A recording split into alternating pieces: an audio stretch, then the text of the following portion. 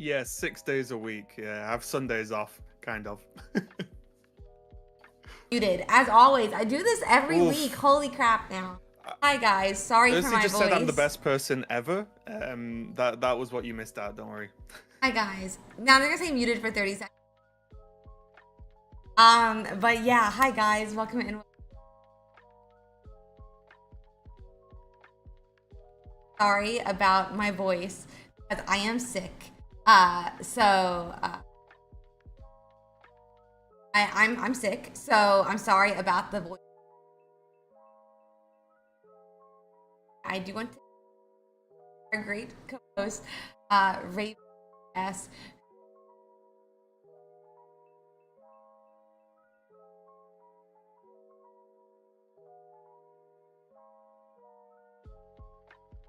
That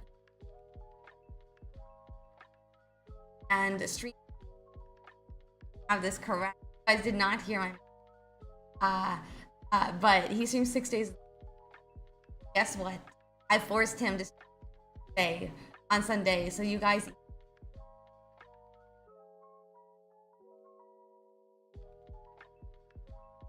Yeah, so first off, thank you for inviting me, of course. This is, I think I hold the world record, maybe 3 times on the show now. But I'm glad. I was very, very happy when you messaged me and asked me to sort of join you on the sort of first expansion tournament of your tournament series, of course. It's just awesome, right? It's like expansion, tons of new cards, some really, really good cards, some super interesting cards. I think still a lot of different decks to discover as well. So yeah, I'm just hyped. There's been a lot of tournaments. I mean, well, there's just a lot of tournaments full stop for Pokemon, right? Especially over the past few months. For sure. And there's been so many already since the expansion launched, and I just don't think the sort of drive from the community for this competitive content is going anywhere anytime soon. I feel like it's only getting more and more people wanting to get involved. I see it when I talk about your tournament and some others in my stream. I have people, oh, how do you join these? How can I join? How can I try this? So I feel like that's really positive. And even though there's no rank, there's people ask for like in-game tournament systems for Pocket and so on. We as a community are getting the work done, especially you with these tournaments. So it's awesome to be a part of, even in any way that I can.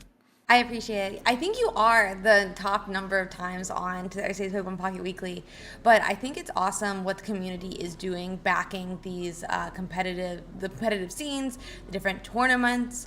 I mean, normally at the end of an expansion, obviously this is the beginning of the expansion now, but at the end of this expansion you have a huge drop off in population, and we still had upwards of, I think, like 1,800 players last week. Absolutely insane after a 2-3 month long expansion. So really excited to see what decks we see today with all these new cards. Do you have any decks that you are on the lookout for today? Well, I think we'll see some decks that are impossible to miss. Let's talk about. We'll talk about Darkrai, Magnezone, or Dark Zone, as people call it, a little bit later on, no doubt. But I'm interested in the. I think what we're going to see here, or what I'm kind of interested in, is how the archetypes that people are still playing and maybe Mm-hmm. adapting a little bit from the pre-expansion meta uh, perform, whether they keep up or not. In some tournaments, for example, I've seen Gyarados have put up abysmal numbers. As opposed to obviously sort of pre-expansion kind of domination. A Yeah. lot of people have jumped to Moltres Charizard again because of, say, Pokecoms, for example, and Mm-hmm. things like that that have been added. And just stuff like that. Like, what does um, Pika look like? What does Electric look like? Because I think there are other options now, and I think Electric might even be a little bit underexplored because everyone's jumping on, Palkia, Dialga, Darkrai, sort of like the big names. But I think now people are starting to take a look at what Electivire looks like, what Mm-hmm. Luxray looks like, because Luxray has a ridiculously powerful attack with zero Yeah. retreat cost as well. So I think what's good is we've seen a lot of new stuff with this expansion. A Mm-hmm. lot of new cards are being sort of played already, Mm-hmm. and it's only going to develop further. So I'm really excited for that. And I think we've even got a cheeky Rampardos deck in the top 64 here. So I know that is definitely a crowd favorite. Yeah, the Rampardos looks so cool. We saw a lot of really, I mean, I think we got to watch one game with Lucario Rampardos last week. It really does seem like it could be really good.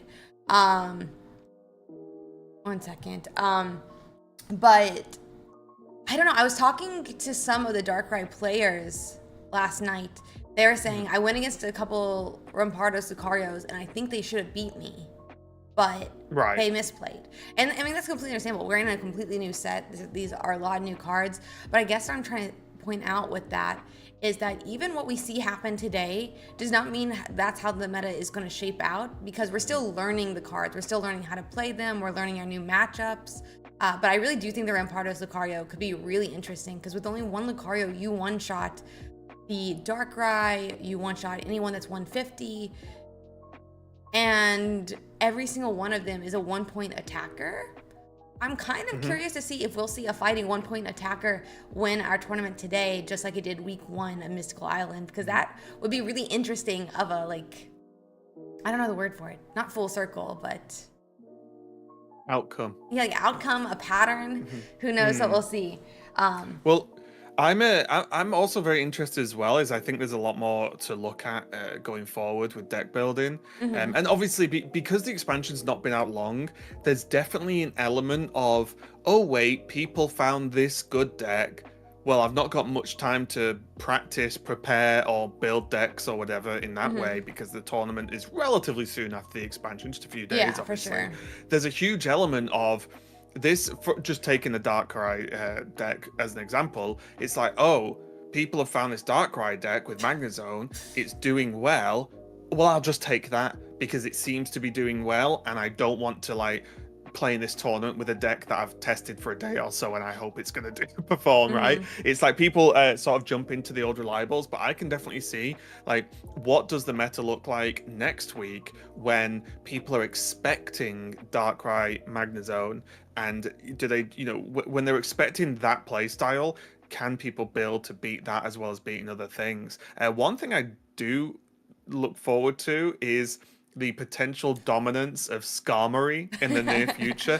That card is crazy. It's fast. It does high mhm, damage for the cost. It has great break points, especially like what I like to do is play Giovanni mhm. because 60 on your first attacking turn is huge in a lot of Oh matchups. yeah, for sure. So as well as the items, of course. And I even saw I've looked at, I recorded a video early today, so I've looked at a few tournaments and tried to get, a look of the meta. But I can't remember what tournament it was. It might be this one for all I can remember now. But it was just two Skarmory and then Bastiodon. That was What? it. That was the build. So Interesting. you always like one Pokeball because you don't need two, obviously, and then two Skarmory. So you always start Skarmory. You have four tools, obviously the helms and the capes, Mhm. and then you go Bastiodon because the Skarmory's like strong enough to hold the early game, right? It can take hits and it can deal damage. And then if you can get to that Bastiodon, you have either Rocky Helms or Capes for that, and it's obviously potentially soaking 100 damage now and again and surviving many turns. All one Yeah. point Pokemon, which is something you touched on earlier. So I think stuff like that, like Skarmory specifically, is so powerful. Like I built like a Skarmory Yamega EX. And that performed well because you put one energy on Skarmory. Well, that's done. You can just spend the rest of the game putting energy on the Yanmega as well. So it's there's a lot to still explore, and people will obviously flex to what the meta is. So I'm excited to see what people do over the next few weeks, and then I don't know what your view is on discussing the potential topics of data mines or not, but I'll just say there are rumors of a set that we could be getting sooner than we thought as well. So we'll see if that happens. It's sort of rumors slash whatever's for now, but it'll be interesting to see. Yeah, I normally try to stay clear of data mines, but the only thing to note is I know a lot of people are getting worried about how much Darkrai we're seeing. There was a lot of Darkrai in the top 32, not as much between 32 and 64, but even let's say Darkrai becomes the literal most dominant deck, the next set may be less than a month away. And it's gonna get changed up. We'll be fine. We'll be fine, guys. I think the thing to remember is, at least my view, because I've played card games for a long time, there's always, and I'm not even talking about Dark right now, I'm just talking about the game. There's always going to be a few dominant decks because it's unlikely there's going to be a game released where, oh yeah, any selection of cards together is as strong as any other selection of cards together. That just never going to happen, right? Yeah. And I don't think it's even good that that happens. So there's always going to be some dominant decks, and the joy we have is when an expansion hits, it normally does, or at least so far, has shaken up the meta quite a lot. But I truly believe that even though I think Darkrai is strong, I do think there is gameplay against it that doesn't just fall over to other decks as well. And even within that, the builds of Darkrai, because obviously there's like Dark Zone, but then there's Darkrai Weezing has been doing pretty well. I was talking to you before we started the show about like I played Darkrai Weezing Honchkrow because Honchkrow I think does well in the mirror or in like the Darkrai mirror or whatever, because it can just sit there, ignore a Druddigon or whatever, and just smack the backline for 50. So it's going to be interesting the way these things develop and how people build. Is a lot of the meta going to shift to grass next week to try and deal with like, well, what if they can deal some damage, get the Darkrai in, one-shot it with a grass attack, and then sustain all these like 20s that it's receiving because it's got Erica, it can play potions, cape, whatever, maybe even a shaman in there, who knows if we want to get truly spicy. But there's options for people to sort of play around the meta. I mean, look what happened with Arcanine throughout the the previous metas, right? Everyone was just, oh, why would you play Arcanine? It's rubbish, it like hurts itself. But suddenly the attacking breakpoint and the stage 1 nature of the Pokemon made it a very viable card because of what the meta was, right? And I think that's definitely going to happen with this going forward. Yeah, I definitely agree. Even I think like Yanma is grass. It can be slotted into literally any deck. I feel like they kind of put that in this set for a reason as well. Like I'm sure we're gonna find the counters to Darkrai. So I'm really excited to see what we see today. I saw a number of Yanma. I think there's a couple of Yanma that we even have here, a couple of Celebes, and we'll have to see how the meta shapes up. Because if anyone's played it yet, Executor EX with just any of the tools, as in the two that are played, not really the berry, but with Rocky Helm or the cape is an absolute menace. Like that thing was hard to deal with anyway. But when you add those tools to it with the sustain, it's huge. And I know a lot of people early on were very hyped on Executor EX Yanmega, because obviously you only need one energy for the Executor, and then you've just got two very bulky Pokemon that are pretty reasonably flexible because they're also two stage 1, so it's not like you're hard committing into stage 2, sorry. So again, I think we have at least one Yanmega Executor EX in this top cut, so that is probably the deck I'm going to keep my eye on, because I think that could be a deck that's kind of snuck up on people and is going to take them by surprise. Yeah, I agree. So we are going to have our players who have started streaming start playing. Let me just double check that we have this. Are there any ones that you want to watch? We do actually have a Pachirisu 18 trainer list in our top 64. Do we actually? I didn't notice that. Yeah, it's against a Gyarados as well right now. I mean, If that's playing, I'm down. I'm easy, me. You Oh, pick a room and I'll go. perfect. Let me quickly find it then. Um, Oh, I see it now. Yeah, I'm looking at the deck list. yeah, it's gonna be so funny.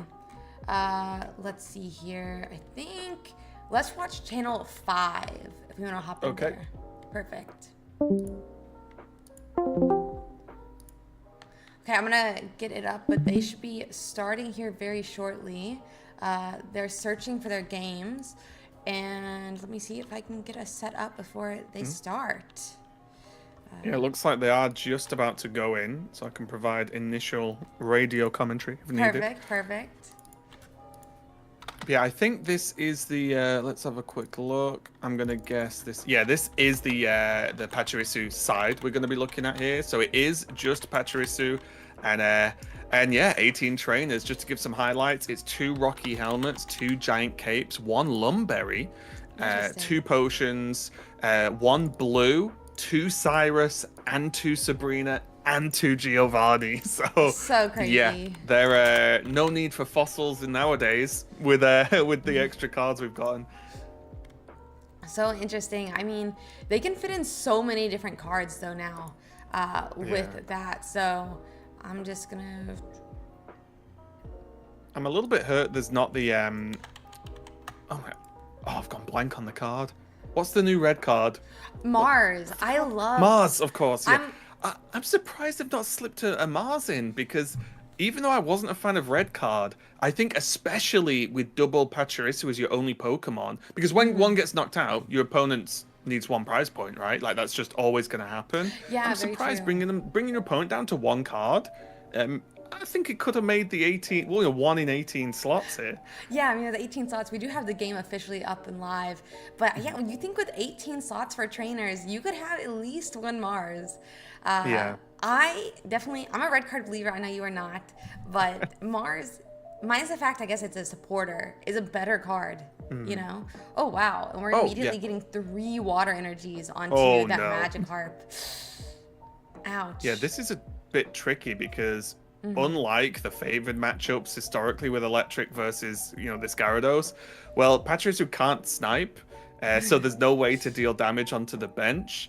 And the problem is the cape doesn't put them out of range of Gyarados either, right? It is 140. They do have blue that I think they might have just been showing us there, but it does. I guess they'll need potions, right, to heal through this Drudagon damage to be Yeah. able to like get to 140 and then blue versus the Gyarados. Yeah, so they're still going to need 2 potions because they have to hit this Judican twice.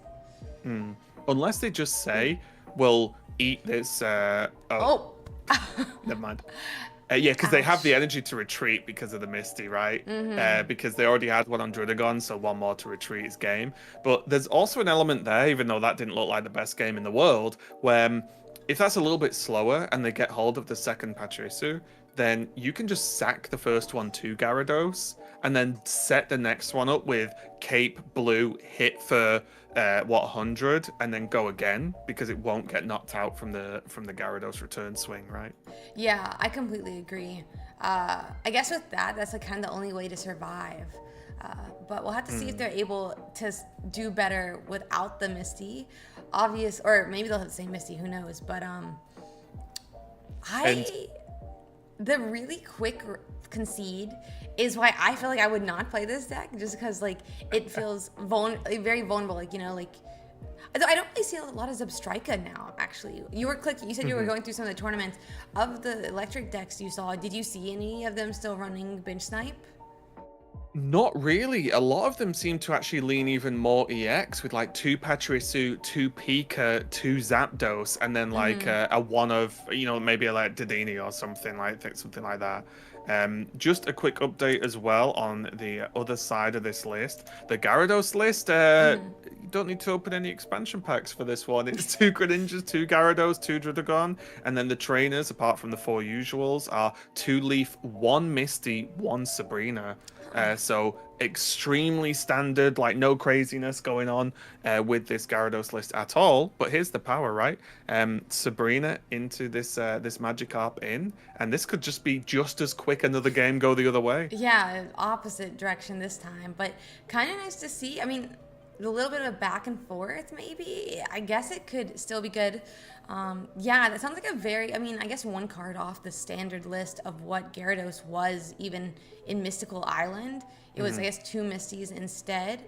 We saw that beginning to happen where people were changing out a Leaf or people were changing out a Misty for a different supporter towards the end of last set.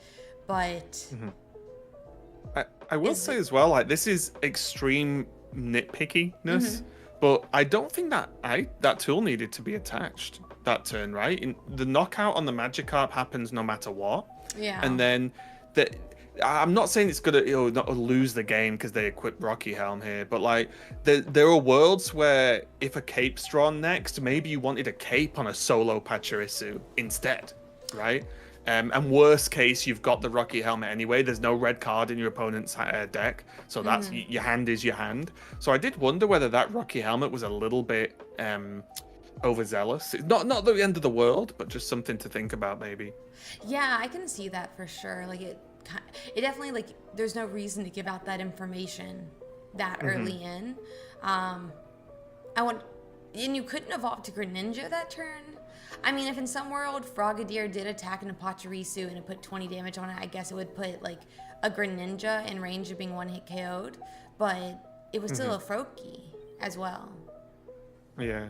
It was definitely a strange one with just the ordering, but again, not the end of the world. But I think the way the game's going now, you do have to think about all these little things because the game's getting more and more sort of in depth. Like I was playing a Darkrai Weezing with like one Koga, and I was playing a Honchkrow, and those turns where it's like, wait, do I poison? Where do I put energy? If I retreat, can I like dawn energy somewhere else? You know, there's a lot of mechanics going on at the moment in the game, and because it's so fresh for people, it's important to like get your basics right every single turn. Yeah, that is very true. There's just so many new like things happening. I remember I was playing a tournament a day before yesterday. I was like, oh my gosh, I got this, I win, and then they Cyrused up my guy with 20 health, attached energy to their Darkrai. My guy gets KO'd. Then the next guy has to go up, and he's in range of getting KO'd. I was like, bro, what is this? Like, there's too many pieces. But yeah, especially at the beginning, learning, making sure you're doing it correct every single time, it really helps you figure out, like, be able to count for all the pieces. But someone points out the Rocky Helm could help enable Cyrus for a future play. Not that that ended up happening since they did just retreat, but also there's definitely ups and downs. Yeah, for sure. Yeah. It's definitely a tricky one. Yeah. Also, the Drudicon stacking with helmet is insane with me. It's insane to me. Yeah. It's why, honestly, one of my first builds with that Darkrai, it's why I put Honchkrow in the deck. So I was like, I am not hitting a Drudicon and it hits me for 40 for free, basically. Yeah, like, I am not accepting this as an outcome in life. So, not acceptable. Yeah, I was like right off. Just going to lock in the attack. Not going to bother with the attached energy because that is going to be the final point of the game. And this is a very swingy matchup, but it's tricky as well because normally players are cutting, a Sabrina or both Sabrinas for Cyrus. I've been asked a lot, like, oh, is Cyrus just better than Sabrina? It's like, well, no, they're different cards. They do similar things, but they're different. But with this deck, there's two Sabrinas and two Cyrus, so you're kind of damned if you do, damned if you don't, right? Like, there's no way you can be like, oh, well, I'll dodge the damage because then I'll be immune to any sort of bench pull. It's like, well, no, there's two Sabrinas in here as well, so it's definitely a tricky one to deal with here. It looks like that's going to be 1-1, right? Because we did join at the beginning. 1-1. So we're going into game 3 now. But yeah, exactly. Now you have to play play around both of them in this deck, which is a lot to be balancing in your head for sure. We're going to go in and get that up. We officially have it up. We're starting again with Pachirisu.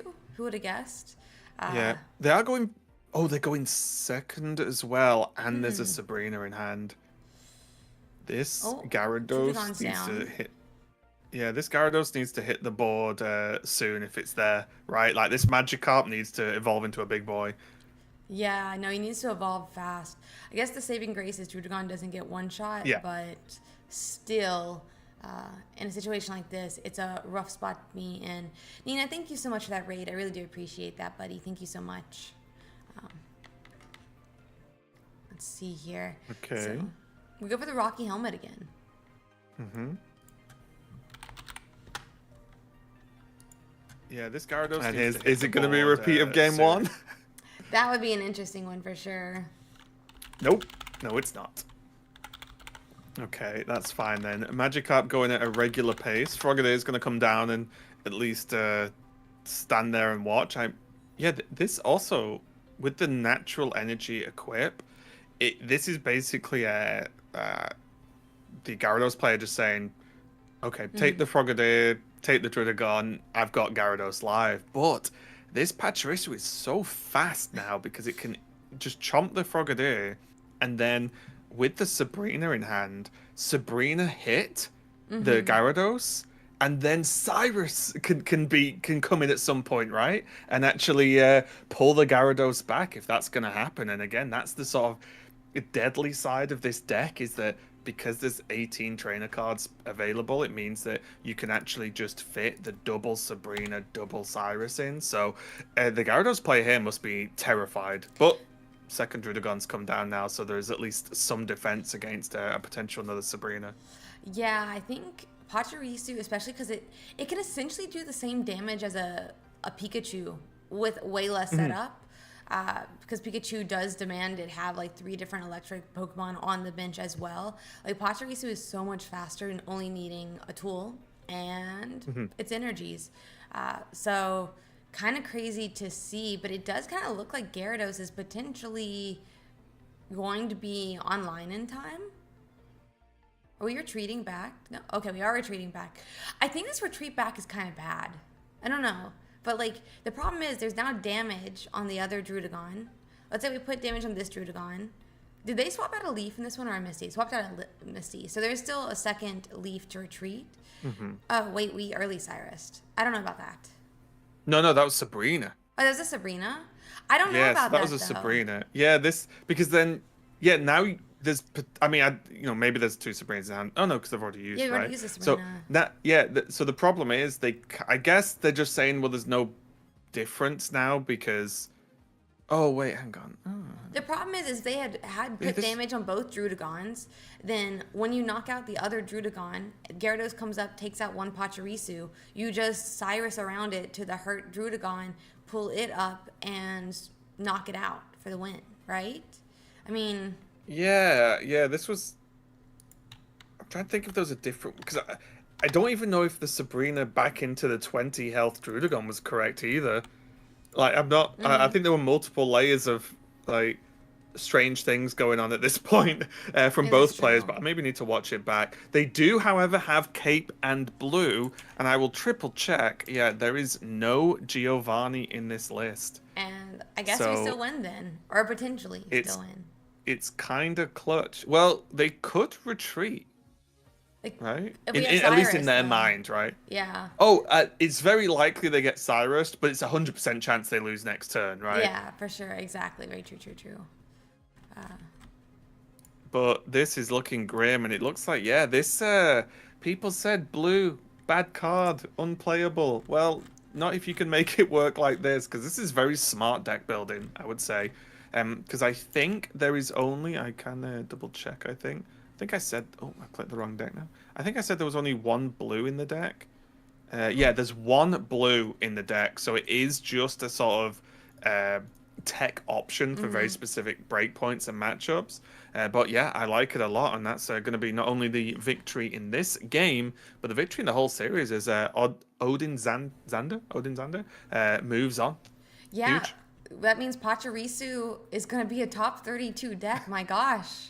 Kind of crazy to think that T18 Pachirisu into top 32.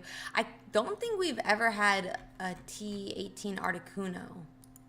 It's because the T18 Articuno isn't an honorable deck. That's why. And you think Pachirisu is? Yeah, Pachirisu is very fair, right? There's no Misty or anything, right? There's no turn 1 blowout. So I think Pachirisu 18T is a reasonable deck. And if I was against it, I wouldn't be annoyed or anything. Whereas whenever I see anyone play just Articuno and Misty it, I instantly lower my opinion of the person, whether that's fair or not. How dare you have that opinion? I know. I know. I'm You say sorry. they're unfair, and then you're being unfair to the player. But I'm trying to see if we have another match for us to go. There's a lot of matches still playing, so we should have one. Surely, though, I don't know. Manaphy's even more. Like, they're giving so much energy support to water, if we're being honest. I love Manaphy though. Manaphy's great. I love Manaphy. I think Manaphy's like fair ramp to an extent, right? Because it's a Pokemon. It's like Moltres, right? It has to attack. It probably gets knocked out very quickly. I think hopefully, because what I would want is maybe Manaphy will start doing that in some point. I've seen some people drop one Misty or so in decks, but like hopefully Manaphy gets good enough to like cut Misty from lists, because that's the way you get rid of Misty if you don't like it. Give them better ramp, easy. Yeah, 100%. I definitely agree with that. I'm trying to see if we have a game here. I think we have one in channel 37, and it's going to be the Executor Darkrai that we were talking about, like against each other. Okay, cool. Sounds good. So, I forgot what room I just told him. What room did I just tell him? Oh, here we are, 37. I for a second forgot what room I had told you to go to, and that's how you know I'm sick. I think I went to the right one. You did. Yeah. I just, my brain is like lagging from being sick right now. So I'm gonna pop this up. Do you want to give them a rundown of what's happening? Yeah, it looks like it might be over soon-ish. Yeah, there's Executor with Rocky Helmet on the front active. The Celebi player is already 2 points up versus 0 points for the Darkrai Zone player. Darkrai's up front, 140 health, a third energy going on to deal 20 to Executor, but this 80 is going to just make them get dealt 20 back, and there's a 3 energy Celebi on the bench, so... Oh, wait, hang on a minute. I take it all back. They're going to go 2 points up because they had a Cyrus in hand to pull this Celebi back in. That's only on 70.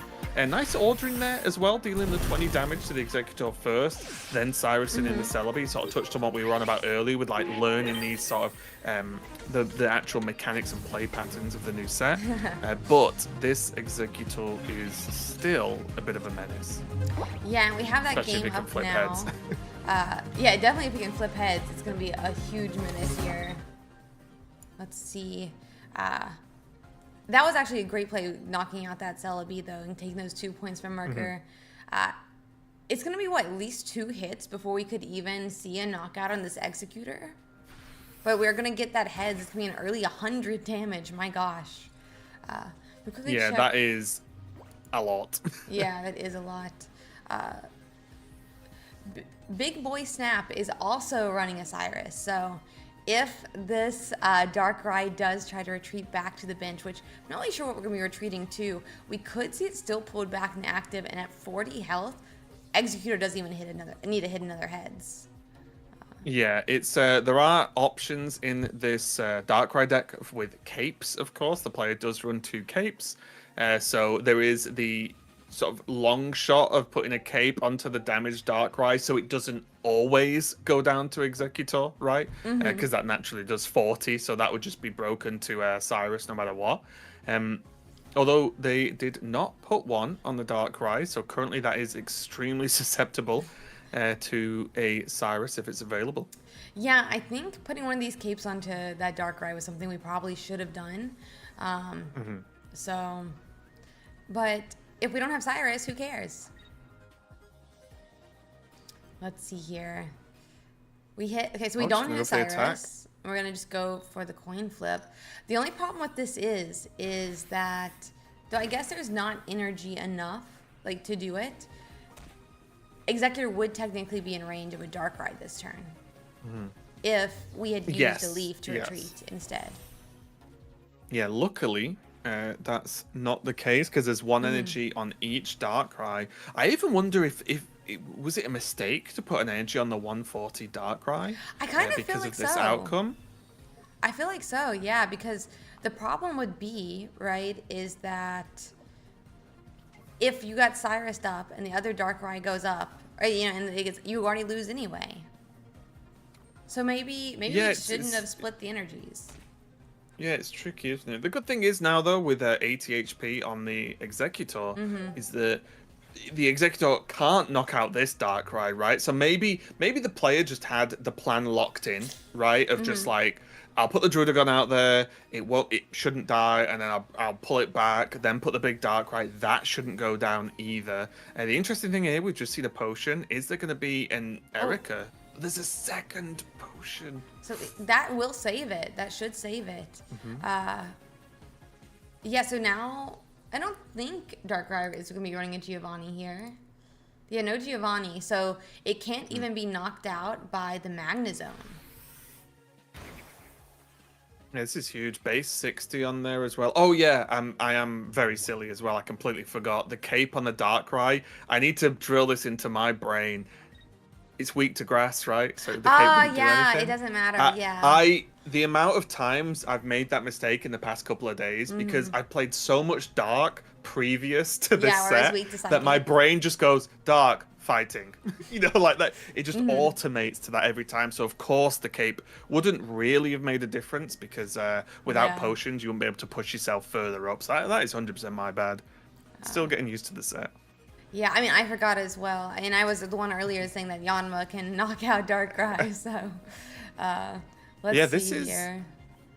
Yeah, this Executor just like what's Darkrai supposed to do here, right? It can hit, but then it's not strictly knocked out, right? Because it can still take 60 if the coin flips down. But if that coin flip goes heads, that's just 100, right? Like there's nothing that's gonna happen about that. Or we're going to retreat back to Magneton instead. I mean, I guess it is in range, technically, of Magnezone next turn, but it's not this turn.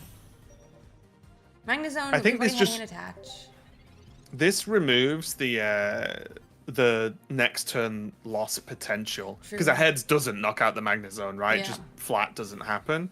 There is an Ooh, Erica though, which is Erica. huge again. This Executor just won't go down. Yeah, Executor says, I'm sorry, I'm standing strong here. Or flipping coin again. This time heads would have knocked out Darkrai, so it's a good thing we retreated.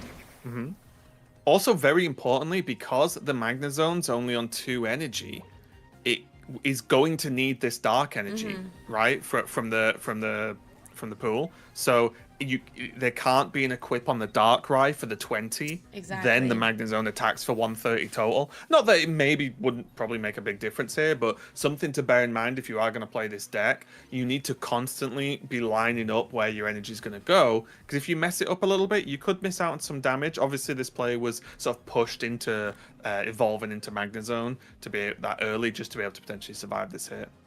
Yeah, very, very, very true there. I wonder if we're going to see that extra Executor come down. Oh, maybe, because... Oh, nope, No? never mind. Okay.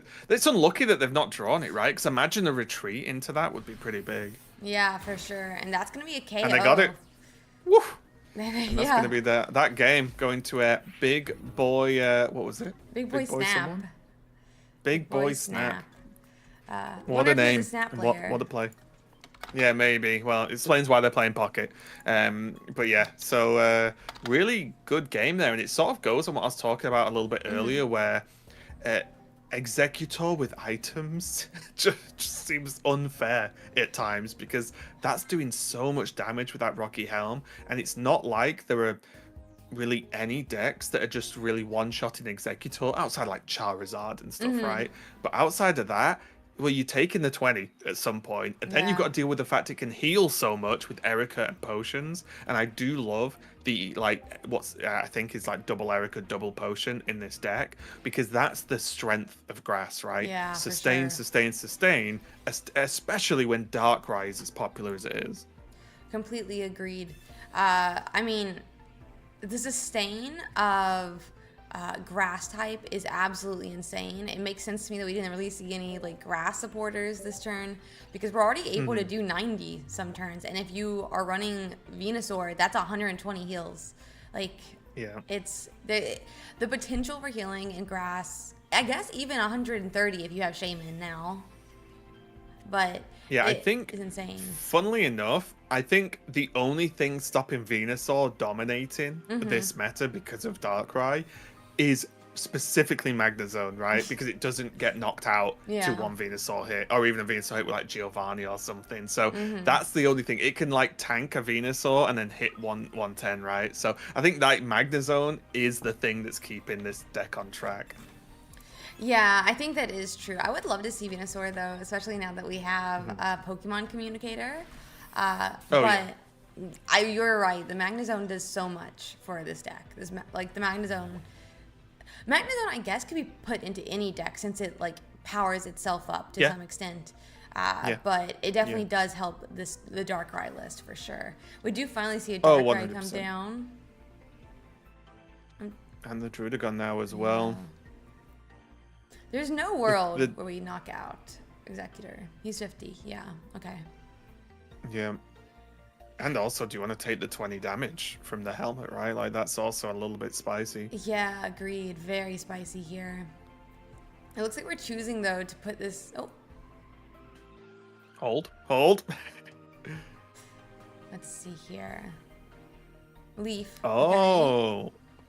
Heavily prioritizing the energy on Darkrai then for the hit, I imagine. Yeah, it seems like it. We're going to evolve and, yeah, put that 20 down onto that Executor. Yeah, so this is interesting because I think this is a fine play, right? It's Mm-hmm. good to use the leaf instead of the energy because you keep like energy level with your opponent, slightly above because of Magneton, obviously. Mm-hmm. But you've paid for that with a leaf, right? So Yeah. you are -1, very impactful card down that we saw because if you look at Darkrai, if you look at all these Pokemon, they all take 2 to retreat. So if there needs to be any retreat shenanigans, they have to pay for it the old-fashioned way, at least to an extent. Because if this Druidigon wants to get out, well, unless there's another leaf, it just can't. Yeah, that's very, very, very true. And we'll have to see what they decide to do, but yeah, getting out now is going to be pretty difficult for this Drudigon. And it's going to be... I don't know. Obviously, I think against the Celebi list, it's a little bit different. But sometimes what I saw the problem being, at least in the mirror match between the two, is they use that leaf early, and then, oh, now I have to hand attach to the Drudigon to get it out. Right. Like, and Yeah, then exactly. by the time that you get your guy in, Darkrai doesn't have any energies on him, so we'll have to see what happens. But I don't think we'll have to worry about that because I think Executor is going to deal with it for them. Yeah, interesting as well. Like the 80 damage is going to make this like a guaranteed knockout. However, the deck's doing what it wants to do at this point, right? It's got the Magneton gaining energy, it's got the Darkrai gaining energy, and the Druidigon is just like guaranteed buying it 2 turns, which is exactly what you want to happen. We are going to see the comms come out, and it looks like that was what Magnezone swapped for a Magnemite, so the old de-evolution coming down there. But it does, again, this is kind of what the deck wants to do because Magnezone can often tank a hit. It is retreatable, right? Like it is something that you can hit, put it in, hit, takes a hit, bring it out. So having multiple Magnetons is worthwhile. For sure, yeah, I definitely agree with that. Erica's going to heal There's it the back first up. Erica. Let me quickly check that list again. Yeah, and Importantly, they are... puts it out of range, right, of the Magnezone. Exactly. 1/3. Well, I guess the Darkrai puts it. Well, it can't. It can't. Wait, it could. Oh wait, it can. Yeah, sorry, it can Magnezone energy. Sorry, Magneton energy first. And they top deck it. Evolve. Yeah, there you go. So that's 3, right? Yeah, that's that'd be fine. 3, and then that goes should to be enough. 110. Ouch. That's not. Yeah, this is when the deck does what you really want it to do, and this is the power because you like, without sounding silly, you're kind of cheating, right, with this deck because you're getting normal energy and then you're sort of doubling it for a large portion of the game if the Magnetons exist. So Yeah. drawing these Magnetons is so clutch because look at this. There's still 3 energy on the Darkrai. Not only the ability to deal 80, but also doing this 20 chip damage, which has become absolutely clutch here. And now suddenly there's only 1 point to win the game, but it is going to be on a Celebi that is going to be juiced to what? 3 energy, 3 Well, coins? 3 2 out of 3. Let's energies. go. Let's see, they hit it too. Or this could be game 2. Or I guess they have to attach otherwise. Oh, Okay. Oh. oh. Ugh. Toxic. You know what? You know what? That wouldn't have done that. Yan Mega. Just saying. True. Yon Mega wouldn't have done it. That is a true statement. Yon Mega would have just swung for 120. Just done it. Just like knocked him out. Bring it on. Let's go again. Bring it on. That would have been clutch though, right? Because like, again, I know we're living in silly world now, but if it was Yan Mega, it knocks out the Magnezone, and then deals with the rest of the game kind of by itself, right? Yeah, because like, for sure. oh, the Darkrai goes in and hits it. Well, okay, like it just knock it out as well. It's crazy. Yeah, very true. Yon Mega would be really nice. I wonder how many of those we'll end up seeing in this set. And I assume we have Erica's, but we still have to hit 2 heads. It is more 50-50 this time. I think it's more like 66, but surely we'll hit it. Yeah, I think this is just game anyway, isn't it? Yeah. Because either the Magnezone gets knocked, and then the Darkrai comes in and knocks the Celebi out. Yeah, I think very they're just true. going out with a bang. Yeah, so that's going to knock out the Magnezone. They did get it, but Darkrai comes in, deals 80 game at that Exactly. point. So, yeah, Darkrai doing the Darkrai things, Magnezone, getting work done. And I think we just see the power that finally Magneton has had a glow up with this expansion, right? Suddenly, We did, Magneton's yeah. the nuts. It's very nuts. Brutal play here. Ouch. Yeah. Evolving, showing them all the things they could do, or they can do, or they will do, and then knocking them out. So, Knock oh, 'em by out the way, I anyway. won. Brutal. Brutal, for It's sure. mental warfare going on here. 100%. And that's going to be game 3, making Merker go to that top 32. Let's quickly see how many other games are still up and running here. Yeah, the bracket looks like it's flowing out pretty quickly. It does, for Oh, sure. wow.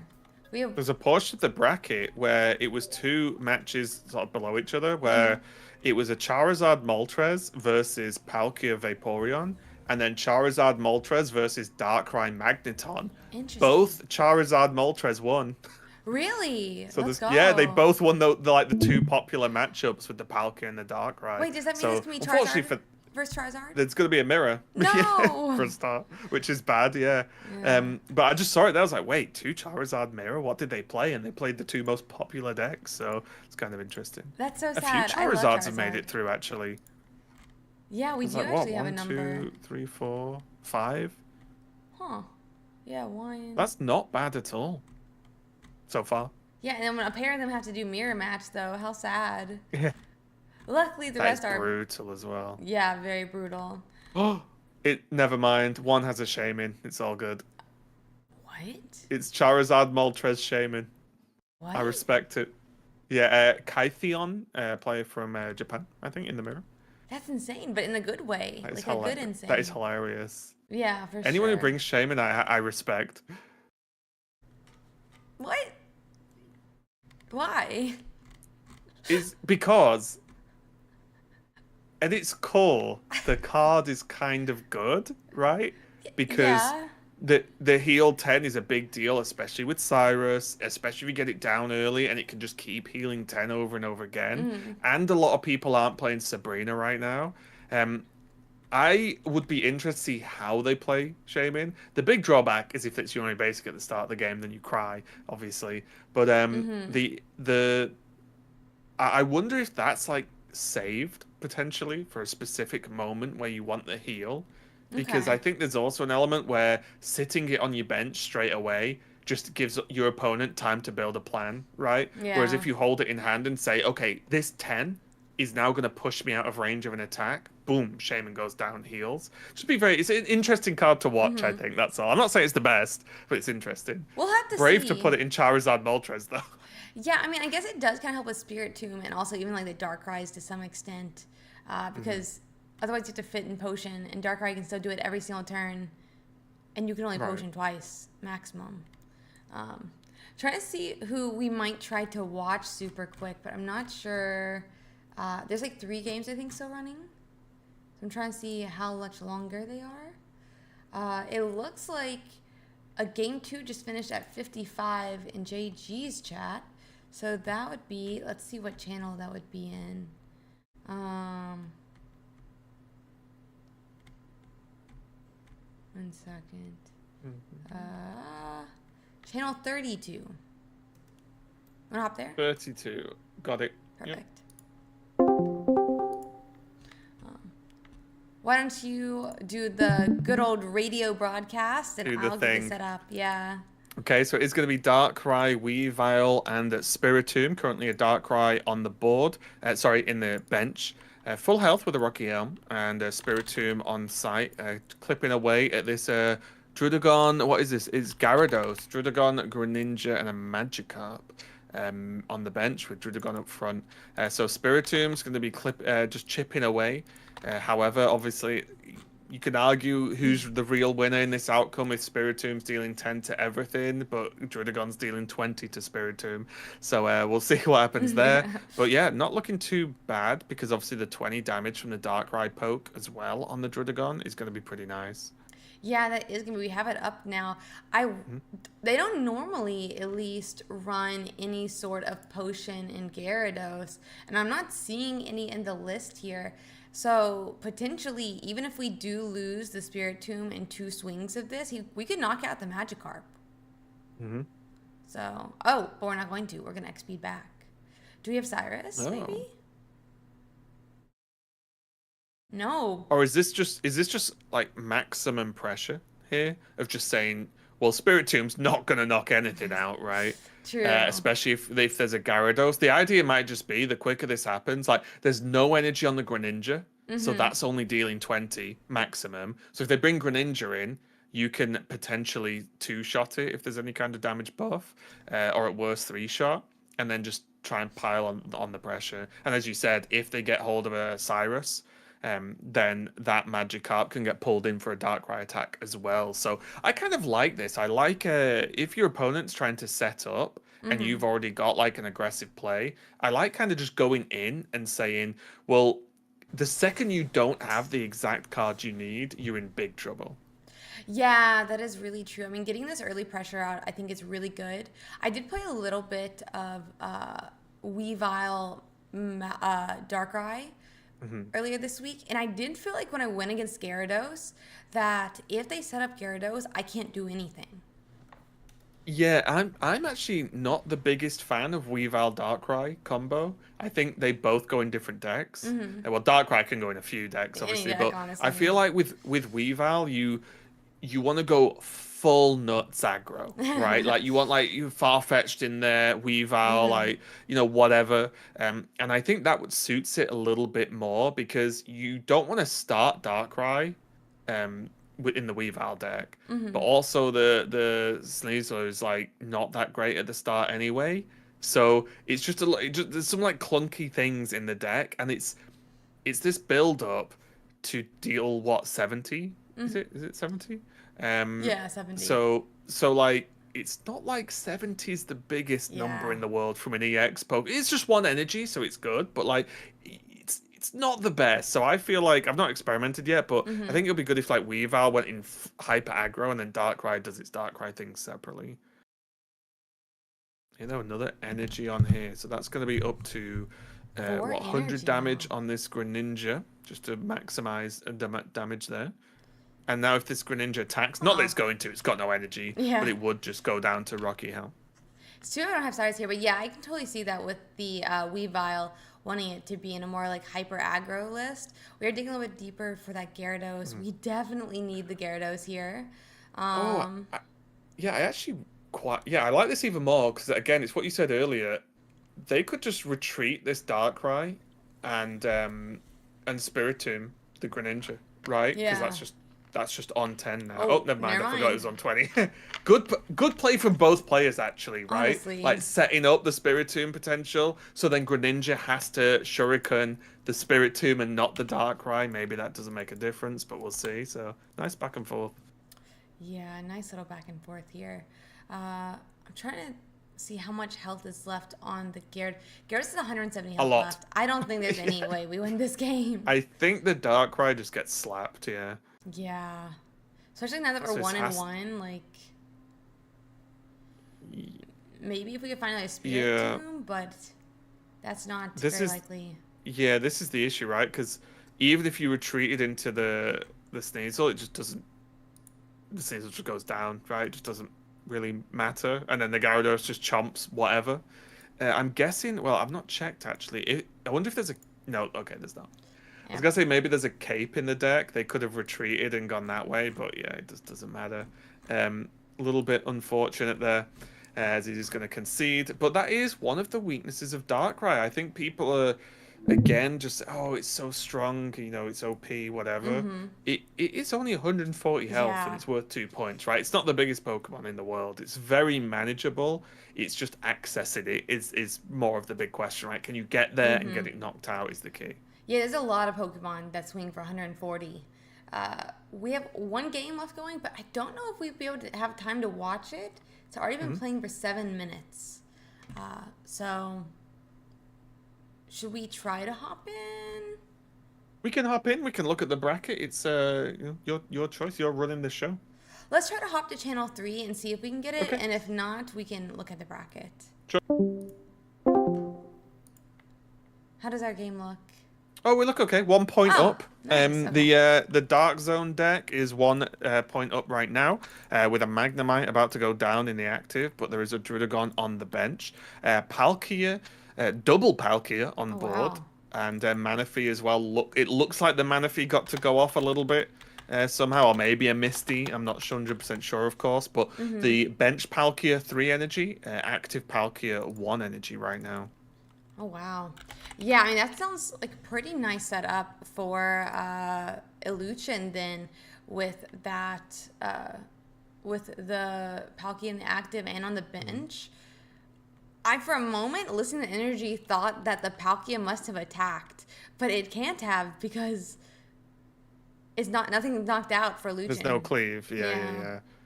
This is interesting though, right? Because this Palkia can slap the Magnemite. Then you would assume the Mm-hmm. Darkrai goes in, knocks out the Palkia. But then, oh wait, yeah, that can't, yeah, they're already 1 point up, so they can't do this. They have to swap now, or swap to Manaphy, maybe. Yeah, I think we. Wait, Oh, but we go over the play anyway. But that just means Darkrai KOs here and takes the yeah, I'm so win. confused. Isn't this just game? Yeah, Like, it's just game. yeah, okay, okay. I was like, okay, so you retreat into the Manaphy, do this, or even retreat into. Wait, yeah, they could have. Couldn't they have put the energy on the active Palkia, retreat in Oh the yeah, other and put in the other Palkia, knock Palkia. out the Magnemite, and then say, well, you can't play Yeah. Darkrai because then the one energy goes on to the new Palkia, goes up to 4, and does a Omega Blast or whatever the attack's called. I can't remember what Palkia's big attack is. Yeah, I haven't learned it Yeah, yet really either. weird end game state there. Just basically set up a guaranteed. Maybe they did the thing where they just forgot their opponent was on 1 point. I've done that before. It It happens to the best of happens us. for Yeah. sure, for sure. It happens to all of us, but I mean, maybe they did end up having a Cyrus in hand, so it wouldn't have really mattered. But like, you don't know that as the player. You definitely Mm-hmm. do not know that as the player. I'm going to the meta game really quick so people can check out what we have in our top 32. But our top 32 should be getting started really shortly here. Do you have any decks that you want to watch? I'm just having a quick look. I mean, a small part of me. I mean, if the Charizard with the Shaman in wasn't a mirror match, I'd 100% be down. Mm-hmm. Maybe we could get the second match on the row, the Big King XXL versus Isaac. Because Ooh. it's the Rampardos Lucario, and I know from watching that people, it's a bit of a crowd favorite deck It to is see. I for think everyone sure. loves Rampardos, so if we can see that, that would be very nice. If not, we can change, of course. But I think that would be one to, while it's still in the tournament, get on stream Are for you saying it's people. going to lose? How dare you? I'm saying this deck is, the odds are against it since Mm-hmm. there's one of them in the whole top 32. So True. yeah. A Um, little bit unfortunate that the Pachirisu 18T and the Rampardos, if they both won, would face each other. Because I would yeah. imagine if that was the final, Ursi. That would Oh yeah, you know be. the expansion tournament. What made it? So it was Rampardos Lucario against Pachirisu 18T. Like what a world that would have been. That would have been perfect, honestly. Like, oh man, Darkrai is so strong. I'm Yeah, sorry. Thursday imagine. finals tournament was actually Pachirisu, T18, and Mm, Rampardos. Like, I don't that know what would they be would have said. hilarious. Yeah, it would have been hilarious. Um, let's see. They haven't said their room numbers.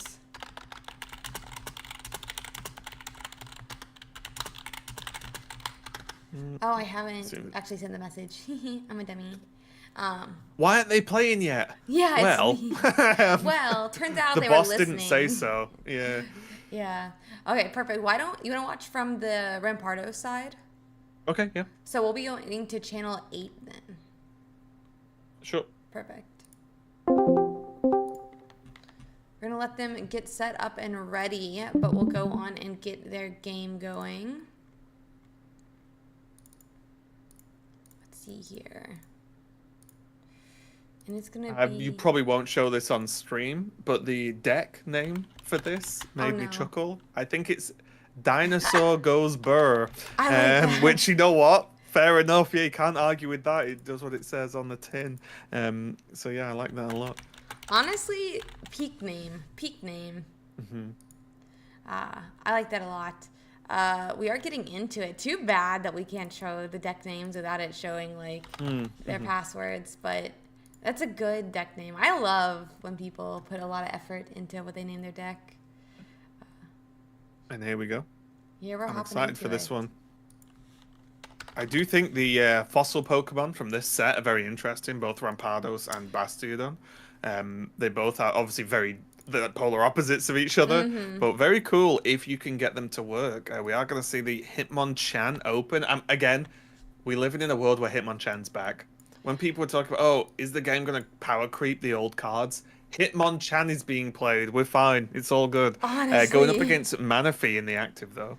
Here we go, and we're up and at him. But yeah, I mean, Hitmonchan was unplayable essentially, and now he's in the top 32. So don't think we're gonna be power creeping too much. So Darkrai is pretty OP.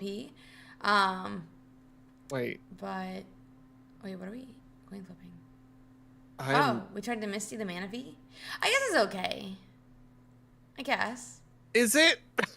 Well, he probably that means he has other Pokemon in hand, is what it tells me.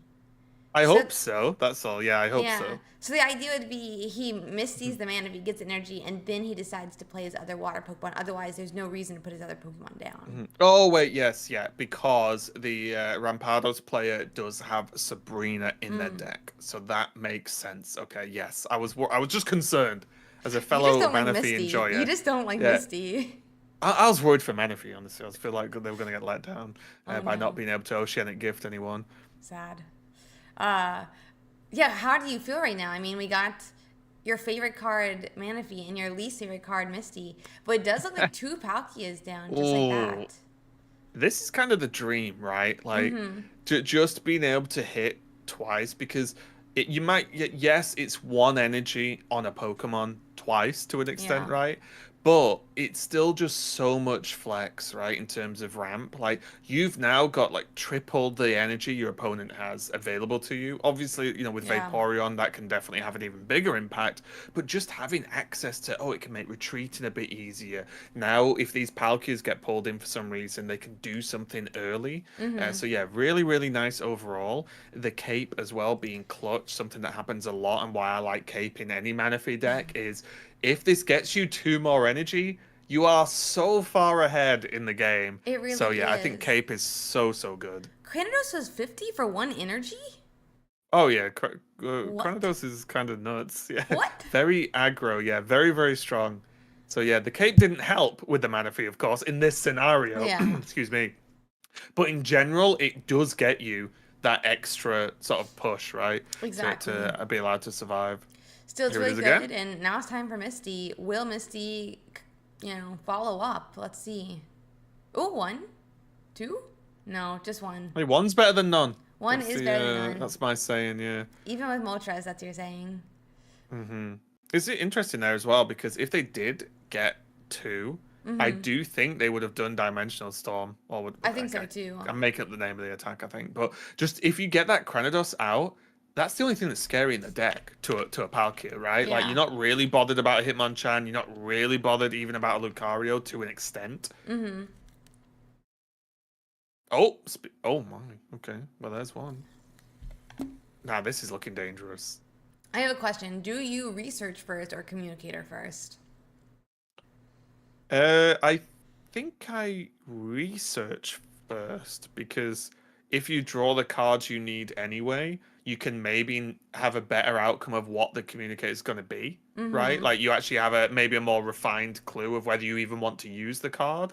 Whereas if you don't, it depends what's in your deck, Yeah. right? Depends what you got in. But I think generally I draw and then go for Pokemon communication. And I think so too. I mean, he ended up doing communicator into research, is why I asked, because uh, even just increasing the chances of the Pokemon you want, even if you don't hit the Pokemon right on the research, seems like it would be good. But I wonder if he was trying to play a different supporter in hand instead. Yeah, it Not was sure. interesting because there's enough It's not like you're gonna draw two Pokemon and you've got no Pokemon left in the Mm-hmm. deck, right? I think there's the two Rampados, there's another Railu, right? At Yeah, least, and I think another Hitmonchan. So I think there's enough in the deck to like you're never gonna miss. exactly. But yeah, Palkia hitting hard So we have a with Riolu Dimensional now. Blast. Yeah, the Dimensional Blast really hurt, if it looks like. I guess in some world we're not like at a point where we get KO'd by the one energy attack here, but man, if we had this Riolu done earlier, we could actually knock out this Palkia at Hmm. this turn. And this is why a lot of people are hyped. I feel like Mm-hmm. Lucario was very much an Aerodactyl moment where Mm-hmm. everyone went nuts about 20 more damage and then it can stack is huge. But it's Yeah. like, that's true and it is good, but even with its own buff, it doesn't deal mega damage. It's Yeah. also two to retreat. So when it gets in that awkward spot, you're paying for it basically. And you need the other pieces of the puzzle to buff the other attacks, right? Mm-hmm. Because you're not playing Lucario just to buff itself, right? The whole 100%. point is you want to deal this high damage. So you need a lot of pieces of the puzzle to go around. And now I do need to check actually because I've been poor and not checked the deck list. Is there a Cyrus? I imagine there is Big in King this has deck. one Cyrus, but I'm not sure the Okay. Palkia.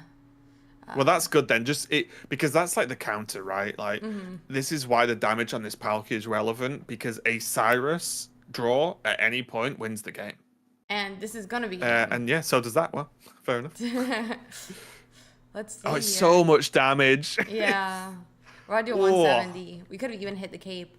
But yeah, that's gonna be game one, and that's gonna go straight to our fighting Pokemon there.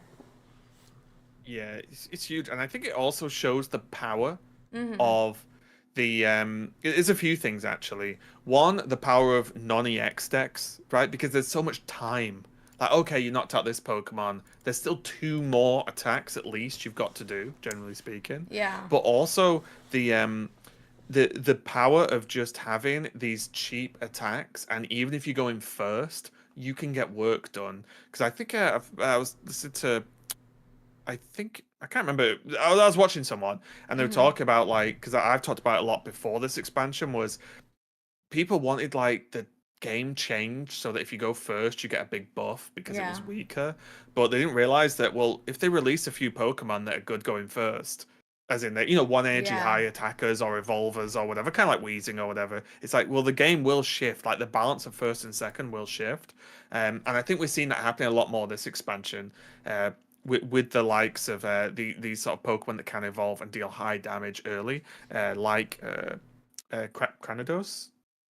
Yeah, Cranidos? That's Cranidos. right, is it? Yeah, yeah. Just these useful ones where like you can actually get some work done with the evolutions quick.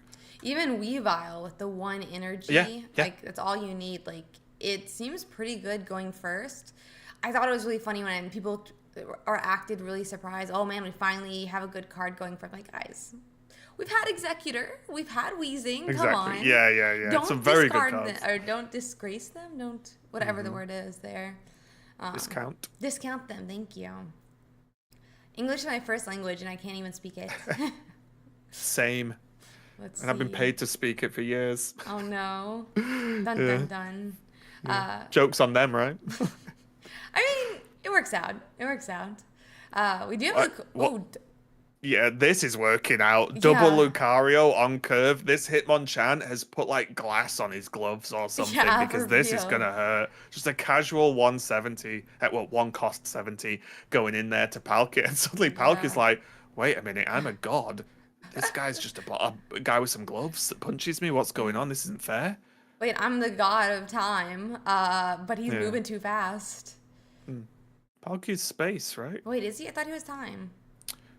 No, because Palkia's art, I think, is showing space because it's all the stairs leading to all these different places.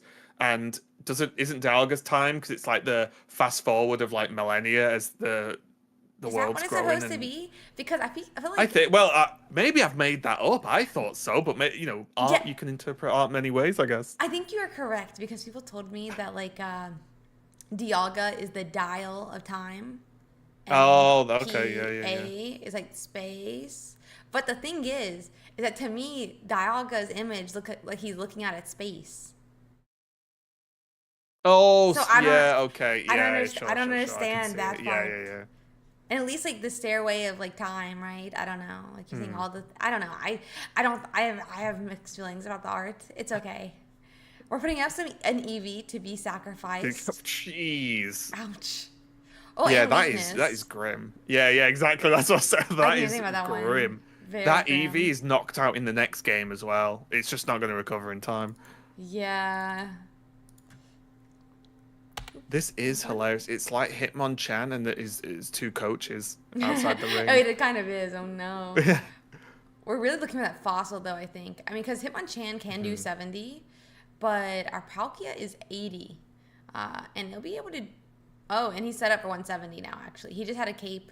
We can't. The cape is out of image Mhm. for people, but he is currently 90, I guess. How 90 up there? The good thing as well, or the important thing to note Mm-hmm. as well, is the Lucarios are also hitting for 80 as long as they both live, right? Mm-hmm. So they're hitting pretty hard themselves. They're both set up now with the one energy, so there's Very the true. flex on whichever one's going to be in can attack on any given turn. Um, so this is looking quite good, but I do think games like this are a good display of why Rampados is such a strong Pokemon Yeah. because you can't get the fossils. Like if fossil Pokemon were easy to sort of get hold of, everyone would be playing Amistar, for example, For right? sure. Like there would be Yeah. a lot of things people would be playing more often, and this is the drawback and why the fossil Pokemon, especially in this set, are allowed to be as powerful as they are because they're just hard to get to, right? I think you should be rewarded for getting to, fossil, which you Mm-hmm. can't shoot at, evolve again. Like the reward should be high for those Pokemon, so I'm glad it is. Yeah, it's gonna be. I think that's completely true. I wonder if we'll ever see any sort of item search. I'm not really sure that we should.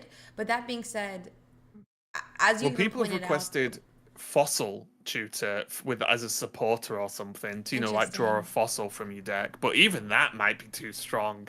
Like suddenly you can't start them from obviously as a basic, Yeah, but that seems way too putting like two strong. cards that just tutor two specific cards from your deck feels very good. Like I would play those. Yeah. But yeah, wow, So and yeah, that's it's huge. game. Ouch. Hitmonchan just dealing 8 million damage over the course of that game. Honestly. Absolutely incredible.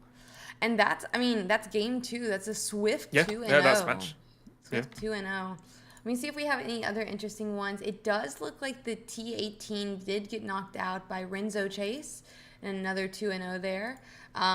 So let's see if we can find us another one. We should be able to because it looks like those are the only two that have completed. So Mm-hmm. let's see here. Do you have any other preferences of what we look at?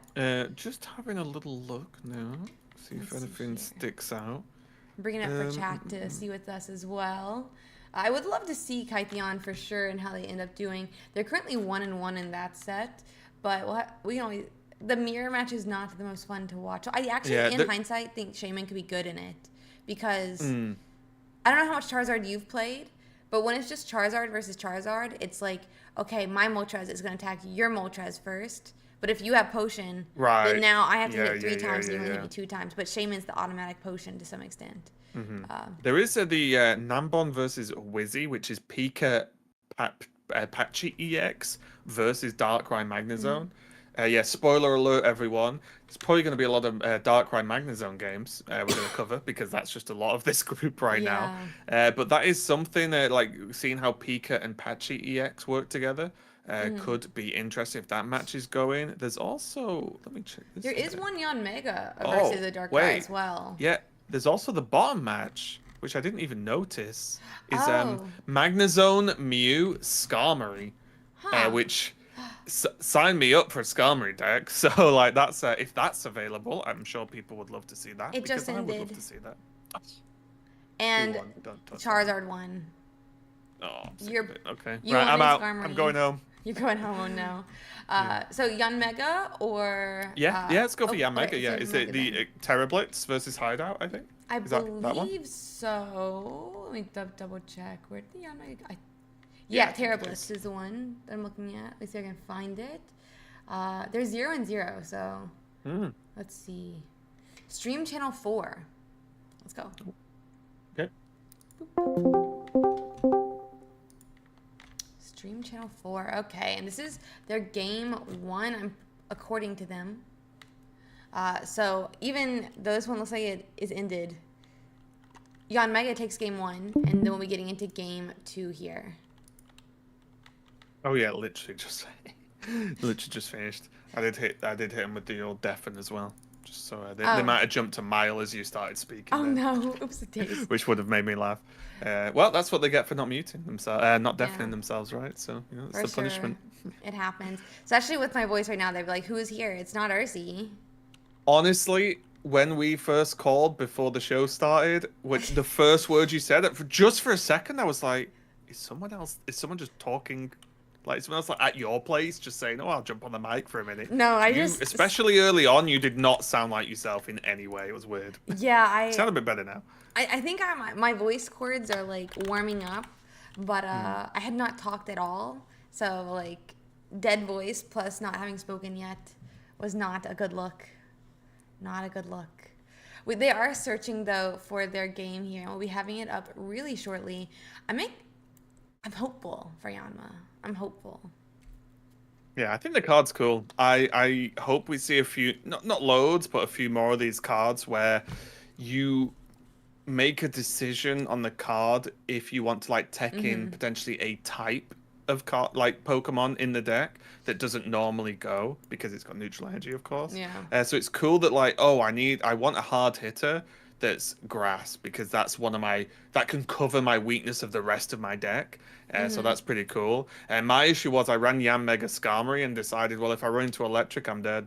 Oh no. Because they're both weak, so that's a little bit scary, as we can see potentially in this matchup with these Magnemites coming out nice and early. But Hmm. there is an Execute on board, and that's the start you want, right? Like any Yeah. deck with Yang Mega does not really want to start that line; they want it in the Totally. back, gathering energy over time.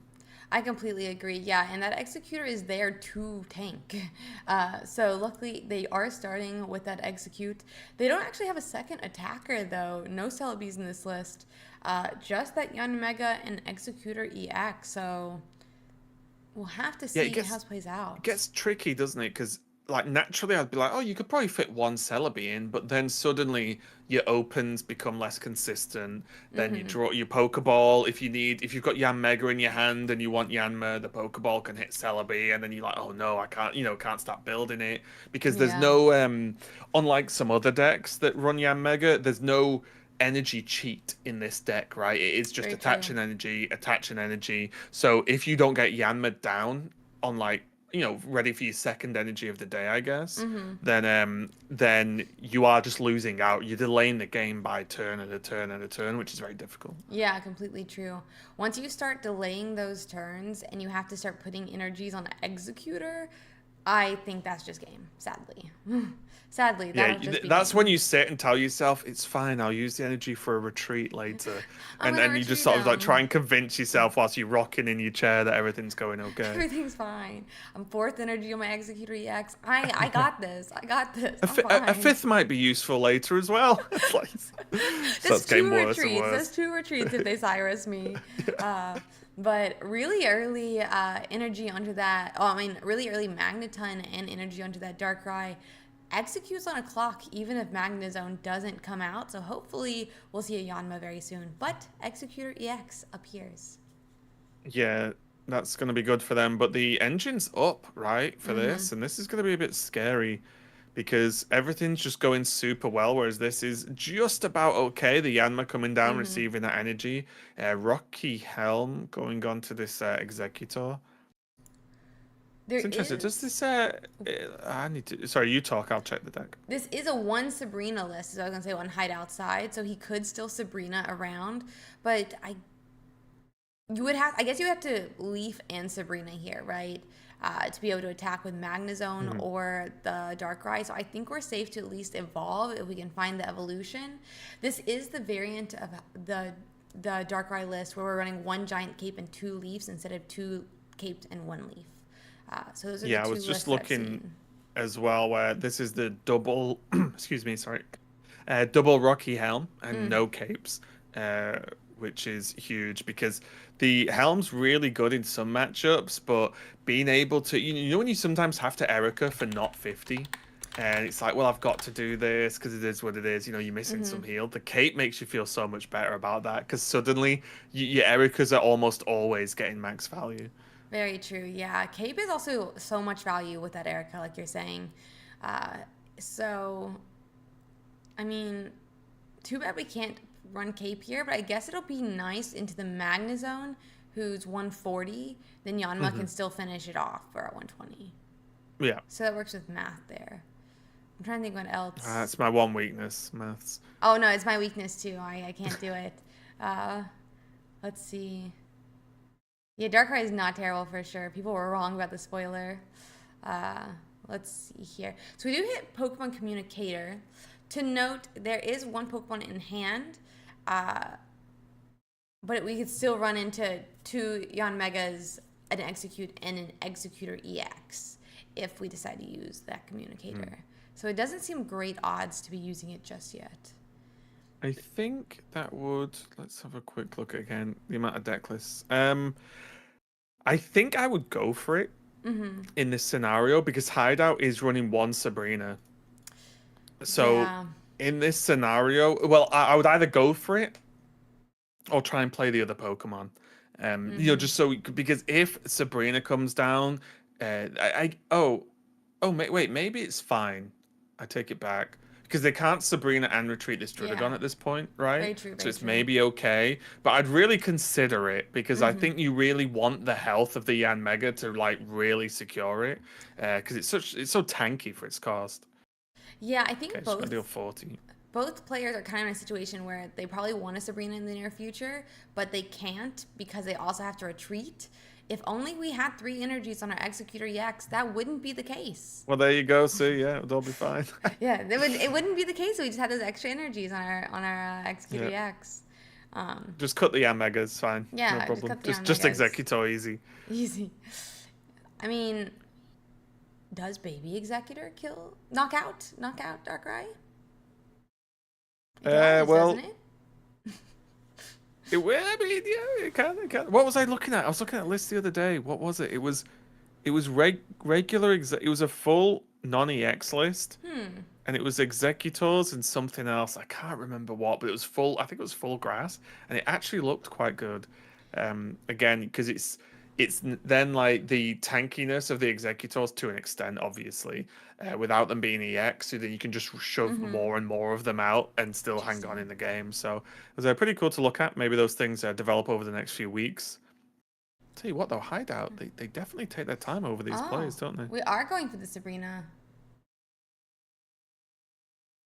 Or I guess we're gonna get the Dialga damage down here.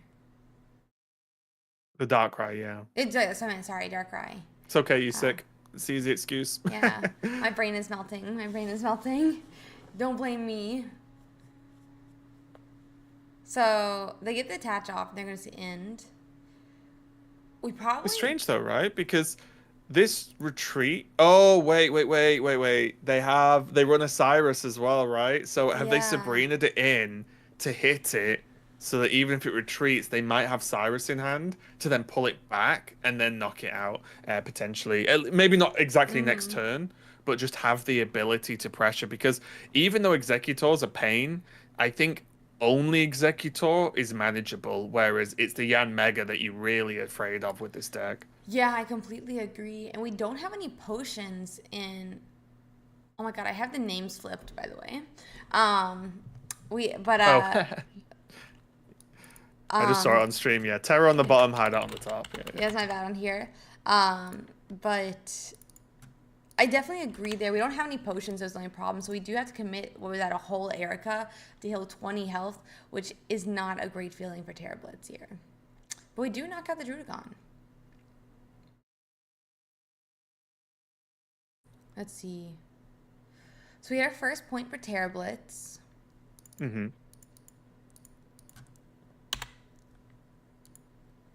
And it is, our Executor EX is in range of a Magnezone at this point. Yeah, Kind of this is sad we scary, had to right? Oh, use.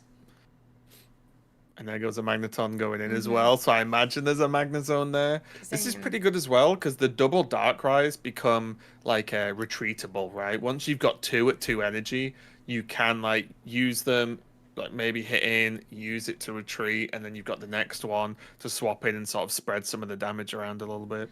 Only problem is I'm not sure it really matters is the problem because if Magnezone swings into Executor, it goes down to 120 health. Yanma, assuming we can find. Oh, but now we have Magnemite. Never mind. I was gonna say we knock out the Magnezone with Yanmega, then you have to put a Darkrai and we one shot a Darkrai. When max they can do is 100 to us, but that's not gonna be the case if there's now a Magnemite as well. Mm-hmm. So, then again, I guess we just one shot that too. Well, we had 2 points. Okay, so we have a Leaf Retreat. Oh, so this mean we missed Magnezone? Yeah, well, yeah. I'm guessing there's no Magnezone, so the Magnemite's going in now to just tank, I guess, That doesn't seem uh, good. to try and wait. It's still time, and because there's two neutrals, so Mm-hmm. sorry, because there's two 1 point Pokemon, it means that they can cycle them both worst case scenario Yeah. to buy time. So that is important. And this Executor might not knock out the Magnemite, which would be a huge win there for Hideout, right? Yeah, that is very true. Very true. And now we have a whole extra turn. Um, we've used both our potions. We definitely wait as long as we can to use any sort of communicator so that we can hopefully draw other cards. Yes, and miss. Oh, Sad. yeah, that's huge. A whole extra turn to, I'm guessing, trying to find a Magnezone here. Also, it puts more energy on the Darkrais, lets them poke Mm-hmm. again. Um, obviously they could, if they do they if they have any way to retreat this Magnemite, they could go in with Darkrai and just knock the Executor out.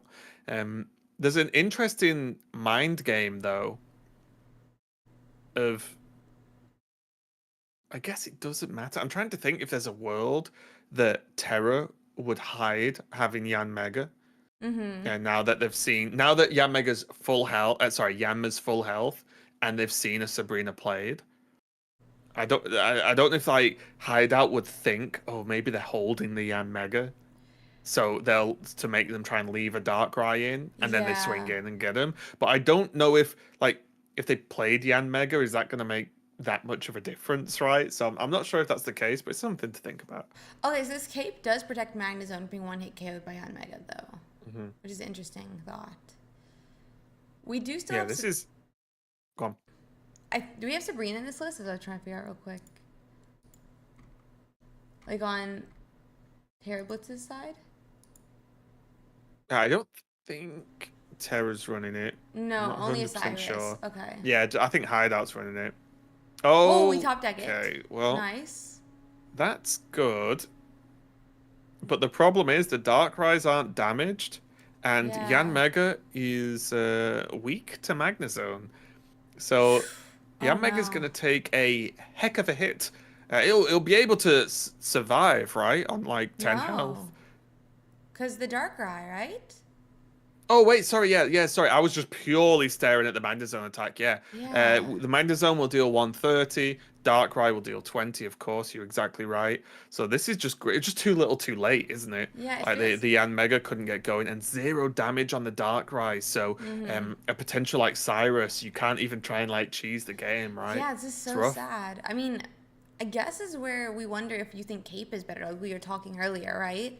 We are Yeah. saying that Cape might have been good to help get more off of the Erica, Mm. but maybe it's also good just to survive a Magnezone hit because we would survive it with a Cape. Yeah, I really like Cape when I've played Yan Mega. I haven't played it in this exact build, of course, but I like it because Yan Mega normally you're bringing in and Mm-hmm. smacking something, right? Yeah. With Cape, you are always surviving the hit back, unless it's exactly like a Charizard or something, Mm-hmm. right? Which is fair enough. It is what it is.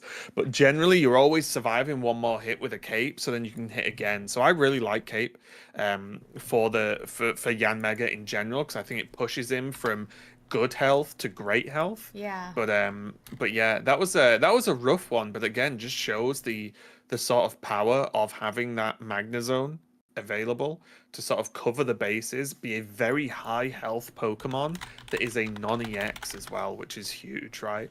Like being it only like making it only worth 1 point, being able to tank with that Magnemite as well was a big deal. Yeah, being able to tank with that Magnemite was really, really, really nice. There's,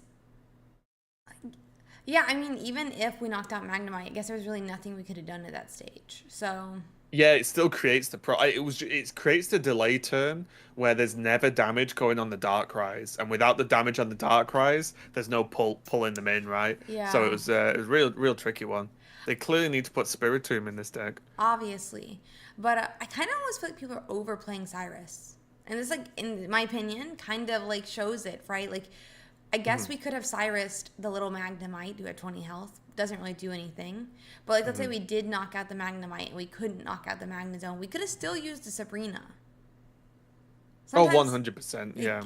it definitely sometimes feels like we've put too much Cyrus into our different It's decks. it's when people like I said they were saying that, oh, Cyrus is just better as Sabrina. It's like, well, it's not. Yeah, it's Like that's not. not that's just Sometimes you not can use true. it.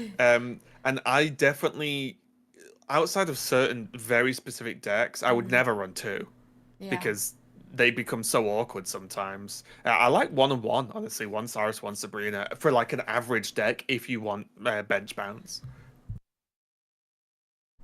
The So ones. is this game three? Yep, game three now. Because It on is Mega game three. Game Okay, thank you. one, game one, Oh yeah, Darkrai won right at the game end, two, wasn't it? That's and I won where game the three. this we joined right at the end of the game, right? Exactly, That's yeah. where my brain's messing me up. Okay, Rocky Helmet.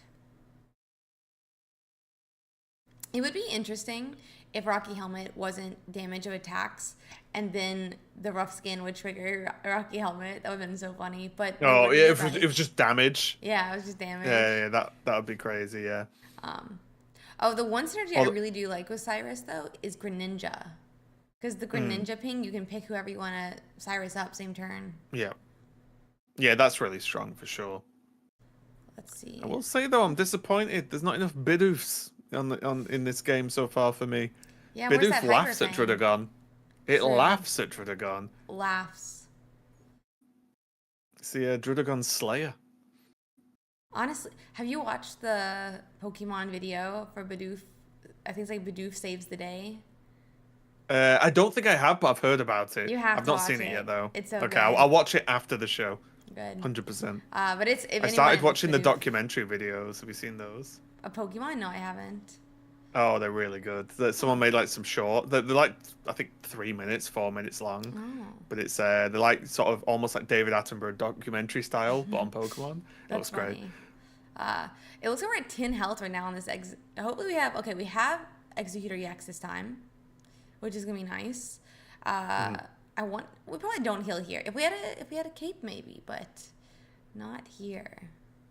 Yeah, this is okay. I like the attack with the execute initially, even though it Mm-hmm. went low, because it puts one of the Drudagons at like 80, which is the number, right, for Yeah, an for sure. executor. So there's definitely good play going on there. We are seeing that this executor is getting low, and there's nothing on the bench yet either. So Yeah. if there's pressure, there's going to be pressure. There's still a Drudagon there. There's a Darkrai going to be shooting it for 20 every turn. There's going to be a lot of pressure on this one executor, and without much of a bench, there's no backup plan at this point.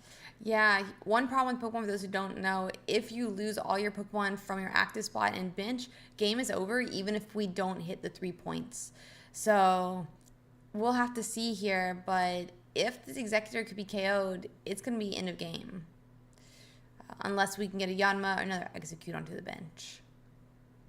Yeah, I think the worrying part here as well is the more I'm watching this matchup, because again, we're only a few days into the expansion, right? It's not like I'm going to pretend I have deep knowledge of all the possible matchups in the meta What? right You now. haven't tried every single I'm matchup sorry. 3,000 No, times? I'm lazy. I Slacking. apologize. Uh, Slacking. but I don't even know if the game. I think like the executor player is the aggro player, right? I think you have to be. Because even though the Darkrai player wants to knock out this executor because it's so tanky, even though it's tanky, it needs to be aggressive because the longer this game goes, it just means the Magnazones get set up. So it's Yeah. weird to watch a grass deck especially not be the late game deck, right? Because grass has very historically been the slower, high sustain, will just sort of wear you out over time style, Agreed, especially yeah. Venusaur. But yeah, it's not really the case. This is like a low attack Executor EX has to be hyper aggressive. Yeah, now we have to put out really early pressure because otherwise that Dark Ride, the Magna Zone, Mhm. having too much energies on it is bad versus like, oh, give me all the turns you want. I'll just keep powering up my Celebi. Let's see though. Uh, let's see here. I guess this means we're gonna have Magna Zone, and that's gonna be a really swift KO.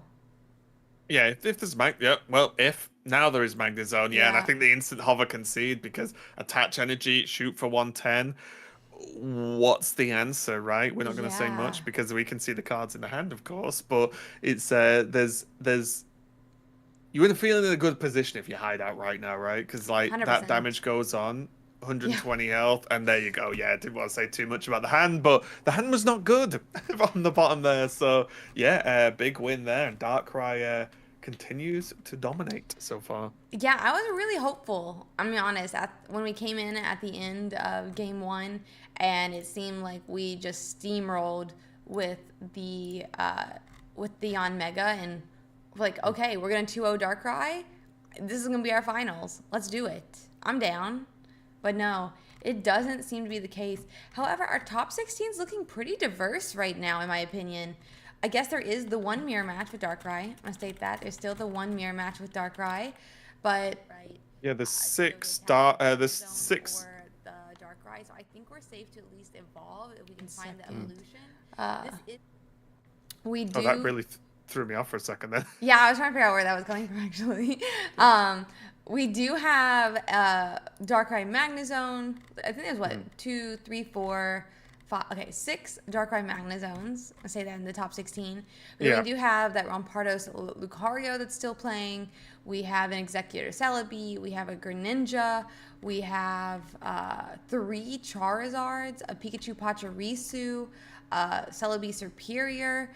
There's still a lot of options for this top 16, so I can't wait to see how it continues to play out. Um, I'm interested in watching the Rampardos again.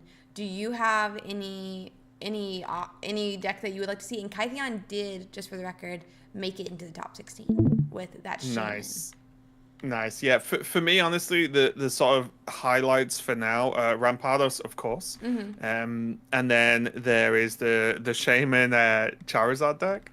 And Yeah. then honestly, probably the Pika Apache deck because it's just interesting because I've just not seen too many people actually play it. I feel like people have either stuck to Pika with like, maybe gone Raichu and Electabuzz, Mm-hmm. or they've gone full sort of patchy with items and then some of the, like Electivire and stuff like that. So yeah, that's probably the top three for me, but I am more than okay watching Rampados. Okay, so should we do Rampardos or the Pachi? I'm down for either. Uh, let's go Rampados, and then we can go to patch if it's still playing if this Okay. match ends first. I think that's an okay plan. Yep, It'll give the public what they want. that sounds great to me. Let's hop to channel 8. Got it. Let's see here.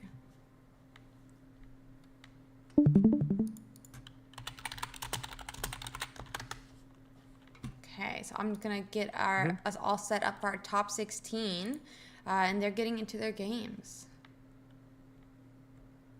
Yeah, these games have been really good so far, honestly. And I think from what I saw of I couldn't watch all of the tournament because, as you know, past my bedtime normally for the day Oh one. man. It looked like a lot of fun. I definitely want to play in some more tournaments, especially like in early meta tournaments, right? Early expansions, because it's just the Wild West out there, and it's my It kind of really way to. is. I play weird decks anyway, so if there's ever a time, it's probably now. Yeah, get that Florges go-goat out there and take first Oh yeah. place. Yeah, that's what all these grass decks are missing, Go-Go, 100%. What is he saying Looks for? like we are... Oh, Go on. no, go on with the setup. Oh yeah, just it looks like we are jumping in to the Okay. game. We have Raulu kicking it off on the bottom here. And then a Magnemite starts. So both players actually starting the things they don't want in the active, like not the starting Pokemon they're after whatsoever, which is, at least you can argue, fair. Hitmonchan taking the bench, though. That's definitely more like it, but of course with no energy. There's going to be no switch out quite yet. Although Magnemite, not really the most scary Pokemon in the game to be up against. Yeah, and I was just checking real quick. There is no Switch supporters in Big's deck. So that does mean, because I was thinking for a second, in some world you could technically have that Lucario retreat, Hitmonchan up, we KO Magnemite, right? With Right. a +20. But we don't have the ability to do that. We do have the fossil this time, but now that because we can't retreat, we're not going to KO this Magnemite, and Magnemite's going to have an extra chance to be able to retreat, find more basics, and it could potentially turn into a Magnezone later still. Yeah, this is really bad though for Chinny. There is going to be the professor's research, of course. Oh, sorry, I'm not getting the name right. I'm reading the name of the player, not the name on the thing. Renzo, sorry. Because by not putting anything on the bench last turn or in the opening, they definitely didn't have anything, right? Like, which is a big problem because you do not want Magnemite to stand there. But luckily, with the help of some card draw, there's Druddigon, there's Darkrai, so there's something that can be done. The Yeah. Magnemite, sorry, can be retreated. But, oh, even got Magneton. Okay, so blink of an eye, the engine's about to cook. Engine is running. I mean, is this a world where you would Cyrus if you could here? Oh, 100%, I think. I think you want to... If you can knock out the Magneton, I think that's, for me, the target to get. You know, I mentioned, I was chatting to you earlier about Honchkrow, and it's like, I would Honchkrow spam attack the Magnemites, Magnetons, whatever, because if they go out, Darkrai's not really the best Pokemon, right? If you've Yeah. just got Darkrai to win games with.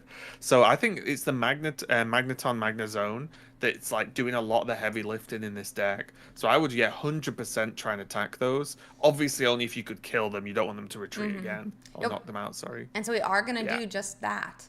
I like it. I like it a lot. And we're setting up their Impartas, like you're saying, as well.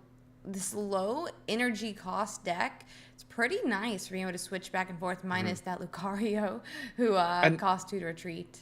And it explains the lack of retreating cards Yeah. like X Speed, like Leaf, because you retreat for one, but you're attaching one energy anyway, and most things attack for one that you want to attack with, so you're never really needing it. It's why there wasn't really, back in like Wheezing Arbok days, there was not really that much retreat because you had Koga, and then you weren't really planning on having that much energy, right? Arbok uses 2, Weezing uses 1, so you never Yeah. really needed retreat options. You could use your cards doing other things. I don't see Sabrina come down though, and there's going to be a decision made now. Yeah, who do you put up? But also, The, you can't retreat, so it doesn't matter. yeah, I think you go Cranidos, right, and just Rampados down the Druddigon. I No, kind of think I agree with you, but it seems like they don't. Seems like they don't. Because, like, you swing for 50, you go to what? 100. Oh, I guess 100 isn't you get range, knocked out. right? Yeah. I guess that's the issue. It's a Yeah, little bit tricky. but now we can't really retreat either. Yeah, Interesting. it's kind of rough, isn't it? Very. Yeah, Okay. this is where a cape would be fantastic because a cape would just be game, right? Pretty Yeah, much. Cape on the If the Rampardos. Rampados was out, yeah. If only. Instead, no, we don't have any. Okay, I was gonna say, do we have helmet? Let's see. Uh, but it doesn't look like it. And this is where people get into weird deck building scenarios of like they'll watch a game like this. It's, oh, you should play Leaf, Mm-hmm. right? But in the game, like when you're in a position where Leaf's good, that's a game you're losing anyway. So should you put cards in your deck that make your wins kind of harder and your losses slightly less bad, right? Like that's the problem you have when you deck build, right? Mm-hmm. Because Yeah. like if there was a leaf in hand now, it would be like fantastic, Yeah. everything's 100%. going great. But how many games would that leaf sit there and do nothing? For Right, sure. because you're not Yeah. getting anything done. So it's where deck building's always very easy to say or talk about in hindsight when you can see games played out. But over the course of many games, I definitely can see the good reasoning why there's no big retreat options. And yeah, sometimes you get punished for it. Yeah. Even then, if you know the exact decks you're gonna run against, then Yeah, that'd be it's nice. cards are way easier to pick for Yeah. sure. Uh, but let's see. So we are gonna do use Lucario attack actually. Mhm. This Yeah, puts us I really like close to this. knockout though, or getting knocked out. Yeah, but it isn't knockout, right? And that's all that I matters guess that is uh, true. a lot of the time because there's other than bringing Darkrai in, there's no way for this to go down, right? There's no Magnezone available. The Drudigon can't attack. There was no Rocky Helm on the Drudigon as well. So Mm-hmm. Lucario goes down to 10 and can retreat next turn, and then Hitmonchan could punch out the That Drudigon, is and it true. retains the Rampardos. So I actually think this is really, really good. And yes, there's like Cyrus possibility, I think, but Mm-hmm. there was Cyrus was gonna knock out Lucario anyway, right? For sure. Oh, we're gonna go and have Leaf and attack. Oh no, we're not. Oh no, swapping the Drudigon out. Okay. Interesting. Now there's no defense against a potential Sabrina. Same. Yeah. I.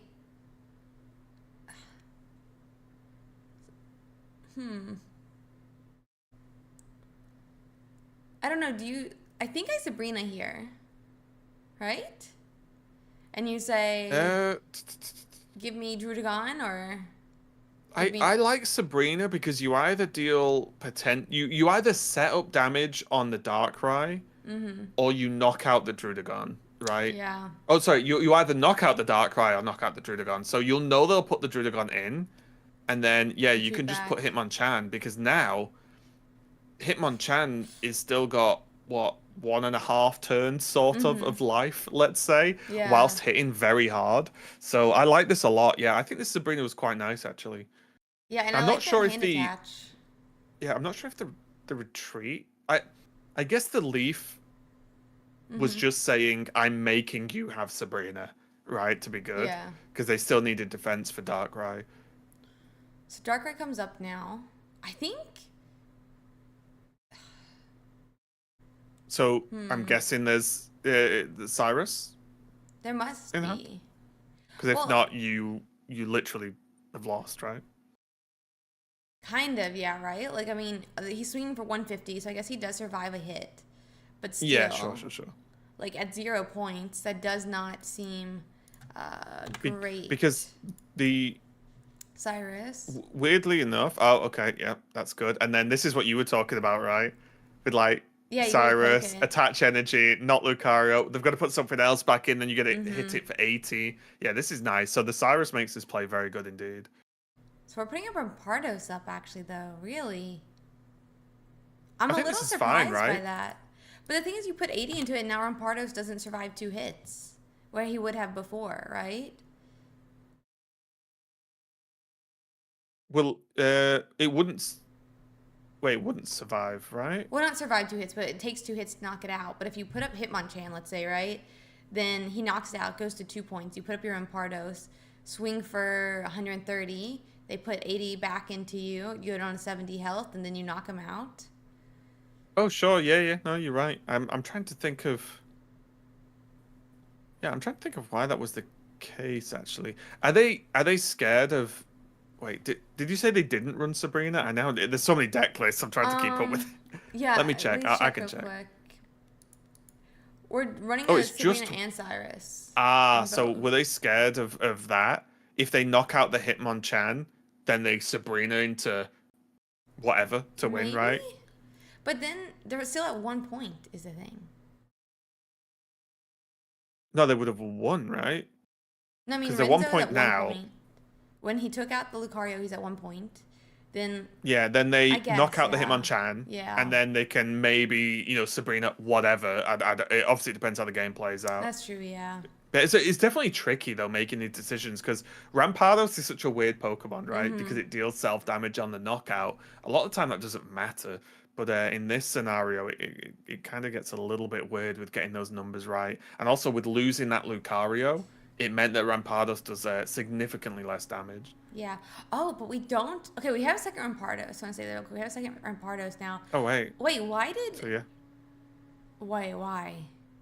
We knock out. I guess they were saying don't have Lucario. Yeah, I mean, that's just game anyway, right? Yeah. Yeah. Yeah.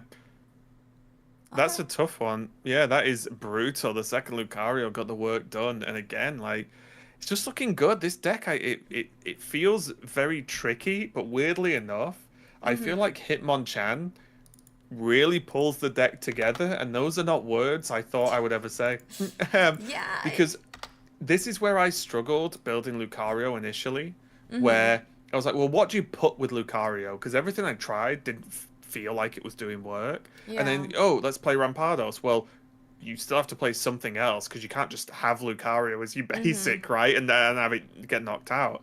But the Hitmonchan was the hero I didn't think we were gonna get No, I because it definitely feels like it's agree. filling the perfect role in this list. It seems to be doing a great spot in the list, like you're saying. Uh, mm, yeah, I mean, it feels like this deck is a little more difficult than some of the other ones as well. There's like so many moving pieces. Like I'm here, like maybe you put Hitmonchan and you put Rampardos, but I don't know. Hmm. Seems like I I think mean, a really interesting list though.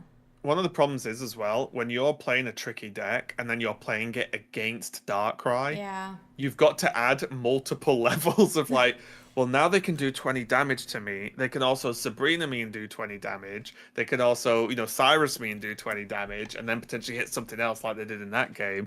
There's so many like layers. There's so many things of like, well, then if they have Magneton that they can ramp, then they can bring in Magnezone if they have Leaf and so on, so on. There's so many things you've got to think about on top of your own Mm-hmm. deck being a bit tricky to deal Yeah. with. But we are jumping into the next game, and Hitmonchan starting is exactly what you're after. Going up against Darkrai as well, so not bad at all. Maybe if there's some damage can be put on this Darkrai early, it sort of negates all these like, oh, cloak, no cloak, this and Yeah. that, like Cyrus, no Cyrus. Do I need It can Lucario? Do I negate that not? exactly. Just get the damage on the Darkrai instantly, but. Leaf comes Looks like there's down. going to be an instant nope scenario going on here as Leaf is used straight away to prevent damage on this Darkrai. I like it. Yeah, no, I like it a lot. I will say that is the only Leaf that Renzo's running, though. It's too bad we don't have some type of bench snipe like a Hitmonlee. Or we could just, hit around Hmm. the Druddigon a bit here. But you can't fit too much into one of these decks. Can't Yeah. fit too much. Uh, let's see. We should make them Yeah. 60 card decks, add energy cards. Yeah, there's a few things Let's they you could do to attach. fit more cards in the Yeah, game. you could attach turn one, not place a porter Make turn one. It's almost like there's already a game like that. Hmm. And if you are looking to play a game like that, you can check out our sponsor, XP Collect, who does sell Pokemon cards for the physical card game that is just that rule set that you're looking for. What a professional. What a What a professional. professional. The perfect segue Perfect into segue. You did a a great sponsor job. shout out. Yeah. Great job. But yeah, we actually find the fossil though as well. Really nice for Big King Yeah. here. Yeah, it's huge as well because like that is in any fossil deck, you can deal with the evolutions later with with help of like Mm-hmm. comms and then even just regular card draw. But it's just like you just need the like just let me get the fossil, right? Like let me get Yeah. that down, and then the rest of the deck will sort of deal with itself. So it's really huge that just having that nice and early. Again, energy pretty much sorted itself. Can freely attach to a Lucario now Mm-hmm. if needed to like pre-stack. So yeah, it's not looking too bad. However, the Hitmonchan without a Lucario is kind of just staring at this Drudagon, thinking, yeah, this might hurt my hands if I punch this. Honestly, I will say there's one like would be an interesting thing is if we hit Sabrina here, you basically have to toss the fossil or do two retreat cost because Cranidos, Yeah. if we have it, let's say, true retreats a lot with nothing in this deck to retreat your Pokemon for you. Cranidos comes down, but we do have a Pokeball, so we should be able to negate a Sabrina pretty easily here. That's a Riolu, exactly kind of what I think we want here to start beefing up this Hitmonchan. And now, interesting. Oh, okay, never mind. I'm being silly. Yeah, I was gonna say, do you want to hit? But then obviously the Darkrai energy plus the rough skin will knock it out Yeah, very true. before it can deal. So so basically, not hitting now gains you 20 damage if there's a Lucario, right? Mm-hmm. Which I'm guessing. Well, you'd still do it to stall, I guess. I'm always just concerned of like not attacking when it looks like you're about to get knocked out, and it's like yeah, I can survive another turn, and I always just think, but what if you don't? What if you don't But I survive guess it? with the leaf played earlier, you said there was only one, Only right? one leaf in this So list. so there's no leaf Drudagon into Darkrai knock out the Hitmonchan, right? So Exactly, yeah. it's not too bad. Not the worst, at least here.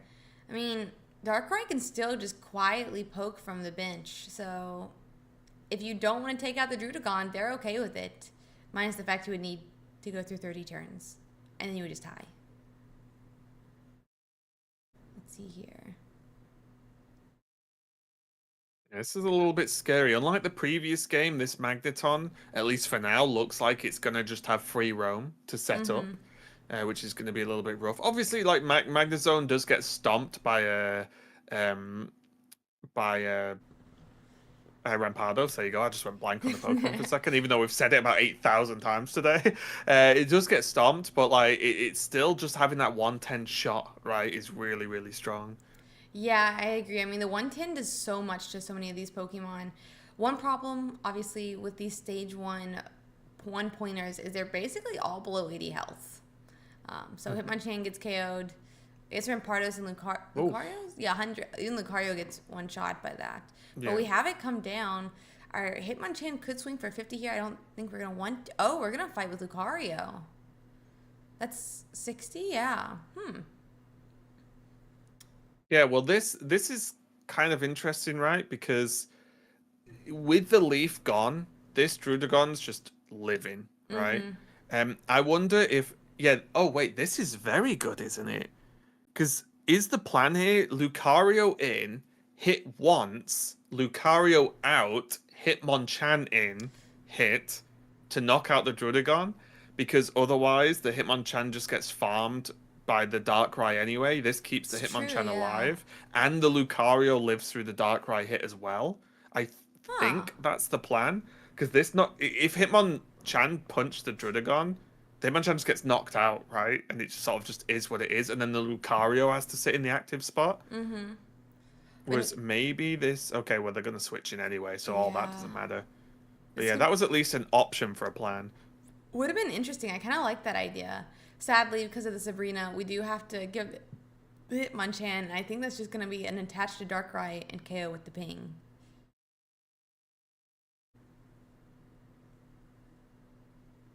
Yeah, this is where though that because the early game wasn't great for the Darkrai player, this is the punish, right? Because imagine now if this was like like they put whatever they choose in, then you can retreat the Drudagon, right? Leave the Mm-hmm. Drudagon out, bring Darkrai in, and just go. That would be so big, but because that just can't happen, it's a huge deal. This Lucario is like relatively safe, right?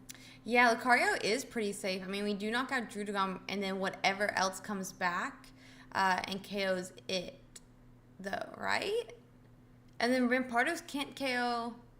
Yeah, that's the Ah. problem. I think this is just too much. And also bear in mind, there are 0 points on the Rampardos Mm-hmm. side right now. They're on 0. Giant Capes coming down. They're going to make the Magnezone live, and they're going to make the Darkrai live. There is a Rylu being picked up now, though, being played on the bench instantly. I wonder again, is this supposed to be pass? Ah. Because you need time to draw Yeah. the second Lucario, because this Lucario will get knocked out, right?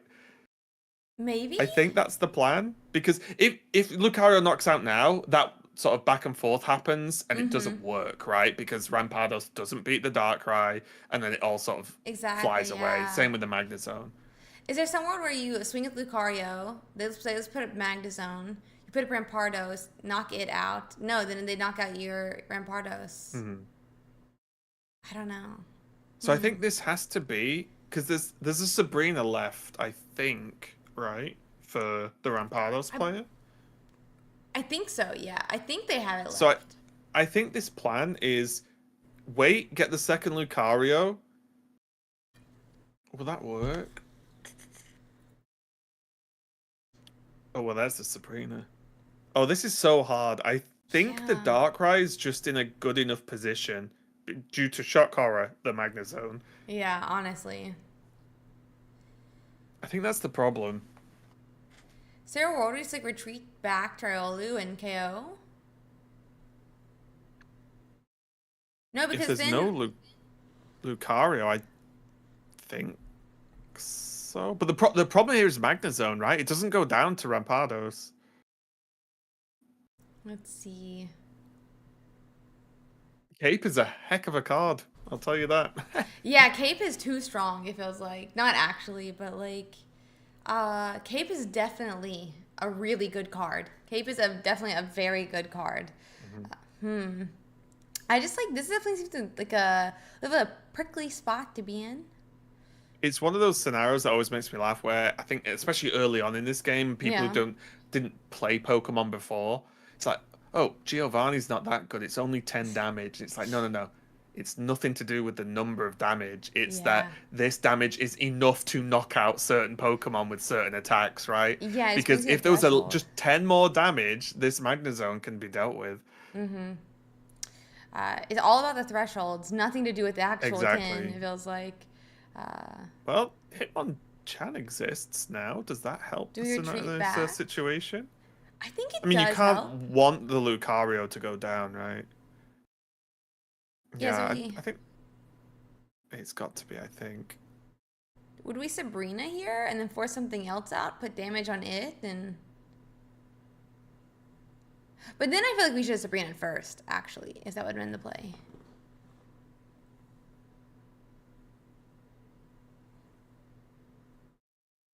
Hmm.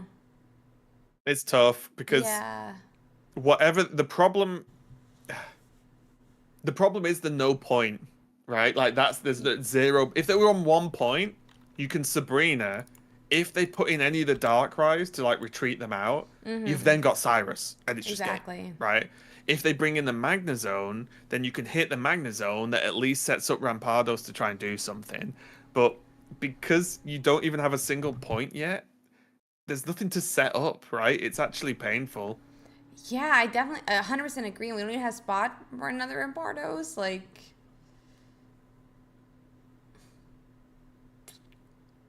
Yeah, well, something is going to go out soon, right? Like this something Hitmonchan has is not long to. for this world. I feel like we have to like KO here with the Hitmonchan. It gets knocked out by.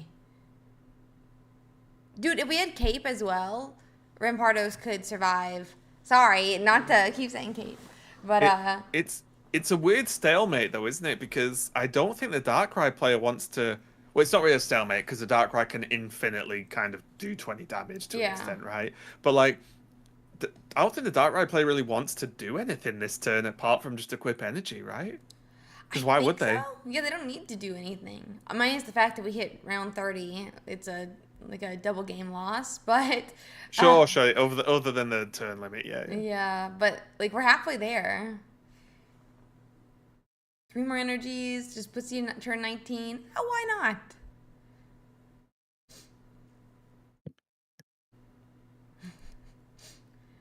Let's see. So we have a second Riolu set. We have the Riolu set up now. I don't know if we really want the Riolu set up now, especially since we just pulled Yeah, Fossil. look, both players are just like, you do something. Yeah, we're No, literally no, a no. stalemate. You do something. The problem is, oh, we're attaching a Drudagon. They said they'll do something, if that's what you'd Yeah. ask. Uh, bro, we wish we had space for Fossil right now. I don't like. Yeah, it's tricky because now they have to play out the game where Drudagon can retreat next turn, as well as there being 20 damage, and something else can attack. Because I actually think if they retreat Drudagon into Magnezone, even if they knock out Magnezone, I feel like they still win. Because Magnezone goes in, they Rampardos the Magnezone with the double if they had double Lucario buff, Yeah. but then there's a Rampardos in that's on 100 health, so that Darkrai goes in, knocks it out. Yeah. Then Lucarios have to try and win the game, which is, I think, unlikely. And you only have one They Lucario they to need do the it. second Rampardos, right? For like, sure. and that's obviously they're bench locked now, but We need more bench slots now. Let's see here.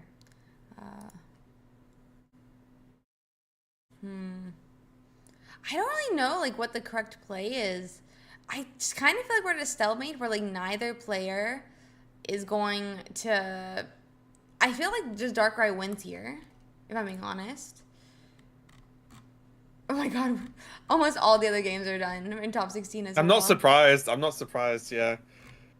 Yeah, I completely agree. I was gonna check really So- quick on the. Oop. The Rampardos can knock out the Darkrai. Yeah. Wait a minute. Wait, why did we put? Was this a throw? Why did they put a Darkrai in? I don't know. Wait, I don't get Wait, this. the Rampardos knock. Did they forget about Lucario? Because now there's Cyrus for the Drudagon. Wait, So they just Lucario the Drudagon. I'm right? confused. Or, why or you- Hitmonchan. But the thing Why is, we would- just Cyrus the Drudagon and hit, yeah, and then Yeah, we win. yeah. I assumed they were going to put Magnezone in. Wasn't I thought so Magnezone too. always the safest option? Yeah. It's 1 point. Why did we They just give up 2 forget points? about Cyrus? Did they blank on Lucario and think it wasn't going to get knocked out or something? I have just no I don't clue. know. This seems like the way to lose the game. Yeah, it does. So we get knocked out here. We Cyrus It's up. just game. Yeah, it's just game. Isn't that the victory then? Yeah, and that's gonna be 2-0. Okay, so Renzo says, bro, I forgot you still have Cyrus. XD. Oh, there we go. Ooh. Ouch.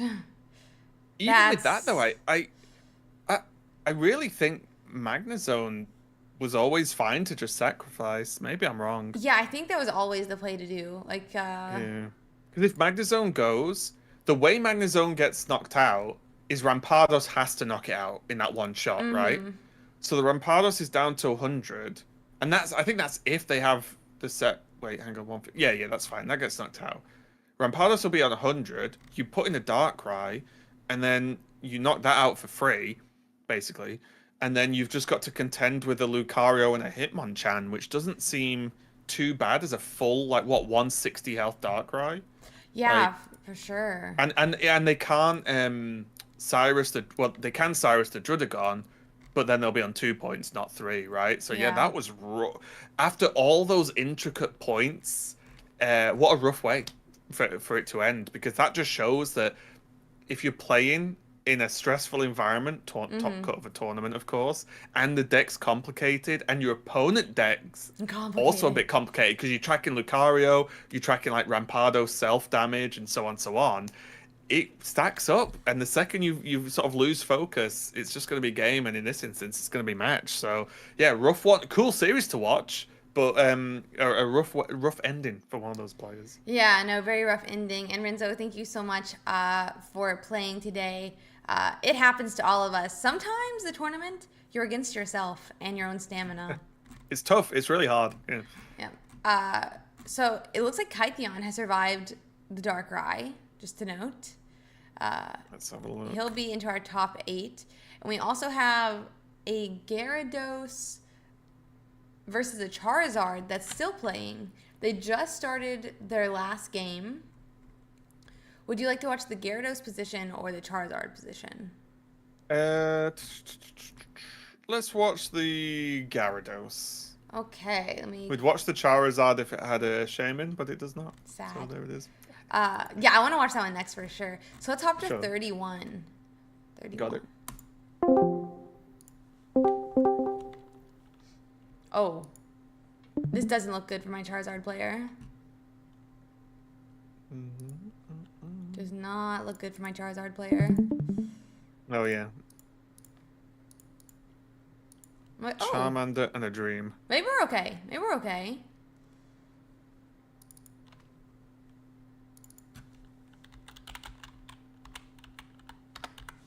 Okay, so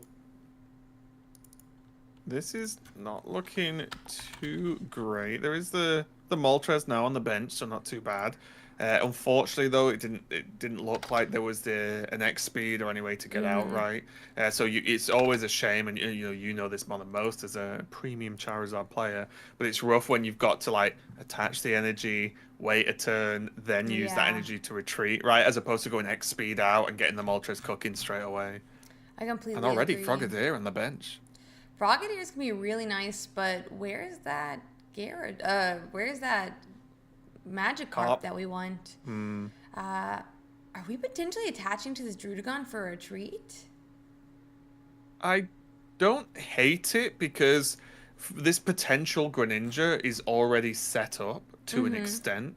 The attached to Druddigon would only be a negative if, like, I'm assuming the exact next draw would be Magikarp, right? Yeah. And then suddenly you can't attach the energy to Greninja for it if you have that. You've then got to attach the energy to Magikarp and things get a little bit wonky.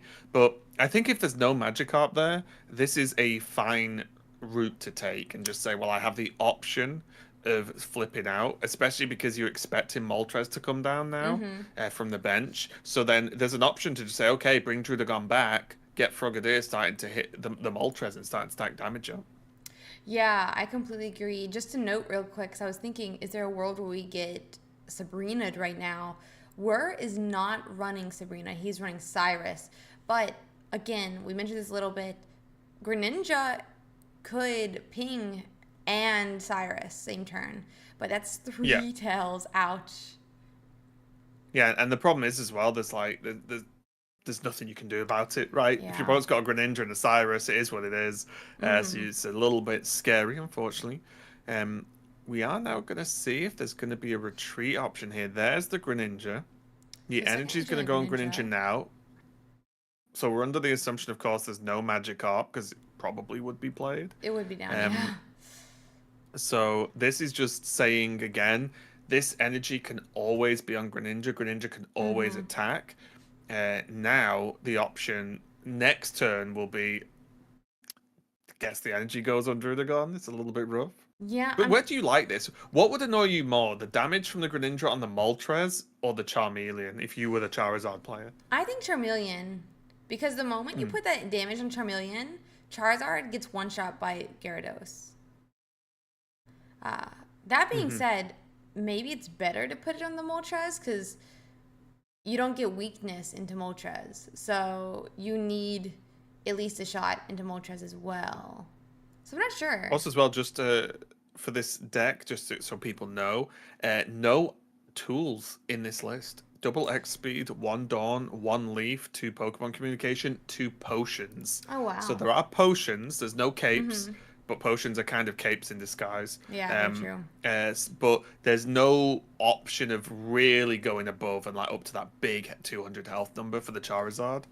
So yeah, just something to bear in mind because I've seen people kind of experiment with everything in Charizard right now. I have a little bit of an issue with Whir's play actually last turn, now that we're here. He had Cyrus in hand, and he had Greninja in hand. He could have gone on and knocked out the Charmeleon. Like, ping, it goes down to 70 health. It's Cyrus'd up. You Greninja attack for 80. Charizard's already down now, so we have to have the Magikarp now, Oh, or yeah, it's not they gonna couldn't have work. done it last turn, right? Because they researched, so they couldn't have leafed out. Oh yeah, I guess we didn't have the energy. I guess we didn't have the energy from Yeah, the yeah, there was Greninja. a yeah, Okay. yeah, it was two, yeah, two on Greninja, one on Druddigon. So, Yeah. and they had Leaf, but I think they drew it off the research, which was unfortunate, Yeah. obviously, as well. But if they had it available, yeah, 100%, that would have been huge. Yeah, I'm dummy. I forgot that you could not retrieve with one energy with Drudicon because I was like, why aren't we just doing the side eye Don't make the spin? card more OP than it already Yeah, is. yeah, no, you're right. It does not need a one. It does not need a one cost retreat at all. Uh, let's see here. We have Charizard's potion. just going in. I like this as well. I There's do no too. Magikarp. Go in, right? Like, Yeah. just delete everything.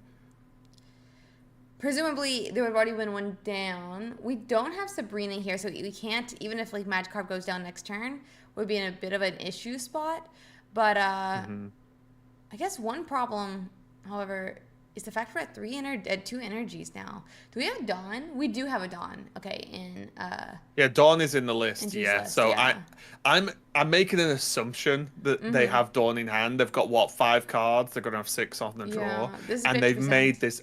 If anyone's bringing Charizard to a tournament, you don't normally mess this up, right? The Yeah. energy costing of doing the big attack. So, Exactly. um, it's I'm assuming there's Dawn in hand. We don't know, but I'm taking that assumption. Too bad But no yeah, Sabrina in the this man, list as well. yeah, But the yeah, I'm making an Magikarp's assumption. coming down. Better late than never, I guess, but not really. Yeah, we'll need a Misty if we want any chance here. Let's see. We just do we swing for 60 here? I don't think so. Hmm. Wait, you don't want to swing? I wonder. No, I'm saying, I wonder, do we swing for 60 here, or do we swing for 200 in the Greninja, knowing that Gyarados is 3 turns away? Oh, sure, okay. Putting a 20 damage on the Moltres. Ah, yeah, Oh my! gonna rip the I Moltres in. I think this is bad. Maybe it's not though. Wait, Maybe it's not though. no, this is good, right? I This think is this is good good. for a Kinkajou, in my opinion. No, so I think this is good because what this does is Dawn doesn't do anything now. They have to retreat the Moltres if they want Charizard back, which is going to cost something. They can't Leaf and Dawn at the same time, and it gives them time to put more energy and maybe get Misty or whatever for Magikarp. I think this is a good play. But the thing is let's say Moltres flips now instead of retreats, and you get 2 energies on Charizard. If we don't hit Misty, next turn Magikarp goes to 2 energy, and they KO. Then Charizard comes up, KOs the Greninja. The Gyarados goes to three But I think energies, and then Charizard I think KOs as well.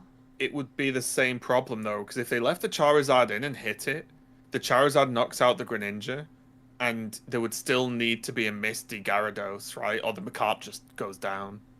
Yes, that's true as well. Yeah, I think this just stopped the blast on from Charizard because then Dawn doesn't work with Leaf. Or I guess it could have been double X speed, I think. Double X speed Dawn, I think, would have maybe done it. I guess I could see But it it made it too. unlikely anyway. Yeah. Yeah. 1 energy is all we get, and we didn't even get to do the hand attach, sadly. Froakie appears. Carp's there, just carping. Carpe is just carping. Now, this is more of a problem, and I quite like this actually. Like the you don't normally build up the whole bench with this deck, right? Normally you're kind of happy with just Moltres, Charizard, go.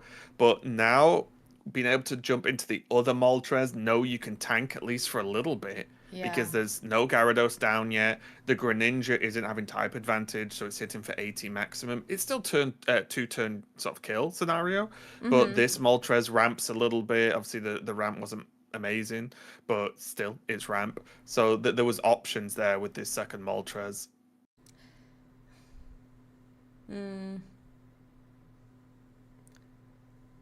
We're gonna need to find that Misty for sure. I feel like, but maybe we don't now that he only hit one heads and he didn't sacrifice the other Moltres. Because the problem Yeah, is with it's the Moltres switch, he'd be at 4 energies on Charizard if he just sacrificed his other Moltres and had hand attached to Charizard. right. So then you sacrifice it, you just KO the Greninja. And then you're at 3 so that you can KO the next turn as well.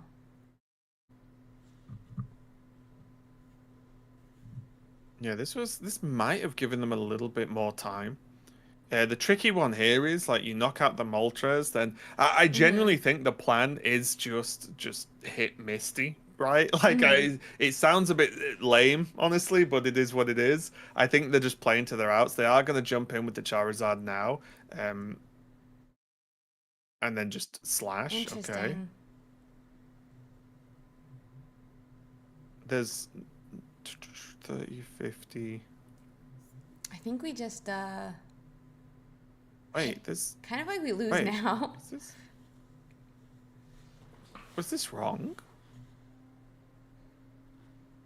Because the Greninja can hit for what, 120 now? Sorry, 100 now. Yeah.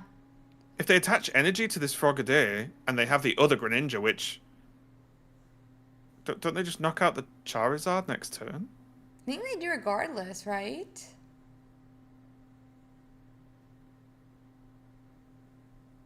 Yeah, I mean, I guess they could go Gyarados, either way if they have it. Yeah, they've got to have something, right? Mm-hmm. Yeah, was this? I'm so confused. Because was there any need to put this Charizard in and not knock out? Oh, obviously I know they couldn't knock out the Greninja. They had 3 energy. Yeah. But was there a need to put the Charizard in at all? I don't think Did they so. think that their opponent was on 1 point? Maybe? I mean, that would make sense. Because that's the only then. thing I can think of. But Okay. all their Pokemon are still on their side of the board, so they can't be on 1 point, even if you looked at it that way, right? Yeah. And now they have game next turn.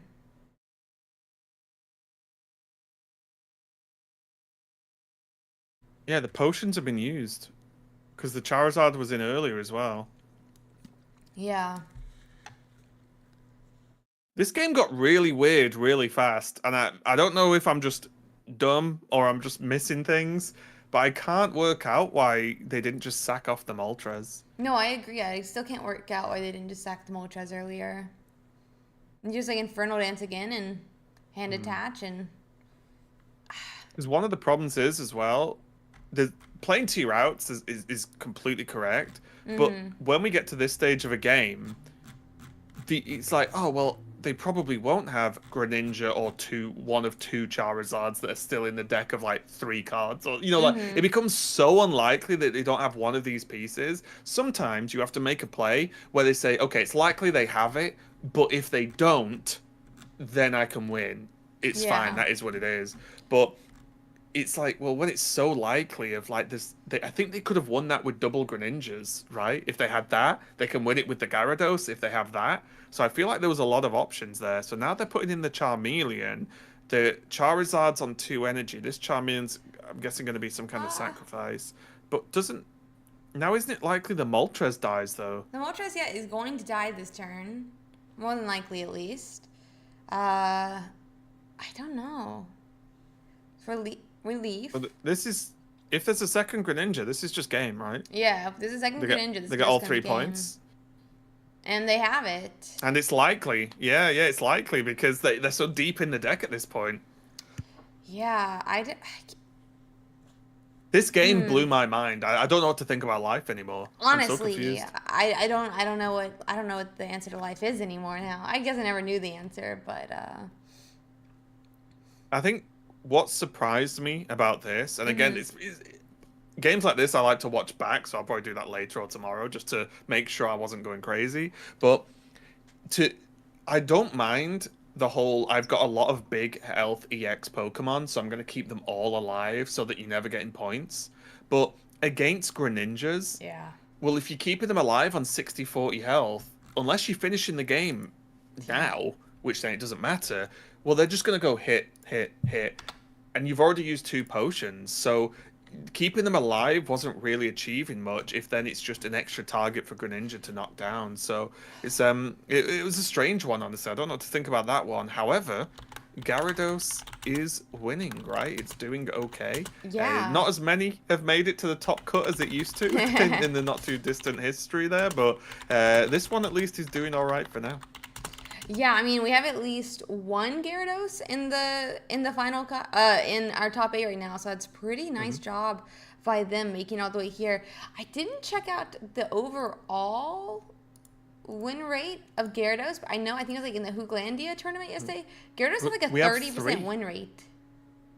Yeah, and 3 are in the top 8 now. Oh my gosh, that is absolutely insane in comparison. So it's the one Cranados, it's Rampados. Cranados is the middle one. Rampados. There's 3 Gyarados. There's 1 Charizard. Sorry, I tell a lie. 2 Charizards and 2 Darkrai's. Oh wow! So Darkrai is whittling off. Yeah, and there's more Gyarados than Darkrai in the top cut. I'll be honest. And Darkrai. Didn't think that was going to happen. I didn't think that was going to happen either. My gosh. So would you like to watch Charizard or the fighting deck this time? Does the Charizard have the Shaman? Is it that one? Yes, it is the Charizard with the Shaman. We can watch that one then, yeah.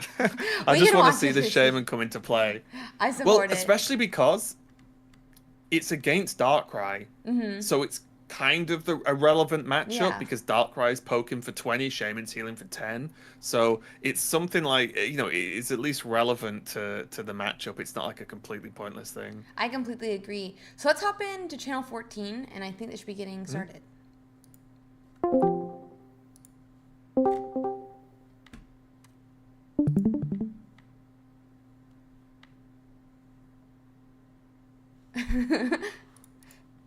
Let's see.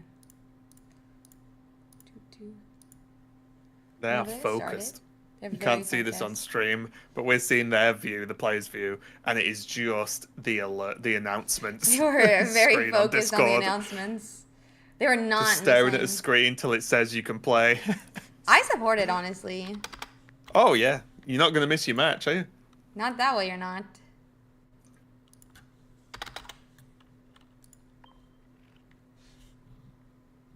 Okay, so these deck lists, as I said, is going to be Darkrai, Magnezone.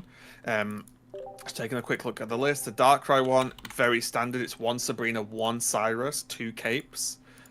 Pretty standard overall. And of course, the Charizard list, again, is fairly standard, but there's 1 Cape, no potions. Oh, wow. However, there is a Shaman. There is a Shaman. So who needs potions? When you can effectively heal for infinite. Honestly, who needs potions?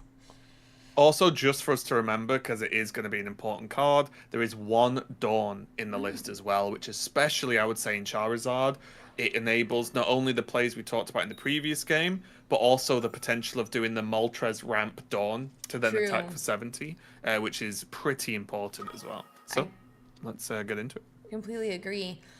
We're getting it up here just in 1 second. We are going first, though, is the Charizard, which means we will not get the energy advantage. So let's see how this works out. And it is up on stream officially. So there we go. The Shaman is in the hand. If you're not used to it, that is the full art Shaman in the hand, the pink one that you can see. It's awesome. And wow, yeah, okay. Got a... Getting a lot of Pokemon. Oh yeah, stream can't see hand. But yeah, that's going to be a lot of card draw overall. Moltres being picked up. Moltres is exactly what we want, but I have to wonder, like, do we hold everything else in our hand? Obviously, Moot's not running Mars, not running a red card. So we could, but it does look like with that we have a second Moltres, so we're safe against the 1 Sabrina that Mout is running. Yeah, I think that's the thing, right? Like, as long as you've got a plan for Sabrina, it's probably fine to do this. And again, with the energy manipulation of potential Dawn, then that's going to be a-okay. Yeah, completely agreed here. Let's see. Now, this Darkrai open again is not really what you want, right? Like, I guess it's arguably better than Drudagon because the... I guess not, though, actually, because, again, the Dawn just makes Moltres aggro, right? Moltres Yeah. two taps Darkrai.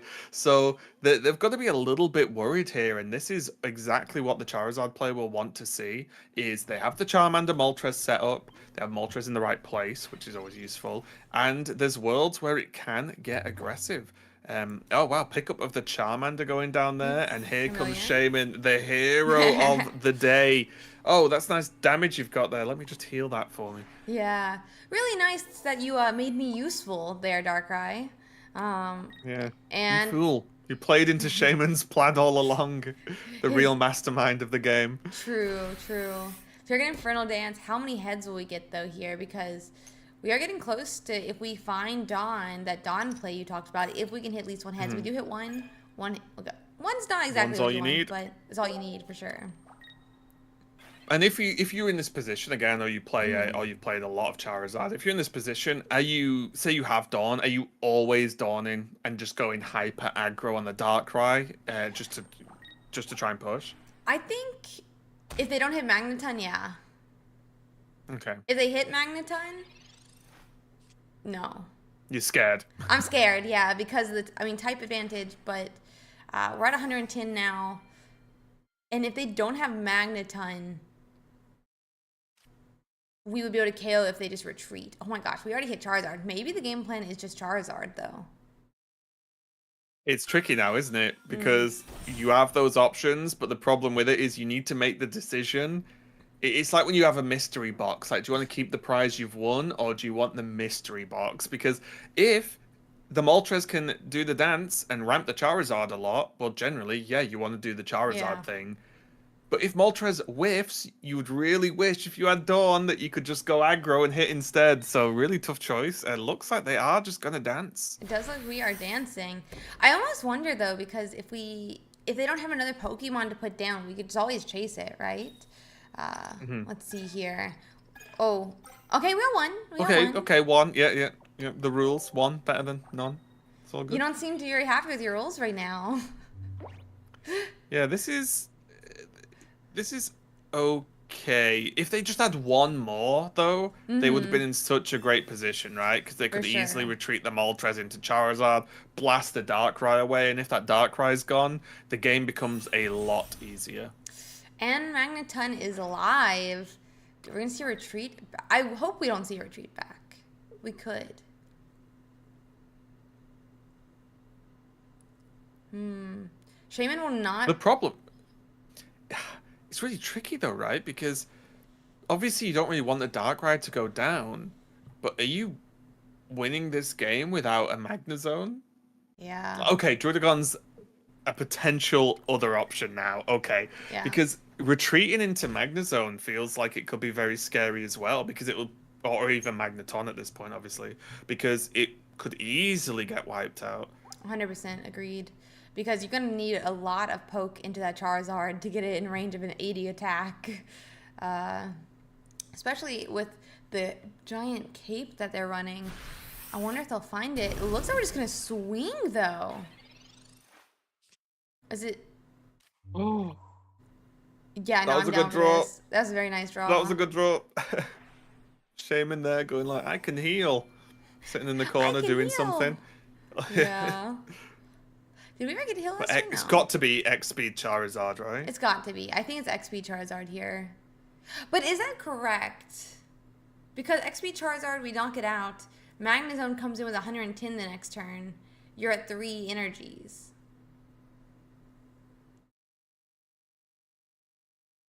The problem without that though is what if Magnezone comes in this turn? Say you don't, you can't knock out the Darkrai. Oh wow, okay. I'm thinking if the Darkrai retreats, Magnezone comes in, knocks out the Moltres, then Charizard beats the Magnezone, but then they can just put Drudagon in the way, and then you then need the energy and time to beat up that to get through. I guess they do run a Sabrina, Yeah, we have a Sabrina. so this feels like the more risky play to me, but it does have good payoff if they don't have more Pokemon. The thing is, I feel like I almost like it's not the risky play. That sounds weird, but I almost like it's not the risky play. 'Cause the other play They just knock out your Charizard.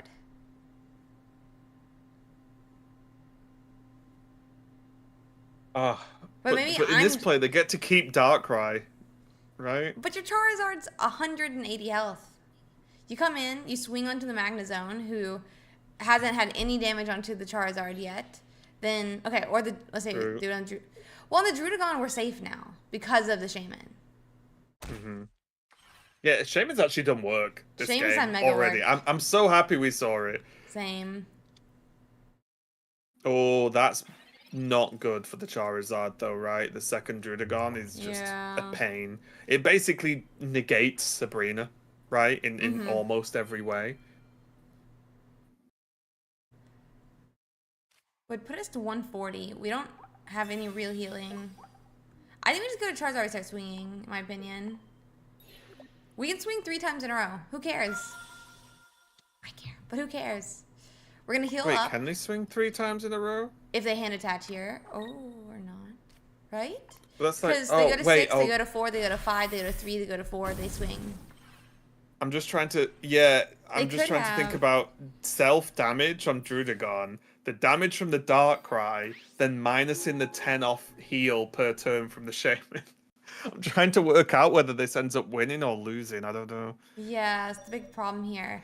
So they'll go to I hate 140 maths. this turn. They'll go to 140.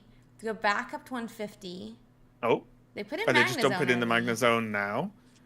Yeah, this is it, right? Like, so if there's a Magnezone, there's going to be, what, 130 coming down now? 110. Because it's not weak to electric.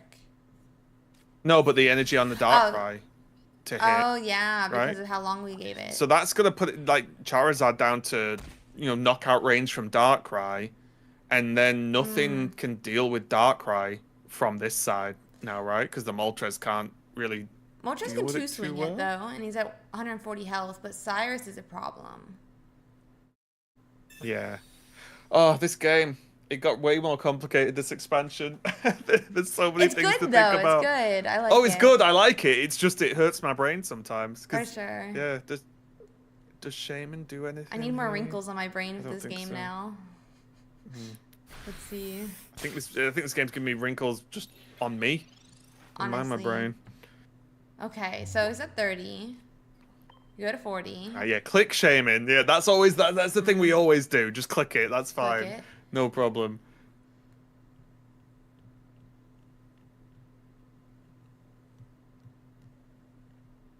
How many dawns does Mount have? He has one. He has one. I think it's No. one. Yes. Yeah. Matt's not running any dawns. Oh no, sorry. The Charizard play has one. Yeah, sorry. Yeah, Kytheon has one. Okay, so I don't know about this one. Okay, X speed on the Charizard. I was thinking maybe we attack That's with coming. Moltres into the other guy. But then, okay, I'm trying to work out the planet. So deal 70, sure. 70, yeah. We go to 120. Too bad you can't use Shaman after you attack. But, That's called a cape. that is called a cape. That is true. Yeah, capeman. So is there a retreat available for this Drudagon? How Because would if you there is, leave? that's just. No, we have Sabrina, which means we can't leave now, though. Oh no. No, it's fine. Just put Shaman and wait. Yeah, Right. but if they put Shaman in, then don't they just Cyrus and win versus guess anything? that's Because there's a true. 40 health Charizard and a 30 health Moltres. We don't have leave. Oh.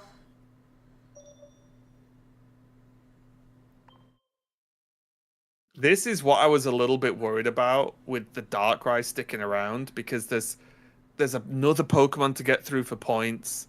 Then you've probably got to try and kill the Darkrai. It's just a lot of setup and a lot of damage over time. Yeah. And I'm not saying knocking out the Darkrai would have won on that turn, by the way, at all. But this is the situation I was thinking about of like they have a lot of time if that Darkrai doesn't go down. We can retreat back That here. was my fear. Swing with Moltres.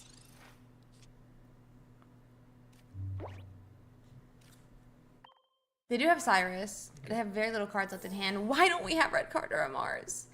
Like, give me a Mars here. I don't know. Yeah, this would be. The problem is everything's such low health that I just can't see a way out because if any EX goes in and gets knocked out, any of the Charizard play, the Moltres, the Charizard, that's a problem. If you put the Moltres in, then you're swapping a point, which does put you at 1 point, which is fine. Wait. Can they?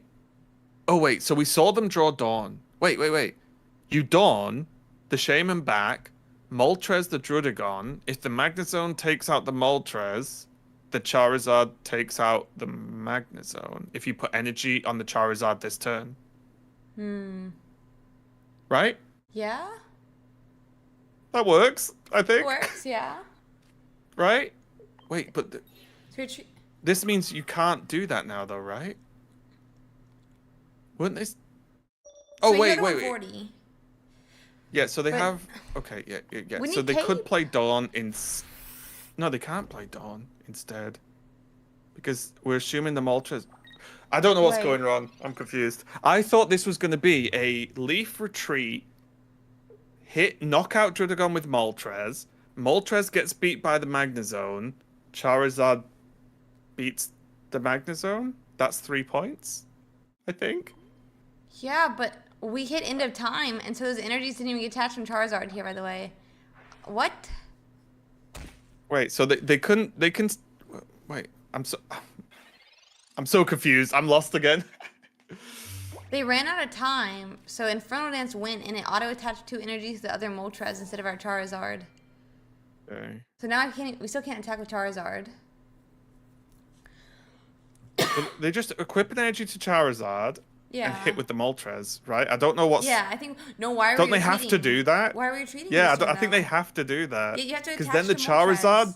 No, the okay, Charizard chomps the Magnezone Yeah. and it wins. Isn't that correct? Yeah. It's like, what are we leafing to? No, no. Our other The one? other Moltres. Okay, wait. Wait, 20? No, this is still okay. It's okay. We're This is still okay. sacrificing. Yeah, okay. Wait. We need to heal. Okay, is this playing around Cyrus? Because this still lives the Drudagon attack? Oh wait, no, because it does. No, it doesn't because of Darkrai. It does by 1, right? Because it's 40 right now. It survives Darkrai. Yes, it will. Sorry, yeah, Yeah. it will live by 10. It'll live by 10, which means the Magnezone or Darkrai has to attack it, and then Charizard goes in. Yeah, I think we have to But attack. also, wait, it doesn't matter to play around Cyrus. The Charizard is on 60 health. Yeah, It's so Cyrus he's the fine Charizard. here. It doesn't. I think this was the same outcome with about 20 extra steps. And it's making me worse the more I think about this. Yeah. I'm so confused. So we get knocked out by something here. The question is, do they have Cyrus? And my answer is going to say yes. I'm going to say yes, they have Cyrus, sadly. I think they really fumbled this because earlier on they put one edge on Charizard. It'll be on 3, but you have Dawn available in the deck, and We they're didn't hit pretty Cyrus. much like We didn't hit Cyrus. right. So we win. Cyrus wouldn't have mattered, right? It Oh wait, would yeah, have, they need because- they need to Cyrus the Charizard. Yeah, and then nothing can one-hit KO, and now we Dawn, and we attach energy, and we win. Yeah. And there's that cape we won I- last turn. I think this line of play could have happened about 5 turns ago, and it just didn't for some reason. This is exactly what I was saying, right? Use a Moltres to knock out the Yeah. Drudagon. The Magnezone knocks out the Moltres. The Charizard knocks out the Magnezone Yeah. game. I just feel like I'll say took the scenic route We with took the this scenic game. route. We wanted to go see Yeah. the Shaman full art. We wanted to see the Shaman full art. Though also it was actually so instrumental in this matchup. Oh, Shaman was good there. Shaman was Mm. for sure good. It was just a shame. It was just a shame. That I think, Raven. as I said, with Darkrai and Shaman and working out the numbers, it probably just melts people, honestly. Yeah, it really does. I feel like.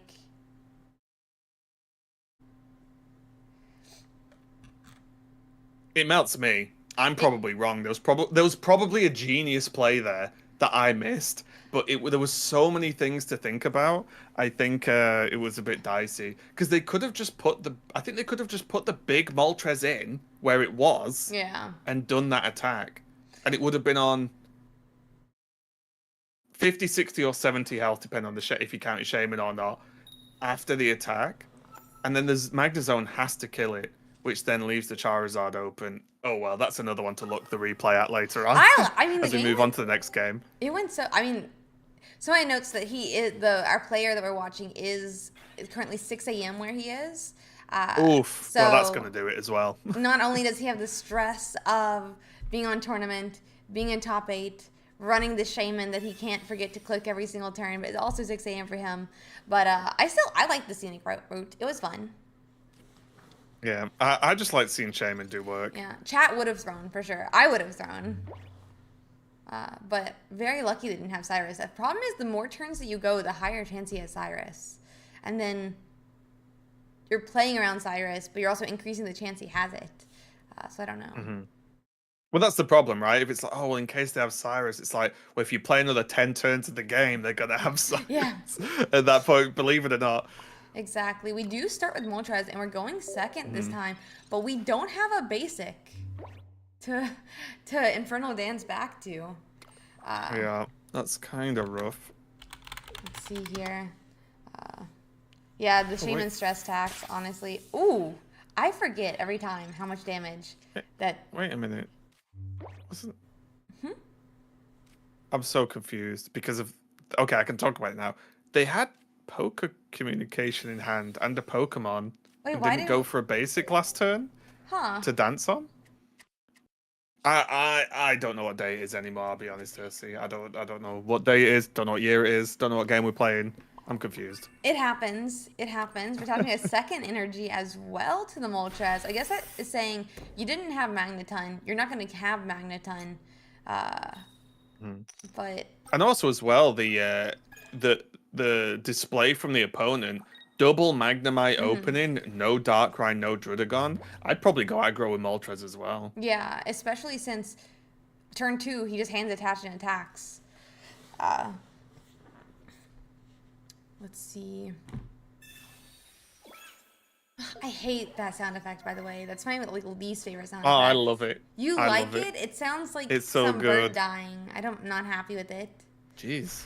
I can't. Now I'm taking offense. It hurts. I think I like it because you won't mistake it for anything else, That's true. right? You'll know that someone equipped an item because it is a weird noise. So that's why I like it. But Shaman's back with a vengeance. Oh, Ren and Sparrow, thank you so much for that raid, by the way. Sorry about that.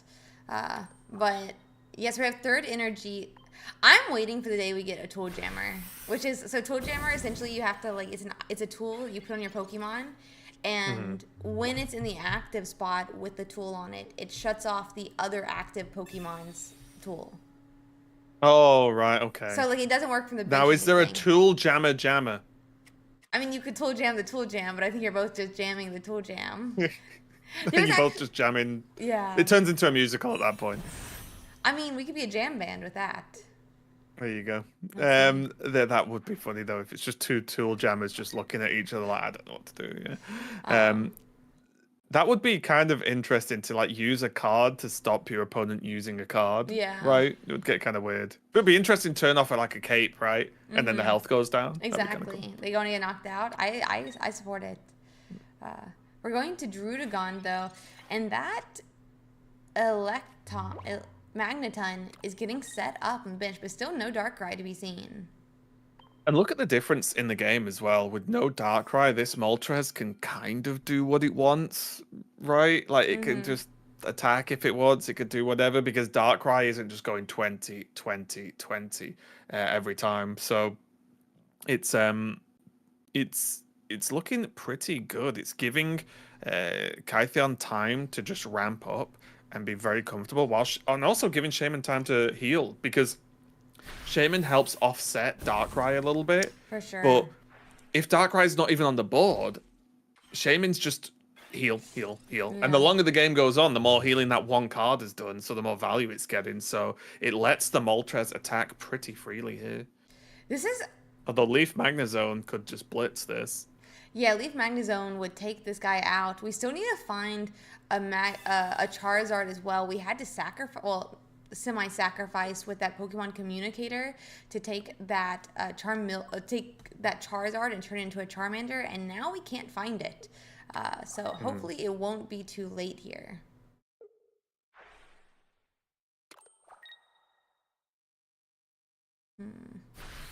Magneton going to get the work done. Obviously, it does have the type advantage against Moltres. So 60 damage. Magneton not really known for its high damage output, but 60 plus the extra type advantage is going to be enough. Charmeleon going to jump in.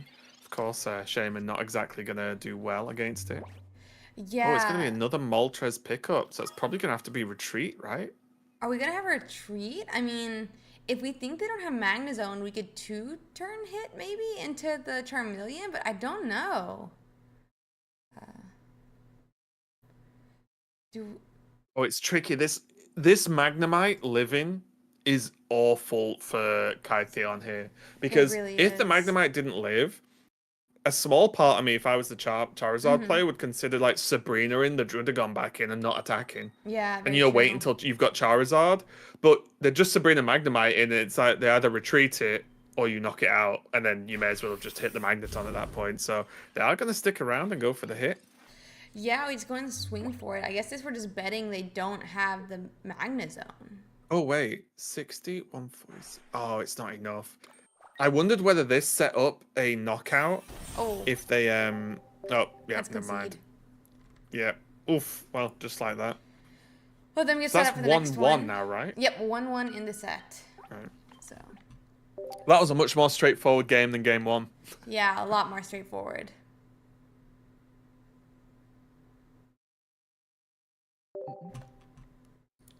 Give me 1 second here. Letting them get set up now. And then we'll be getting into our next match. Yeah, and then going to swing for it. I guess this. Let's see.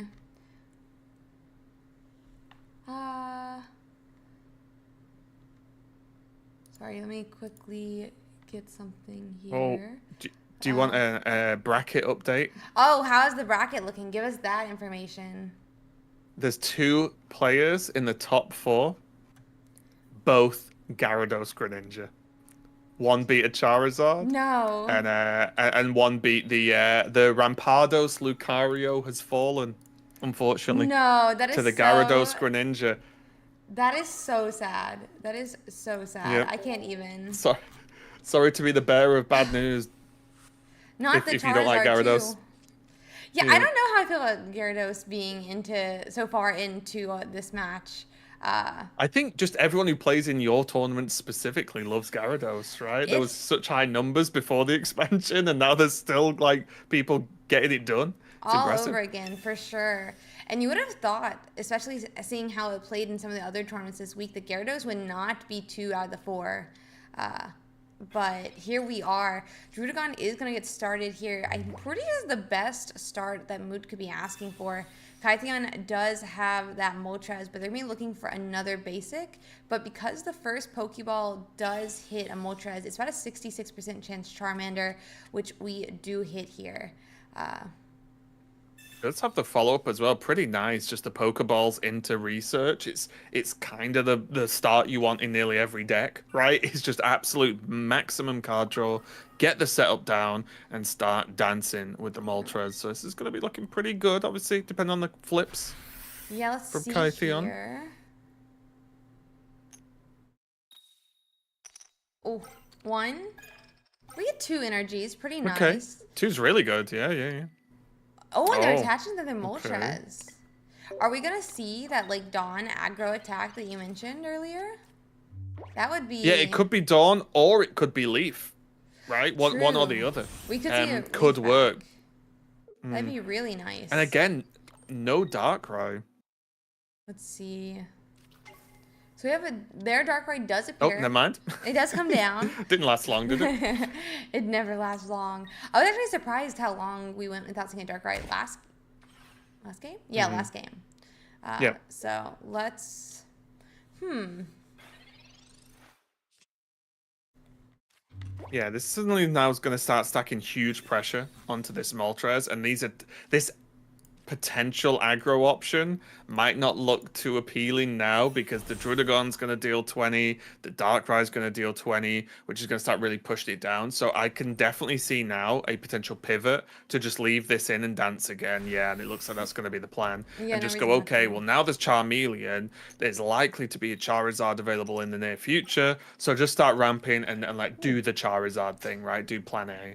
Totally agreed. Yeah, I think once you can do the Charizard thing, sometimes doing the Charizard thing is just the correct thing to do, especially once Mount is getting set up like this. So I would assume we're probably going to see a retreat next turn, but also we kind of don't want to take that early damage from the Drudagon either. I mean, you do Hmm. 110, you get essentially 130 from that Drudagon attack, and it's 150 from Darkrai. He's already at 2 energies. Do we? Maybe we have to actually hit with Moltres. Maybe they actually have to hit with Moltres, working through that math there. Yeah, yeah, that's the problem, isn't it? With no shaming, it's not going to help discount some of the damage. But this is the issue when you have a kind of one-dimensional deck. It's like just Charizard go, right? Yeah. It's just like, well, now when there's two Drudagons and a Magneton to hit through, it's the real. I think it's probably the real strength of this build of Darkrai is you are pretty resilient to Sabrina because you have Mm-hmm. so many non-EX Pokemon in the build that Pokemon that do this, like Charizard, that just want to go hit, hit, hit, don't really get the job done as much. Oh, Yeah. they're going to use now this Moltres to start chunking. Okay. I think this is a good idea, honestly, Mhm. to swing with the Moltres. So get the 70. Do you think they'll retreat here, or do you think they'll just sacrifice this Drudagon? It really depends because if they have Magnezone, I don't know. The game feels in a tough spot at that point, right? Yeah, Because if they have very. Magnezone, a Magnezone Leaf, sorry, I Sorry. mean with the retreat, of course, as well. If they have that, then the game ends. If they don't have that, I don't think they necessarily have to retreat. Uh, I feel like Leaf might get better value somewhere else. Let's see. Also, just depends if they have it as well, right? Which we, Yeah. we don't know. But oh, we're saved. I honestly am so We're glad we have saved. Shaman. I think Shaman, the more we played without Shaman this game, it kind of Mhm. became more noticeable how important it is to. I really like this Shaman actually. Uh, if I we like that have. the card exists. It's the same with Combi, right? Mm-hmm. Combi has not been, I think, played as much as I thought people would be messing around with it and testing it. But it's a cool card to exist because it gives you that option, just like Shaman does, and a few others, of course, as well, where like you pay for a powerful effect with it being a weak Pokemon on the Mm-hmm. board, right? That you can't really get rid of. So I like that it exists, and we've seen it get value, right? Just in this match, as you said. So much value. I like Combi as well, like what you're saying. It's like attack and get a basic Pokemon put onto your bench. I think that could be Hmm. so strong. Obviously, you probably only want to use it turn one before it can get KO'd, but uh, this like passive ability here on Shaman, so nice because you can just hide him on the Yeah. bench. Yeah, maybe this should be the Shaman Go Burr deck instead of the Dinos Go Burr. Let's see So here. there's no Giovanni in this Darkrai deck, so this Magneton isn't going to get it done on its own Mm-hmm. versus the Moltres, but there is still the energy attack for Darkrai, so there could just be a normal attack to go through. Yeah, we could see that. That's for sure. Get a KO between the two kind of seems really nice. And Charizard survived some attacks with that plan. Like if we have to put Charizard up afterwards. Hmm. Question is, they haven't used Cyrus or Sabrina, right? I guess it Ooh. doesn't matter. Yep. I like this as well. I like the energy on the Drudagon. The 20 damage on the Moltres doesn't change anything. So get it on the Drudagon and have it at least as an option in the game to retreat. Because it won't really matter on any of the others. A Because hundred percent. yeah, this Magnezone is toast, I imagine. Yeah, I agree. Magnazone's gonna go down here. It's too bad we didn't get Shaman earlier to heal up this Moltres, who's still, it could I get think this is Cyrus. probably just game at this point, right? Because they knock out the Magnezone, and then Yeah. they can Sabrina, probably the Drudagon. And I mean, even if they like, we're all sick here. Even if they do Cyrus up that Moltres, this Darkrai can't one hit KO it even with the attach Right. damage. It'll be at 20 health. We can still hand attach or X speed and retreat. We seem to be in a really good spot here. Cyrus does come down, but I Hmm. don't think it's going to be enough. It's huge, right? Because this Shaman is healed more than twice in this game, Yeah, a which has lot more than kept the twice. Moltres up, which is massive. It doesn't mean it's over yet, because there would have to be some kind of retreat option. But we can see now there is with the X Yep. speed. There we go. Really nice X speed. So Charizard looks like he's going to take it. I do have to quickly run and let Waffle out though. So excuse me, one Sounds second. like a Sorry. plan. But yeah, so really nice here, getting that Charizard back into the active spot with X speed. And with that, that's going to be a 200 attack. And that's going to be game 3 going to Kytheon, who's going to take the set. I did forget to put those points up. Sorry about that, guys. And with that, we're going to be going into our top 4 now.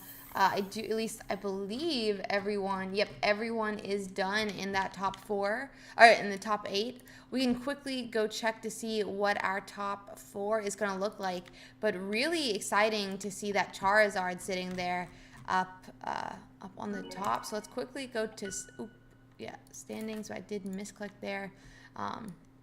We're going to our top 4. We are going to run these asynchronously, but my gosh. Who was talking about Darkrai again? I'm sorry. Who was talking about Darkrai? Our top 4 is 3 Gyarados and a Charizard. Who was talking about? Who's talking about about some Darkrai again? I don't think I've ever met a Darkrai. With that, we're gonna quickly let our first top 4 match get started. Hey, sorry, I'm back. We have 3 Gyarados and a Charizard in our top 4. Did 3 make? I'm That sorry. is crazy. Do we even have an expansion? Yeah, what? I don't know what an expansion is. I've never even heard of one. Oh, hang on. No, we've definitely got an expansion because there's that new Shaman card they released, right? True. So- We do have a Shaman card in this one, but interestingly enough, there is one other. Well, we have a couple others. There's the Cyrus as well, going to be in Kai's. But we're going to get that up as quickly as possible here. We're going to watch that Charizard point of view again, I think. But obviously a much worse matchup for Charizard, in my opinion. So. Also, a fair matchup in terms of time zones, because I believe they're both from Japan. Or at least that's what Yes. their flag says on the website. So looks like at least it. they're both as potentially tied as each other. The most honorable way to play, of course. Very, very true. They're both as tired. So I'm going to start getting that top 4 ready. I guess it's semifinals, but... And we're staying in here, right? Because it's Kytheon. Yeah, again. we're going to stay same channel. Cool. Let's see. Yeah, what a top 4. 3 Gyarados and a Charizard. Did not see this one... did not see this one coming at all. Yeah, this was not on my bingo sheet for this weekend. I was 99% sure we were going to have way too many Darkrai's here. But instead, we're going to have a really fun matchup between Key 5342 and Kytheon. Yeah, this should be good. I'm looking forward to this. It's sort of an old school matchup, but just checking the deck lists here. If there's anything that's super new, there's a Cyrus in the Gyarados list. Yeah. So there's one Cyrus in there, one Misty. So that's something that is going to be important to bear in mind, that there is only that one. So if they whiff a Misty on screen, that's it for the game, right? Like there's no second one that can maybe save them. but they do have the Cyrus. They have double leaf in there as well. But other than that, it's just, two Drudagon, two Greninja line, two Gyarados. The straightforward plan, and obviously we did just see that Charizard Moltres, which is Charizard Moltres with a Shaman, which again, weirdly enough, could have large impact here because they're against the Greninja, which is like old school Darkrai at this point. Yeah, it is a little bit of that. So let's see how it works out. But it's gonna be really interesting. I, so sad though. Not. To, I don't know. I'm happy and sad at the same time not to have Darkrai in our top four. But Yeah, it's definitely surprising, but I do think I mean, we spoke about it right at the start of the show, right? Where just because a deck is good in the first couple of days yeah, doesn't mean it's going to be bad, but it doesn't mean it's going to continue to be as good, right? Or as 100%. dominant. And this is, of course, just one tournament, but it shows that the deck's not unbeatable, right? There are 100%. these other decks that are doing well, and I think people will only get better at playing against it because I mean, we've lost our minds commentating it, never mind playing. You're trying to be like, well, if I heal for this much, they damage for that much on that turn, they equip an Too edge on much that math. turn and do this on that turn. It's a lot of, forward thinking. So I'm sure Darkrai will continue to develop, but also so will the rest of the meta. 100%. Just like you're saying, and even Oh, they make sorry. Can you start this match off? I have now got to go and tuck him in. Sorry. For sure, One for sec. sure. So Kytheon's got a pretty nice start here. I think both decks are kind of getting the start that they want. Kytheon does have that Moltres in the active spot and Charmander on that bench, but no energy just yet to power up that Moltres. We are going first, so no hand attached this turn. But on the side of Kai, we are starting with Drudagon and a Froakie, but we're really going to want to find that Gyarados here because without Magikarp, we can never evolve into that Gyarados. So we do immediately have Charmeleon now. We're going to have that Infernal Dance come down. We're going to want as 2, maybe 3 energies, but even 1 will be nice. It will still be up in energy I'm here. back. And so let's see. We're just getting started. Welcome back. Welcome back. Yeah, it's looking And pretty good so see. far, right? I see a Moltres. I see a Charmeleon already. That's kind of ticking the old Charizard boxes. Yep, but no energies. Still ticking the Moltres box. Yeah, Let's I'm used to that at this point. I tried Charizard the other Mm-hmm. day, just to test it out and see how it felt with like Pokemon communication, for example. Yeah. And I just kept whiffing Moltres. I was like, yeah, No. Pokemon communication's great, but having no energy isn't though. So it is what it is. Yeah, can I have a Lack of Manaphy? Magikarps. Yeah. Some of the decks I've thought about playing Manaphy in are have been interesting because like you can just attach it, right? And it's like Mm-hmm. a lot of Pokemon use colorless, so it's fine. But we'll see how that develops maybe. But again, just another game where Magikarp, just like earlier on in the day, Magikarp just wasn't showing up on time. So they're kind of all in on Greninja, which is not quite what you're after here, is it? Yeah, we're gonna need that Magikarp still. I mean, just a Frogadier getting powered up on the bench is not where K wants to be. But we're gonna Infernal Dance again, and we don't even get the option of doing that Dawn maneuver we've been talking about the last couple of turns Hmm. either. Let's see if we get some more heads this time. Bro. Ugh. Ugh. Ugh. Ooh. Well, at least both players are getting at least kind of as rough a go as each other. Because Mm-hmm. one thing to bear in mind as well, I mentioned it right at the start of the match, where the Gyarados player is only playing one Misty, Yeah. which means every turn that Magikarp isn't on board gaining energy, it's even less likely to be able to make a comeback because you only, even if the game goes long, you only get one go at like the high roll Misty, right? So it's not like, oh, well, I got Gyarados late, but then I can try and roll 2 Misties on it, one after another, to try and gain some energy. They only have the one, which means all Yeah. these turns, while they're not stacking a Magikarp, is frankly a bit of a disaster. Yeah, huge disaster here. I mean, we're gonna have to basically pray for a Misty to hit, and this deck is only running 1 Misty for K. Okay, we have 1 Okay, they got energy. one. 1. It's probably a big sigh of relief. Normally not happy at one, but after the start they've had, one's more than enough. Yeah, 1 is way more than enough, but out over 9 coin flips, 1 heads.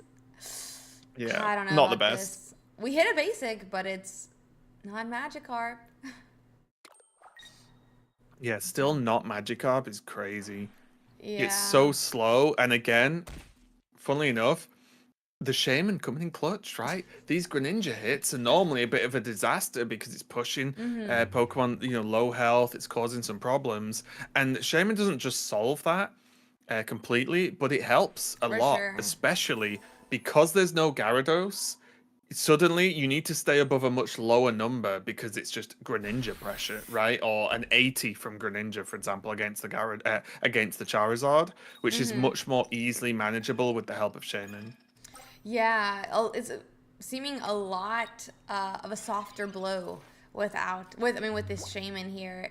It's not only helping Darkrai, it's helping Greninja too.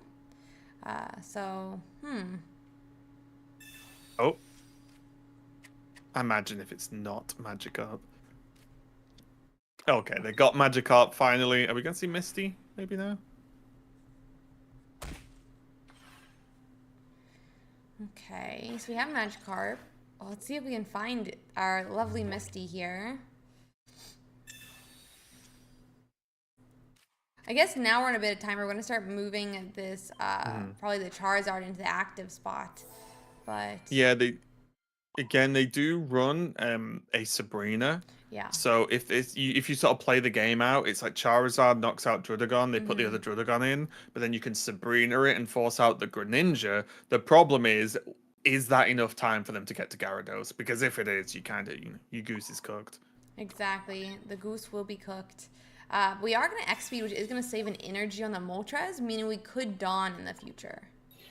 So, let's see here. Yep, so we But they swing have for... to just knock this one out Yep. because a Sabrina wouldn't do anything. Like nothing will do anything basically. So that's just is what it is.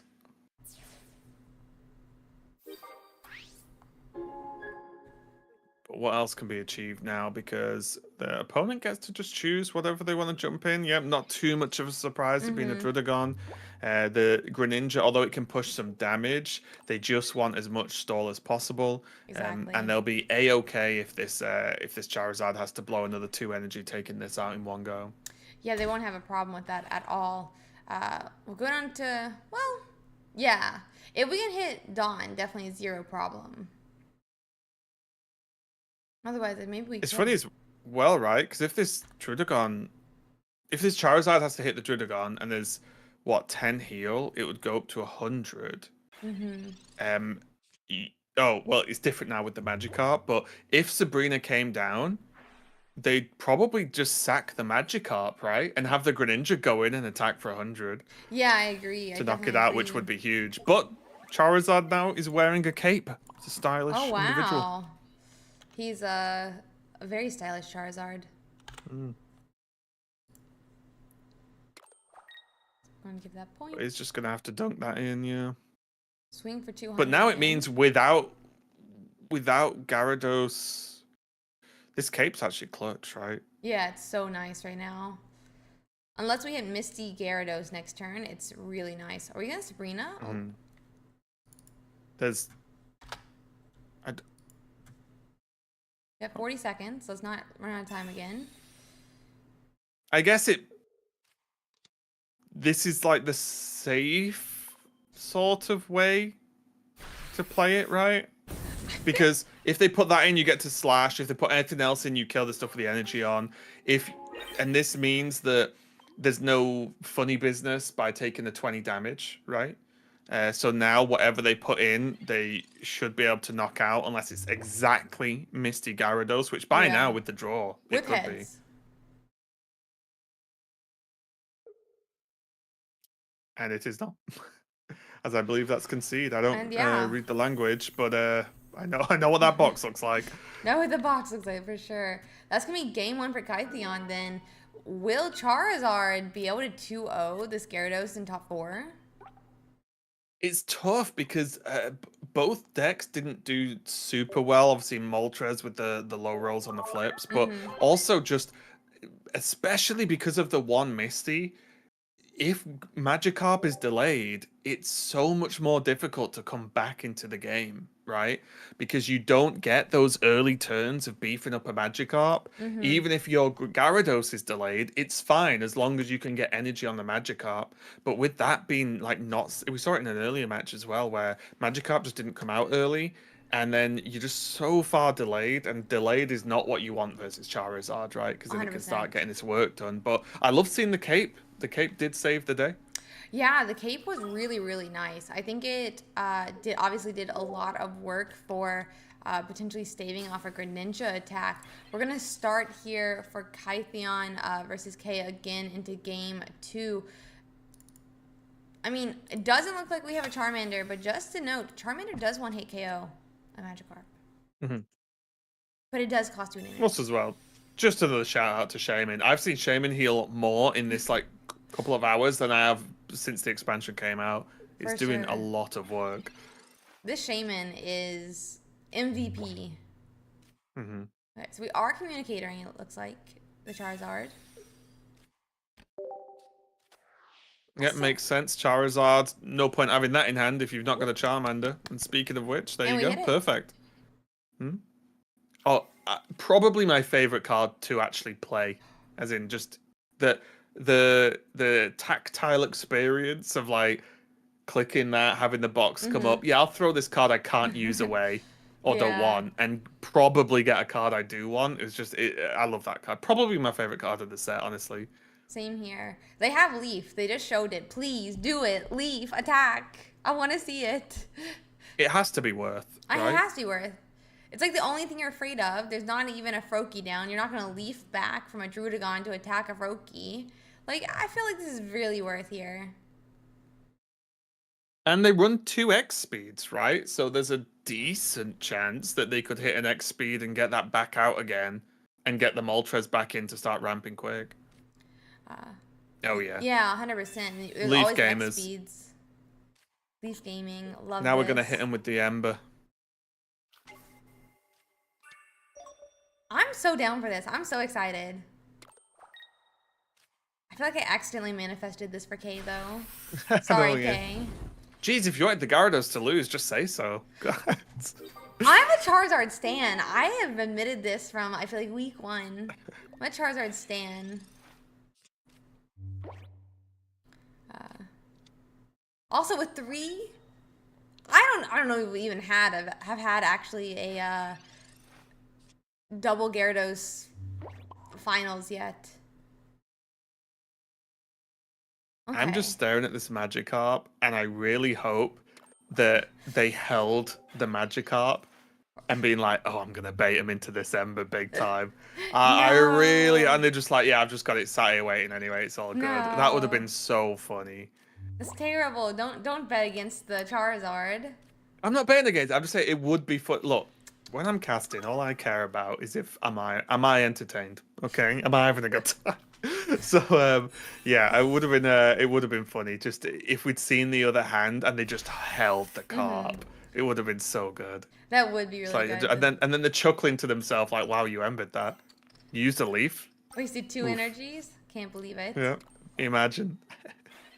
This is still looking good though. Moltres down, Charmeleon evolved, all good, ramping up that energy. Mm-hmm. All evolved, just ramping it up. Happy go lucky for Kytheon right now. 3rd energy though on that Magikarp. Ouch. I wonder Yeah, if we things have are starting to Gyarados. escalate. Okay, we're not evolved yet. It's tricky though as well, right? Because in this scenario, it's who can force the bad play first. Yeah. Because normally, like obviously, it's not like, oh, I've got Gyarados quickly, I'll bring it in. It's like, well, Charizard can then just come in and nuke the Gyarados. So you've got to work out where you want to sit here. And Mm-hmm. without Greninja, because the other games have had like an earlyish Greninja in them, Ouch. brutal. Without a Greninja applying pressure, the Moltres can chill because it just doesn't nothing happens, right? So they can just have time to build up this Charizard and jump in whenever they want. Yeah, I mean, That's like the worry I feel like of stalling for both of these decks is that Charizard can get evolved up, it can get powered up, but so can Right. Gyarados. And Gyarados has a lot more one-point attackers though than Moltres does. But for sure, this matchup often reminds me of even like the mirror match between Charizards, where whoever brings in that finisher last wins. Uh, Right. so I Yeah. don't know about this play, but I guess Charizard's not set up, so it's not a huge deal. But it's not a huge deal because it's not set up, but otherwise Yeah. a bit of a problem, and we're Yeah. seeing that here. Where's the Like internet that's fall? how brutal the Moltres flips were then. If Moltres hit 1 energy Yeah, instead of 0, this play couldn't have happened, right? They couldn't just 100%. put Gyarados in. So the fact that that exists is huge. Charizard does technically live if there's no Greninja, but with no cape, there's no chance, right? If there's a Greninja, it's over. If Mm-hmm. there's cape, then oh, never mind. There you And go. that's Insta game. concede. There it is. I was gonna say if there was a cape though, and I remember early on I was trying Charizard and I instantly put capes in, and a few people were like, well, why have you put in cape? It's got tons of health. I'm like, but it could have more, It right? could have Like, what more if health. Charizard just can never get knocked out because it's got so much Yeah. health? So that's one of the reasons, though, right? These breakpoints are super important, especially if decks like Gyarados are going to stick around. Yeah. The funny note that I think of to myself, though, actually, with the cape with Charizard, cape allows Charizard to be well, I guess in Blastoise, the only Pokemon that survive the Charizard attack with blue. Hmm. Because they're, me, Yeah, 210. cape and blue. Yeah, yeah, But yeah. they're not the biggest health because obviously Venusaur goes to like a 210, but Venusaur's weakness Right. obviously offsets it. But Yeah. Cape on Charizard, in my opinion, seems really, really good. Especially because we see now with the even just right at this moment Mm-hmm. with the likes of like this much sort of chip damage, Sabrina's with Darkrai's and so on, all this stuff about just chipping away all the Pokemon, Mm-hmm. Spiritombs as well. It's like, yeah, you want all the health you can get in this game right now because there's so many dangerous cards, and it's probably only going to get more refined. Like, we've seen a lot of Darkrai, but what happens in the world where people start playing Lumineon again, the Sniper Lumineon? Because, oh, you've got a Darkrai dealing 20 to Lumineon, while Lumineon's dealing 50 to the Darkrai, right? And it's just like that weird option. So there's options for that to happen going forward as well. So it'll be interesting how it develops. But we are jumping into the next game, Moltres Charmander, the perfect dream team setup. And then Drudagon and an unlikely best friend Magikarp setting up in the backline as well. Yeah, for sure, though. I'm really excited to see how everything continues to develop. But with that Magikarp, Misty, come on. Who do you hate more, I guess? Articuno Misty or Magikarp Misty? Ouch. Oh no. Oh Um, no. Wow. I At least Magikarp needs a card to evolve, right? And it's bad in its form first. Mm-hmm. I'll tell you now, this is my rule when I'm playing. If someone plays an Articuno and plays Misty on turn 1, maybe even turn 2, and they flip one heads, I instantly leave the game, like concede. I don't even Oh. let them play the game. That's how I don't get angry, but that's how my punishment for them is they don't get to play the game. Shake That's how my head. But they I get the take it. I win. recommend it. You gave them the They, win. they can win, I don't know, like a gold star if they want, if that's what they get. It's no problem for me. I just don't want it to affect me. So they can have their little win. I walk away and have a good day. It hurts me too much. Yeah, it definitely hurts. Okay, so I'm just like wondering if. So we put a second Moltres down. Oh, we just went straight for the Infernal Dance. I mean, what else do you do? Yeah, nothing at this point. It'll be interesting where they stack the. Never mind, what energy? What I was is going to say it'll be interesting where this? they stack the energy, it just doesn't matter. This is why I can't play Charizard. I'm not as good as you. I do not have the skills to flip heads on Moltres specifically. I'm a Sea King enjoyer. I don't mind flipping coins and Jolteon, but Moltres just does not play nice. I think it laughs at me.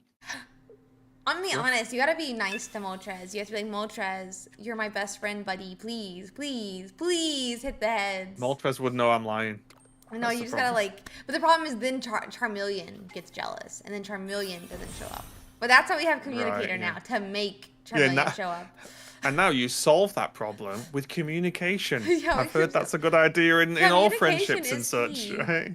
Yeah, just communicate. It'll be fine. Honestly, my Charizard list name right now is called Communication is Key. But Oh, ouch. there you go. Perfect. Oh, we survived with the Cape. Cape is OP. Honestly, though, I really do feel like Cape is so strong in Charizard right now. And just like that, you can see we're going to communicate. I bet for a Charmeleon because it's like the only card left in the deck. Yep. And that's going to... I don't know. We're still in a really bad spot. Especially because we popped the energy off of this Moltres with the Gyarados. It's brutal, isn't it?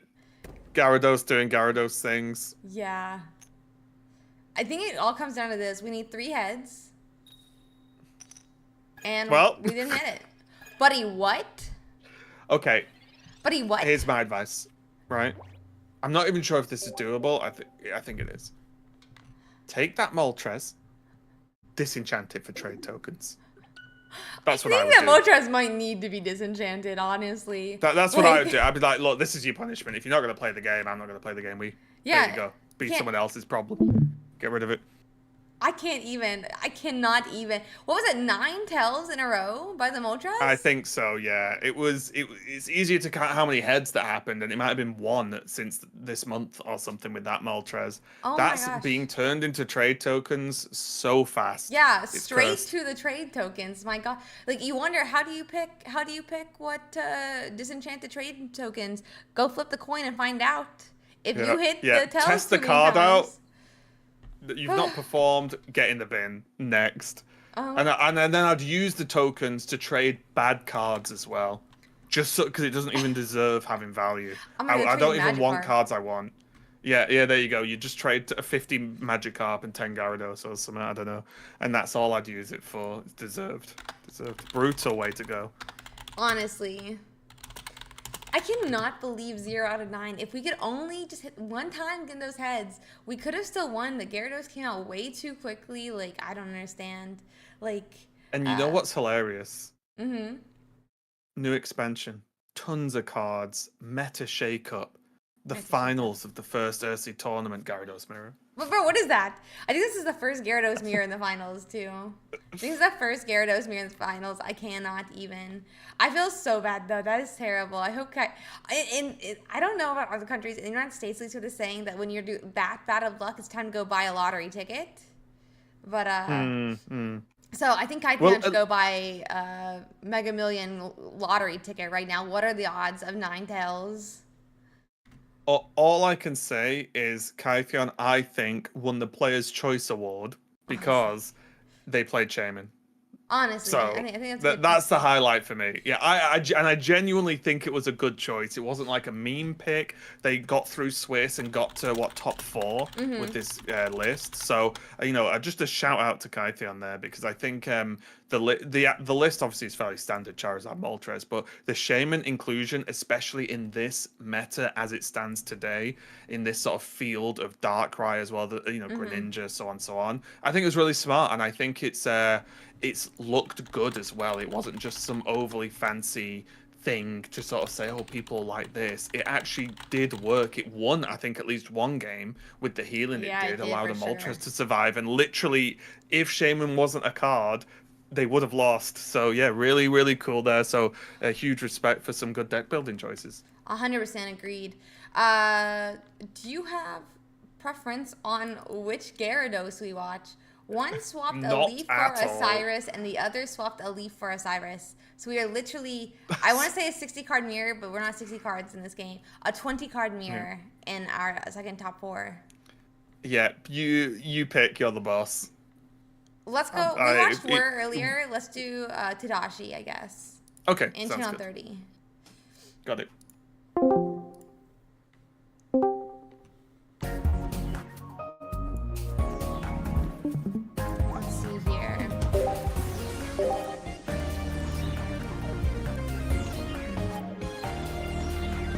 Turn this down so it's loud for stream. Yeah, I just can't hear a thing now. Luckily, I know where the mute button is on Discord, so it's fine. Let's see. Okay, so we're gonna be getting into this game now. Second top four. Uh, let's see here. We'll get there. And we're getting into the game now. They're gonna get set up and we can get started. How much Gyarados have you ran?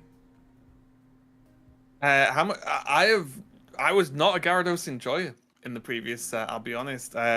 Only because the deck felt very straightforward. I think once you've played it a couple of times, it sort of is what it is, right? And I prefer either decks with sort of less meta cards or decks that are weird to play and stuff like that. So I've not played a lot. But I've Mm-hmm. played against about 8 million Gyarados, especially in the last set, right? It was everywhere. So yeah, uh, not my favorite deck in the world. However, there's a Kangaskhan on the screen, so at least Oh that's my god. something. Wait, so it's Something a little not bit a different. 20 card Yeah, mirror. basically, Ursii's just lied to everyone, I Jess. just lied to Just think about everyone. Oh that my for a god. second. Yeah, just lied to us. We're all right here, and How we could just I took do a that? lie. Um, Terrible. But yeah, I think like the deck's obviously good, right? yeah. Especially last set was very good. But to me, it was just yeah, you stack the energy. Like I'm a Blastoise enjoyer, so I played a good chunk of Blastoise, but I did try to mix it up with Blastoise a little bit. Mm-hmm. But also, it's one of my top two favorite Pokemon, right? So that's why I like playing that deck. But yeah, Gyarados, it's just a bit me. It feels like boring Blastoise. Yeah, I That's the didn't play problem. too much of it either. So I don't really know. I mean, I don't really know, but I'm interested to see how this semi-mirror match plays out. Obviously, Kangaskhan's a little bit more of an aggro instead of passive tank here between a Druddigon or the Kangaskhan. Druddigon can swing for upwards of 60 damage per turn, so he can put out some early pressure. But I'm interested to see how this plays out between the two. And I'm sure it's going to really come down to how those Greninjas uh, work out, as well as if we're both 4 and 4, whose energies get popped. Yeah, I think something that's interesting as well is in this matchup, I'm not saying this game specifically, Mm-hmm. but is there a turn time that you want to play a Magikarp? Like, obviously, if you have Magikarp turn one and Gyarados to evolve, Mm-hmm. fantastic, no problem. Perfect. But in the worlds where you have a Magikarp, you don't have a Gyarados, and they're starting to build a Greninja, do you play the Magikarp and energy it? Or do you have to at least like wait either till your deck gets thinner or you get that Mm-hmm. Gyarados? Because if you play Magikarp, go energy, energy, energy, and they Greninja hit once, and then your next draw isn't a Gyarados, well, I think you've just lost at that point, Yeah. right? So that's something. It's a very specific scenario, of course, but it's just something to keep an eye out for if it happens. Because I confess I don't really know the answer to when's the right time. I would just always hope I drew Gyarados, but it's just something to think about because the Greninja can sort of tip the balance here, especially with the Gyarados not being able to one shot itself, True. right? Yeah. So it's I think the Greninjas for me are the ones to keep an eye on in this matchup. Completely agreed. And we're gonna have another Kangaskhan's also 4 tails now. Maybe our coin flipping for today is just not gonna work out. Yeah, that's fine. Maybe it means I'll get good coin flips tomorrow. That's what I'm choosing to believe. True. True. True. We'll just get the coin flips tomorrow. I believe Yeah, in it. that's how it works, right? Yeah, of course. It's like well, I want to say it's like how Moltres works. If you miss all three, it means you'll hit all three the next, right? That's exactly how odds work. I I'm sure mean, chat will tell me. I'm sure that. I mean, that's what I was hoping would happen for Kytheon after hitting Mhm. 6 tails. I thought we'd get some 3 heads afterwards. Yeah, it makes But perfect sense. We do see this Magikarp is starting to gain the energy, but again, no evolve. However, as I sort of mentioned, there's protection from a Sabrina. There's mm-hmm. also until this moment no Greninja line being played down, right? So that's also a safety measure being Yeah. avoided. So, oh, there's Ooh, two 60 coins there. now. So you were right. 2 tails mean 2 heads. Yeah, there you go. See, makes sense. Easy. So, I mean, we don't have Giovanni. I'm usually playing Giovanni, but so we're gonna need to hit another 2 heads on this Druddigon to KO it. That's annoying, but let's see here. Both are running Cyrus, so if this Druddigon retreats later, it is open to being Cyrus as well. Yeah, I also Oh, it's a little bit tricky because it depends on the speed of these Froakie Hmm. evolutions from both players, funnily enough. But I also wonder if there's a world where you ever don't attack with the Kangaskhan with the thought to energy this turn to the Gyarados, Hmm. or next turn, obviously, because it's not an active.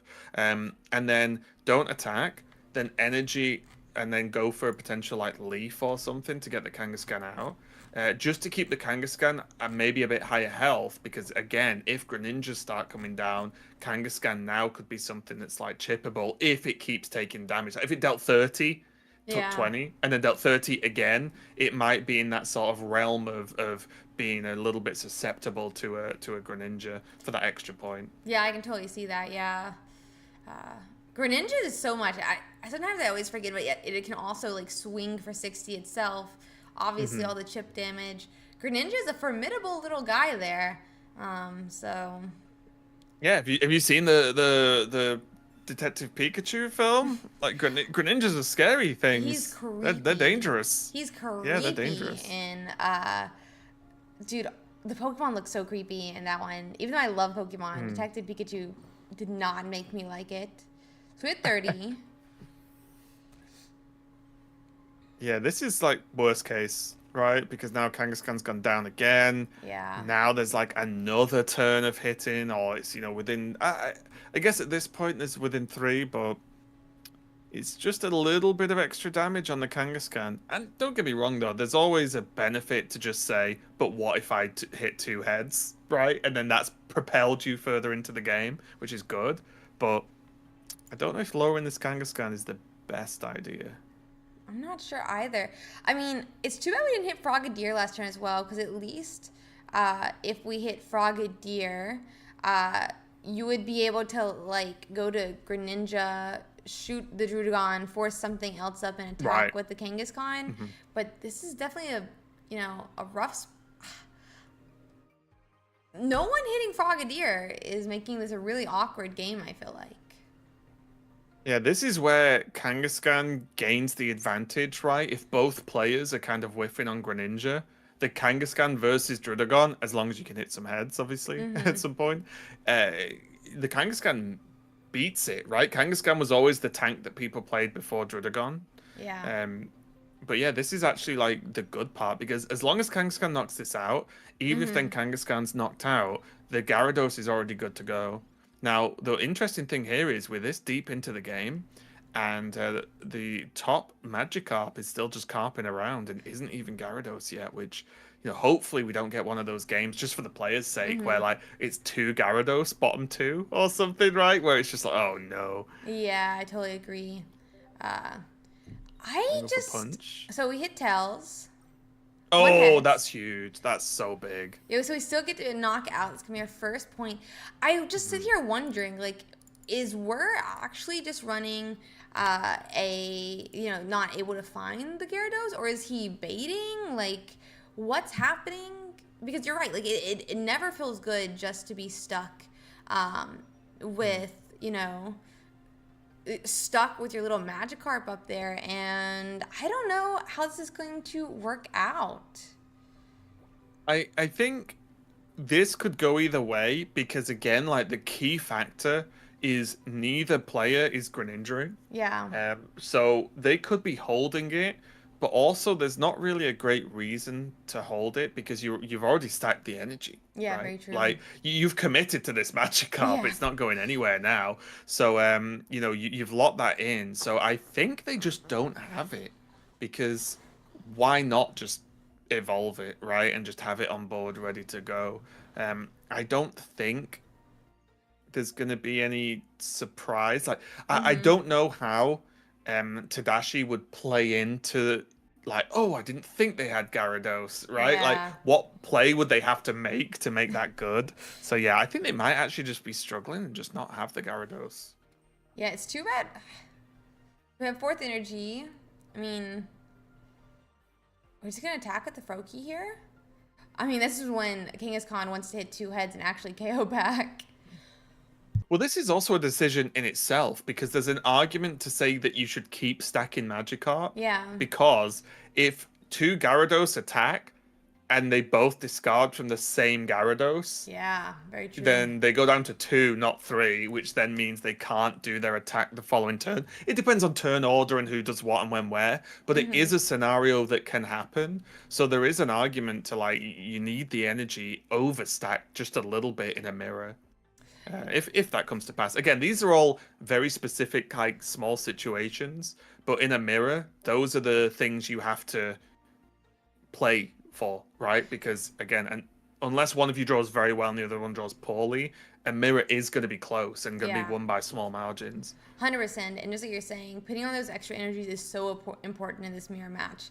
Something we talked about a little bit at the beginning as well. Like if both pop off one of the Gyarados, it could not be able to attack the next turn.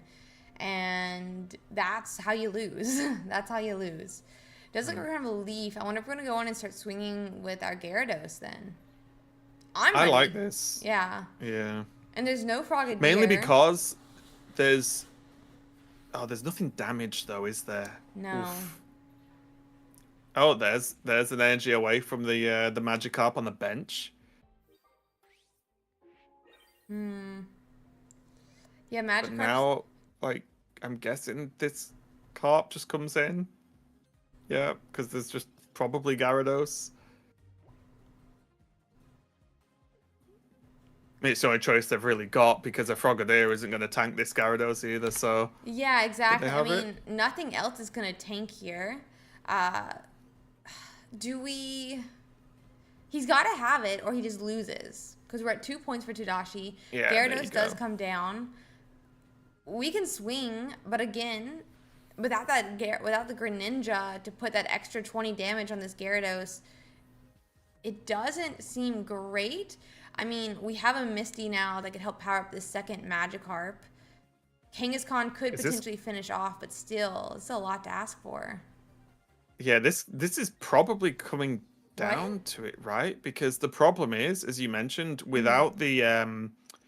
without the Frogadier down, there's no chance of Greninja next turn, which means there's not enough damage be able to made up. So it had to be double heads from Kangaskhan. Yeah, we're gonna need double heads from Kangaskhan now. Hmm. And this, just for, as an example, is a reason why like having a Cyrus in hand for Tadashi. It's why Cyrus isn't just better than Sabrina, Yeah. right? Like this is one example is that like well if they had a Sabrina and as opposed to potentially having a Cyrus then you know that would just be game no problem. So this is where Cyrus has a weakness, but again I think the game this one at least is fully centered around both players just not having Greninja snipes, right? Yeah, Like without that 100%. 20 damage going each way, the game's become very clunky. Yeah, I mean, if we had Greninja, it would at least turn on the Cyrus even. This is just. Exactly. Yeah. 100. It would turn on that. The Kangaskhan could be already knocked out, right? Which Mm-hmm. means the game ends in the other way at this point. So there's so many different ways that Greninja impacts the deck. Everyone obviously thinks about Gyarados itself, which is powerful, but the Greninja is what like pulls a lot of the deck together with this extra damage, especially in the mirror. At least it's fair that neither player's done Greninja stuff. You could Yeah. argue, right? Let's see. Okay, well, Kangaskhan, give it Want an to do extra it? energy. Give it a drink. Give the extra energy just for good luck. Extra energy for good luck. No? No. Oh, it's Honestly, gonna miss now. Kangaskhan's gonna be mad now. He's not hitting two heads. Let's see. Let's see. Okay. But they gave it the Oh, drink. that's game. Absolute schoolboy error. No, I'm joking, of course. Nah. I'm not actually. But yeah, that is that's rough. But that's the tricky matchups, right? Like again, you've got to work with these weird ones. And like I said, at least it was kind of fair, where i- both players didn't have Greninja. If either Yeah. one got to a single Greninja, they've won this game, 100%. right? In multiple places. So you could argue at least it was fair there, but they didn't give the Kangaskhan the extra drink of water, so it's not going to hit the double heads. That's definitely how the rules work, and I'm not making it up. You gotta be nice to your Pokemon when you want them to go above average, you know? I'm just Of saying. course, yeah. You always sometimes you even do other stuff where like you just sacrifice playable cards in hand, right? You've got an Yeah. X speed on the last turn of the game. Yeah, just sacrifice an X speed to the gods and see if that'll help. Why not? extra research potion, anything you need, buddy. I got it for you. Just hit me the double heads. Uh, but let's see. We're gonna be going into game 2 shortly. I don't really know what. I'm hoping we'll see Greninja this game. I'm hoping we'll see Greninja because I was very unlucky on both sides for what happened there. Yeah, Greninja definitely accelerates the game. Oh, so I got really confused then because I think the finals bracket isn't updated. So I nearly clicked on the wrong wrong match to look at deck list. It's all Oh good. no. So I was just looking at like because so Kai's 1-0 now, right? Yeah, so is 1-0 now. Kai was last set. We just watched the top four. Oh, sorry. Yeah, well, yeah. Sorry. This is why. Yeah, All this is good. why I'm getting confused. It's fine. Yeah. Don't worry. I'm just being stupid. Yeah. So yeah, that's gonna be awkward. Both players definitely do need to get hold of the Greninja to make it happen. Yeah, agreed. I mean, we're starting Froakie onto Dashi's side. He'll be going second this time. Druddigon is in the active spot for War, exactly where he wants the Druddigon to be, honestly. But we do need to find that Magikarp and our own Froakies. Pokeball comes down. It's 40% Magikarp, 40% Froakie, 20% Druddigon if he's got nothing else in his hand. And we're going to find a Magikarp pretty quickly here. Yeah, that's gonna be pretty good. A ton of cards in hand as well in general. So again, when you're looking at like this many cards in hand, and obviously one card per turn generally drawn, you've just got to assume once Magikarp's down, that's the hard bit done, Yeah. and then Gyarados will just be arriving on time because this isn't a Pokemon that's gonna attack with one energy. It's gonna need four before it can even get going, which is gonna be again without Misty 4 more turns of card draw. So you're generally doing pretty good. Froakie though. Probably is it gonna start slapping this Druddigon or flopping on this Druddigon, I guess. Yeah, it doesn't look like it. I would not assume we'd want to trade 10 for 20. But well, I wonder if we'll find Magic. I mean, we don't even have Magikarp on Hidashi's side yet, but I wonder if we'll find Gyarados more quickly on Wur's side this game than it took last time. I think we're like probably into. I don't know how many turns we were into, but it was a good number there. There is a weird world where using flop was actually correct, right? Because Kangaskhan hits in 30s. Guess that is So true, yeah. putting it to 90s, like it's some, I'm not saying it's good or they should have, but it's Yeah. something to consider because Froakie goes to 40.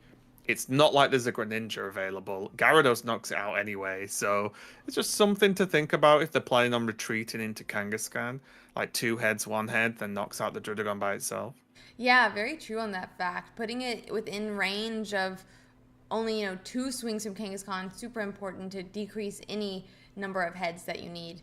And simple attack to do it.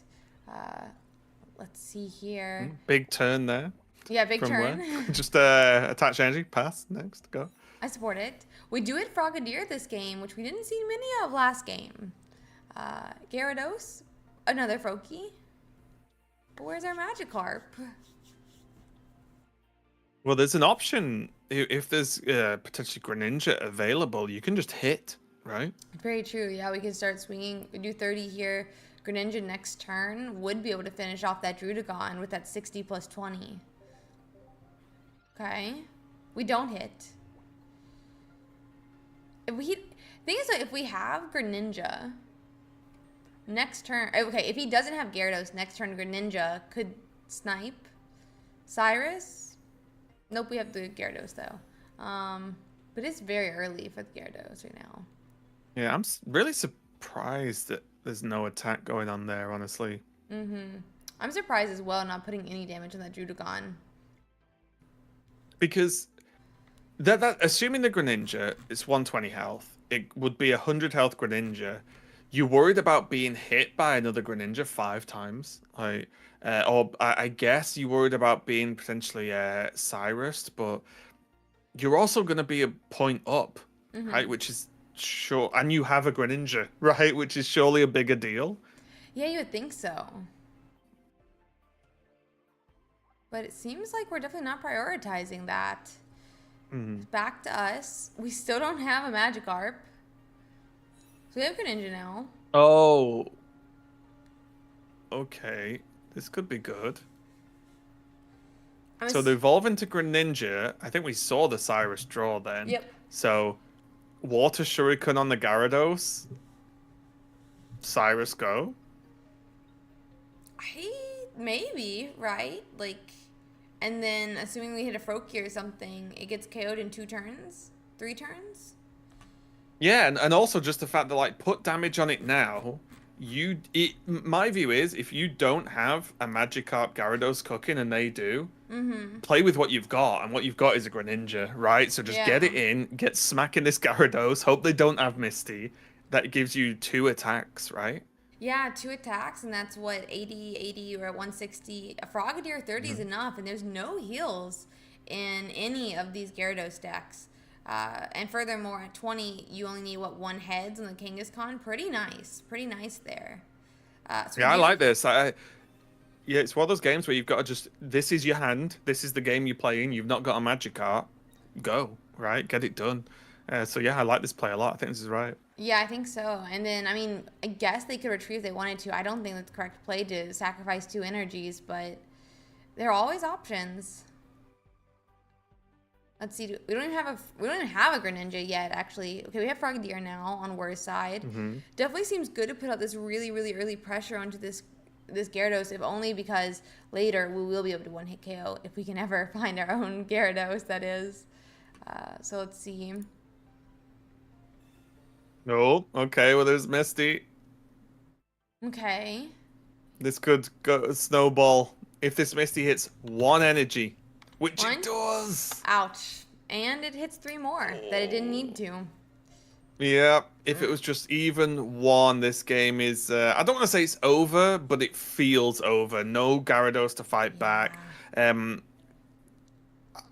don't even know what could happen here. Kangaskhan for 60. Kangaskhan gets knocked out. We finally And get then, one. oh, wait. Hold. Hold. Holding. Hold. 1. Hold. 2.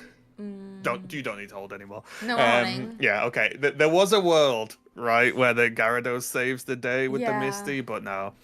So this would hit 60, hits 10, maybe 30 with a Frogadier. That's still not enough, right? So I think this is just game. Yeah, I did kill the energy on the Froakie too. This is definitely feeling a little bit like game here. I mean, like, especially if we hit Greninja and they start shurikening the Magikarp. Flopping, dripping, pecking, like whatever. Yeah.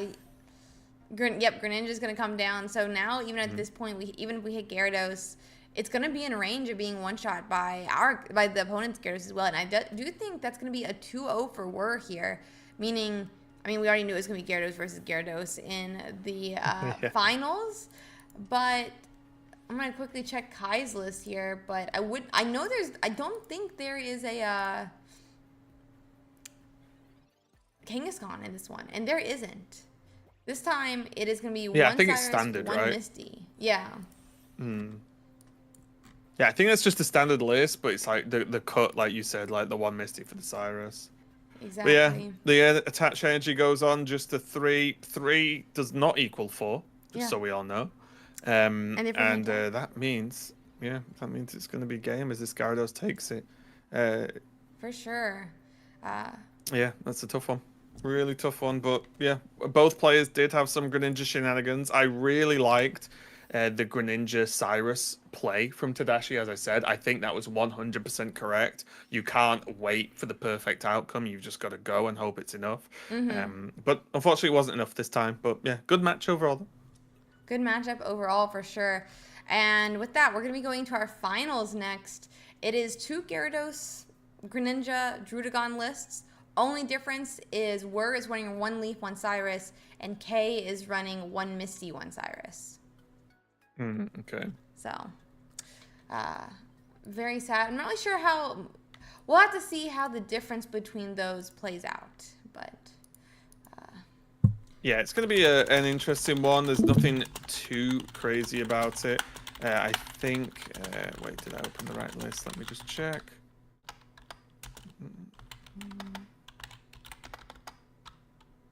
You know what? I've got about 8 deck lists open. I'm gonna reopen the deck list to make sure I've got the right ones. Because knowing me, I'll talk for like 15 minutes about something that isn't even in someone's deck.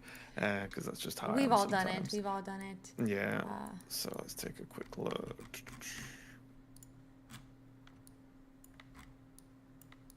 and yep, that's gonna be a Greninja versus a Hmm. Greninja in the finals here. Absolutely gonna be insane. Uh, don't really. I mean, I'm interested to see how it plays out. And I'll stick it to that. Yeah. I, I would say for me, I think Ware just has a natural advantage Mm-hmm. because they run two Misties and they have that spike potential or more of that spike potential. Whereas in this mirror, I don't think having two leaves really helps, right? I think once you get Gyarados going, the game's just Gyarados. And Yeah. the more sort of high roll, I know people don't really like Misty, but the more high roll options you've got, like if you get to flip twice as many times as your opponent, that's a big deal, right? Like that is huge. It makes you more likely to be able to pop off early. It makes you more likely to be able to come back into a Mm-hmm. struggling game, like we nearly saw in that previous game. Then, so for me, I would just lean towards two Misties instead of two Leaf, um, for this matchup specifically. Yeah, I could see that for sure. We'll have to see how it continues play. But I'm kind of interested to see if like the two Leafs gives Kai like okay more like fluidity in who they can have in the active spot. Because I don't think that we need to rely Hmm. too much on Misty, but we'll have to see. We'll have to see for sure. Um, Yeah, I think it's just like high roll potential, and also a lot of the time both players probably just want Drudagon there, mm-hmm. right? And then as long as you get Drudagon out, if you even need to, Yeah. maybe the Greninjas do the job for you anyway. As long as you get one out, you're probably okay. Because it's not like there's a lot of Sabrina shenanigans going on either. Yeah, It's very not like there's true. going to be a lot of bench switching, so it should be okay. I think I would personally rather have the Misties.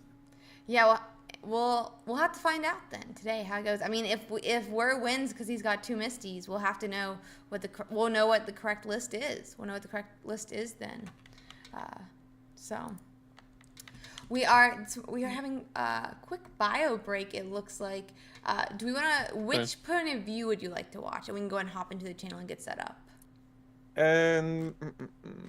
Did we watch Word's point of view today or not? I I think don't we know. have at the beginning.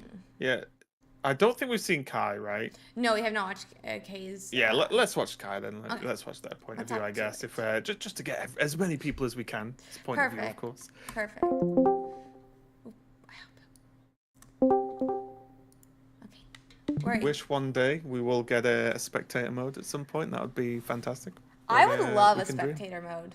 Spectator mode would be I, absolutely awesome.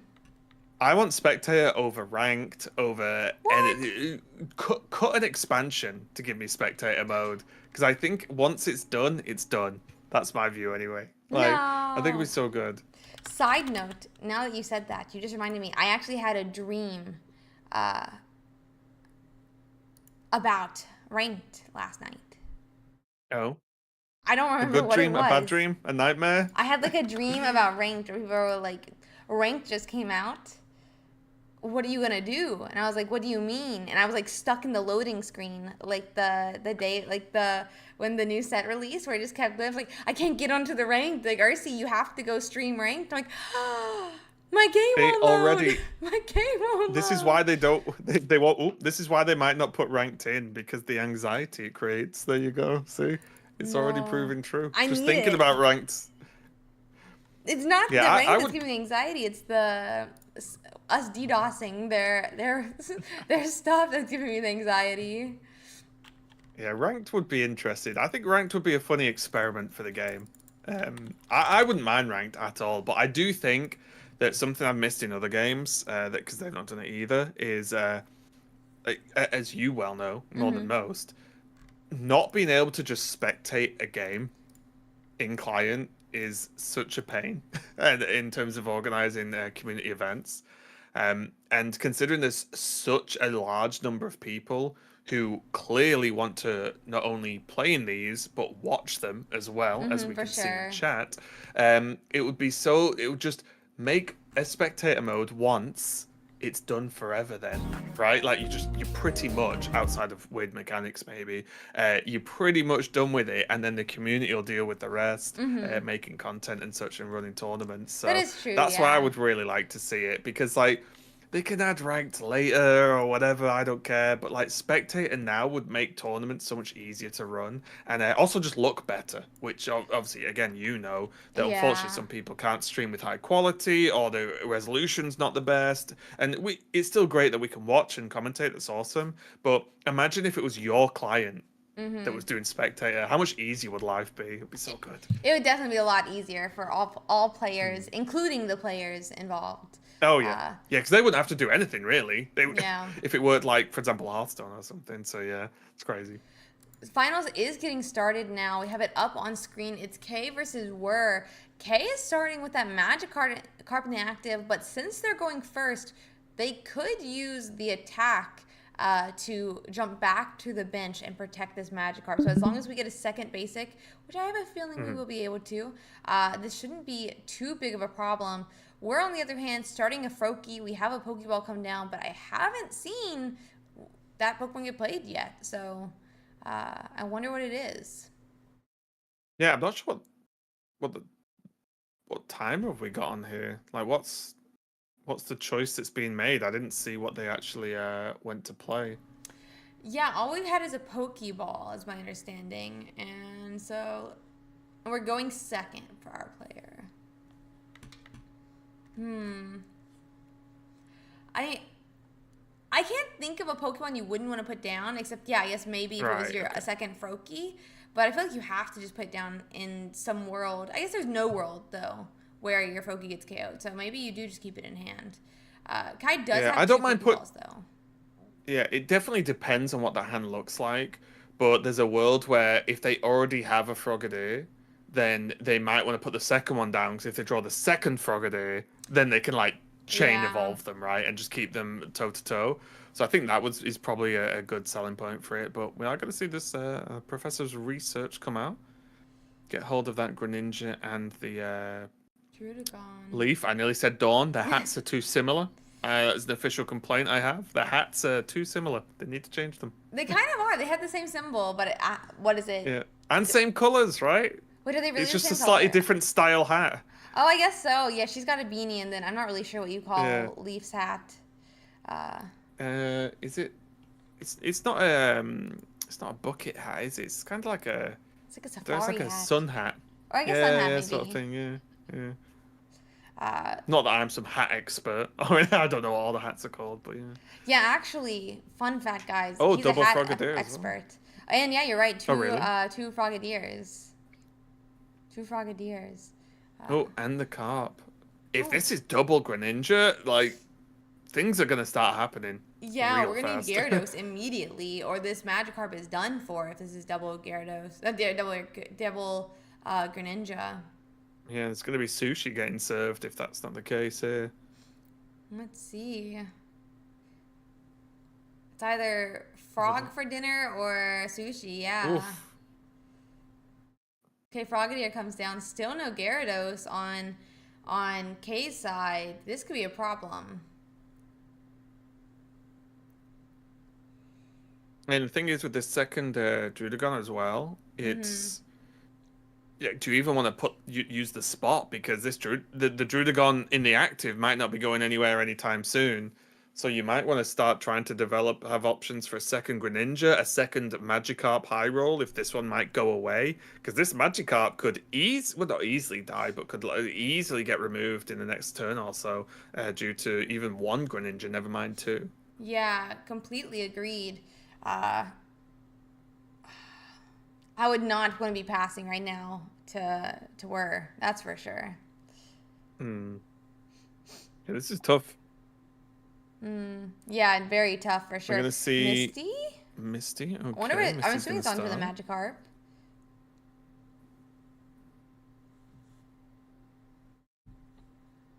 Okay.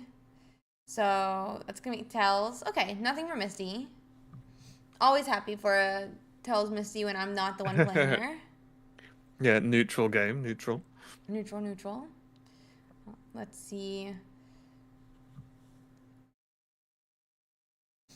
I mean, Greninja is gonna be so strong. If even just one Greninja comes down, the Mhm. ping that is gonna be able to go onto this Magikarp, A is gonna be a timer, and B could just KO that Magikarp on the bench before we even have a I'm, Gyarados. I'm wondering if they have one Greninja and they're trying to think about it where they want to evolve.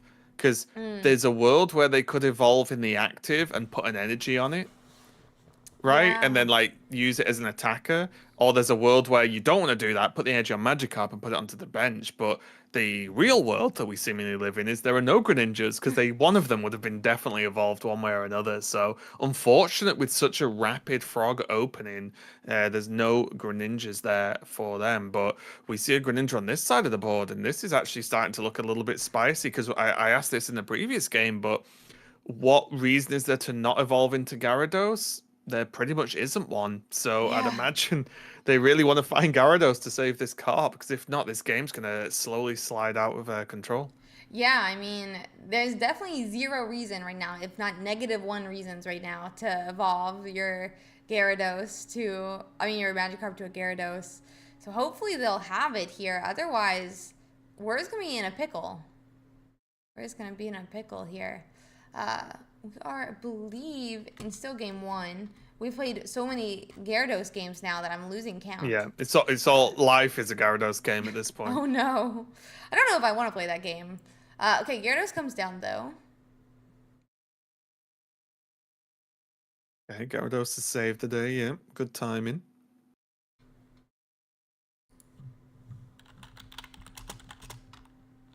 I think at this point, I'd honestly still put a decent advantage just to the player that has a Mm-hmm. Gyarados on the board, right, over the other, even though the Greninja's been able to chip away is very strong. Until this Magikarp evolves on the bottom side, then I think there's still going to be problems. And there's a Greninja as well, so it's got to be the Shuriken on the opposing Magikarp now, right? And just say, yeah, make you evolve. Yeah, I think so. Like, it's gotta be that. Another energy though onto that Gyarados. Um, that's Oof. So we saw the Magikarp draw, obviously. And yeah, as I said, for the other player, right, there's yeah, not really a good reason to not evolve into Gyarados, yeah. which, There is yeah, none. ugh, which means Um, this carp is carped. I'm just going to Yeah, this pretend that's carp a is word. done for, and we're just gonna take point Yeah. one. And honestly, without any bench space, I think we're in a bit of a pickle right now. I mean, a bit of a hard spot. Uh, I don't know what you do here. You're gonna have to fully power up the Magikarp, and have we used our one Misty? I don't think they've used Misty. We've only seen Misty from where? I think. Yeah, that's what I was thinking. So we could still run into Yeah. Misty here. Okay. Bro, I swear this always happens. You hit the card you need one turn after you need it. So, Yeah, it's typical. very typical. I mean, luckily, if we could get it set up, I guess in some world uh, we could quickly run like Misty into Gyarados. Yeah, I think it has to be at this point, right? It's just got to be play the carp, energy, Misty, hope, right? A draw Yeah, Misty or play Misty, hope it hits. Like these are the scenarios you get yourself in, right? Sometimes. So I think that's the only out I can see because this Gyarados, while there is a Greninja, and Greninja can hit for 20 this turn and then what 80 the turn after, unless my maths got really bad, I don't think that's going to be enough. yeah. It's just not enough, like you're saying. I mean, and it's even the problem that if we pass, you go to this Frogadier here. Frogadier could evolve this turn, and then Magikarp's Mhm. just another point, and that's going to be point two. And I don't think there's a solution from there. The benefit here or another slight out is the Greninja draw, right? And then the Mm-hmm. Gyarados comes in, knocks out the Druddigon, goes to 100. Then with the Greninja number two being drawn, both Greninjas shuriken the Gyarados, Oh, and the 60 damage attack is enough. yeah, it's also However, true. that has not happened because of Cyrus. So Cyrus is going to cause an absolute nightmare, and yeah, that's game. If there was no Cyrus, then the Gyarados coming out and hitting the Druddigon would give an extra opening, as I said, to the Greninja option. But yeah, the Mm-hmm. Cyrus again with Greninja, and I think you mentioned this way back at the start of the evening, where Cyrus is very strong, and then put Greninja on top of that, being that any given turn you can just go Greninja, Cyrus, go is incredibly good. Like it's just you and your opponent can't even really play around it, right? Because you're just choosing as and when the damage hits. So it's good. 100%. Yeah, it's insane to be able to do that in a turn. What can you even do to counterplay that? I don't think there really is a way to counterplay Draw better. Greninja's. True, true, true. If we had only gotten that Gyarados, maybe we should have run Communicator in Gyarados. Mm. People made fun of me for being a red card believer last set. I think I might be the Pokemon Communicator in every single deck believer this set. Well, I'm, it's also the tricky one just in that game as well is there was a Magikarp put down before mm-hmm. there was a Gyarados drawn, right? Yeah, And that's what I was talking about. You know, at the beginning, well, yeah. at the beginning of life at this point, where we were talking about Gyarados mirrors, where Mm-hmm. like if your opponent has access to potential Greninjas, do you have to wait? Because that can happen, right? Yeah, Where also like you didn't true. even have the Gyarados to even two turn it. So it's just a small thing. Maybe it was too much to wait, but it was seemed a little bit rough, and maybe they could have waited a turn or so. Obviously, hindsight, we knew there was a Gyarados there, but you'd stack energy slower, but you would maybe have a Gyarados. Yeah, very true, very true. They are getting started here, and it's a Froakie versus Froakie start. Kai, I believe, is going. Oh, we are going first. No, we're going second. We're going second, yeah. So Whir is going first again here. Not going to have that energy advantage unless he has a Misty to offset it. Um. Meanwhile, Kai's going to go and get a Pokeball. Hopefully, it's a Druddigon, though. So, not even a simple little Magikarp yet.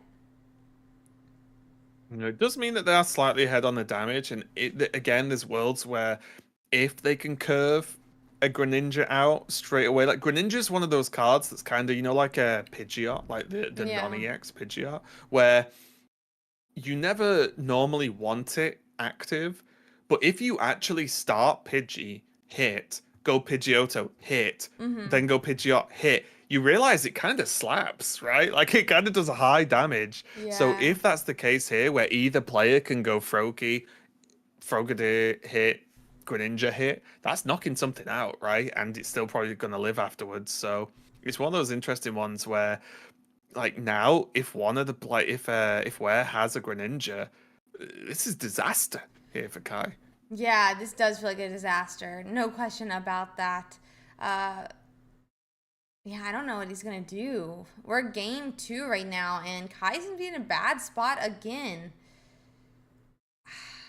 We got the Using a retreat. leaf, oof, Yeah, that's using not a the leaf we leaf to want to do. retreat. Kai is Yeah, running. Oh, yeah, this is just straight. It's not strange. It looks weird because they've used a leaf to then put an edge on a Drudagon to mm-hmm. potentially like retreat it again later for energy, Yeah. but this uses up a supporter because they might have Misty other cards in hand that they want to just get out and actually use. And if they're planning on maybe going for a Misty next turn, then they can't do a retreat that turn either. So it's a weird play, but I think it works out okay in the end. But Ursiiday is a Greninja on curve, and it is savage. Yeah, ouch. Greninja does so much damage when you can just do attack, evolve Hmm. over and over. He's so strong and puts out so much pressure even without Gyarados even appearing. So I don't. And Not looking great, is it? Not looking great at all. Even if we do find Magikarp now, I mean, you better have that Gyarados for the next turn. Do Yeah, it we? would have to be like Magikarp into straight Gyarados and then probably Misty as well because you can't go slow because there's potentially 2 points being farmed next turn, right? Yeah, The Greninja exactly. Shurikens, the Froakie knocks out the Druddigon. Exactly. And then that's just going to be 2 points. What are you supposed to do at this like at this part? Uh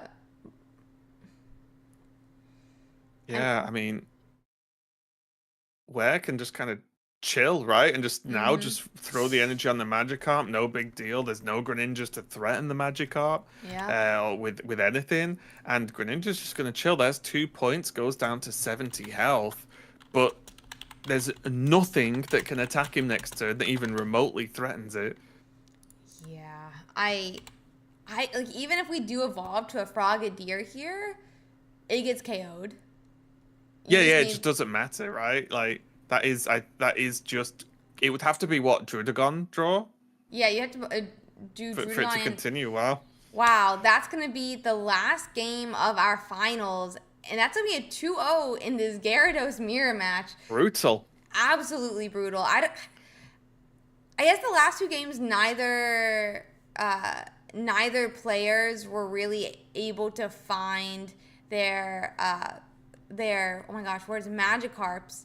But it doesn't Mhm. matter if you get that Greninja online fast enough. My Right. gosh, And also as absolutely. well, it's one of those things where like in mirrors, there are those small things have big impacts, right? Because you both effectively, I think there's one card different or whatever, but Yeah. effectively playing the same deck, which means the smallest advantage of you getting a Magikarp a turn earlier or you evolve into Greninja first, right? Like they really stack up, and I think we saw a Mm-hmm. display of that in that match. Yeah, I definitely agree. It stacks and stacks and stacks, and then you win the game. And absolute masterclass, in my opinion, by both of the Gyarados players. Not really much you can do when you aren't hitting the cards you need, but really, really interesting to see such, you know, I don't know. I definitely didn't expect to see Gyarados in our finals today, much less a mirror match of it.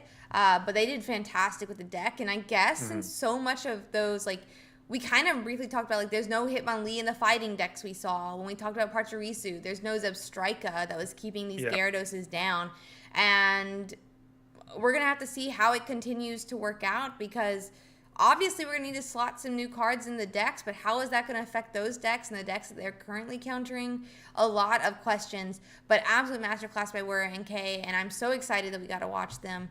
So awesome Mhm. to get to see our finals today, guys. And thank you everyone who tuned in. I had so much fun with it, and thank you so much, Raven, for coming on today and co-hosting our finals. Definitely an upset from what I think a lot of people were expecting from today's Ursiiday 2 Pocket Weekly.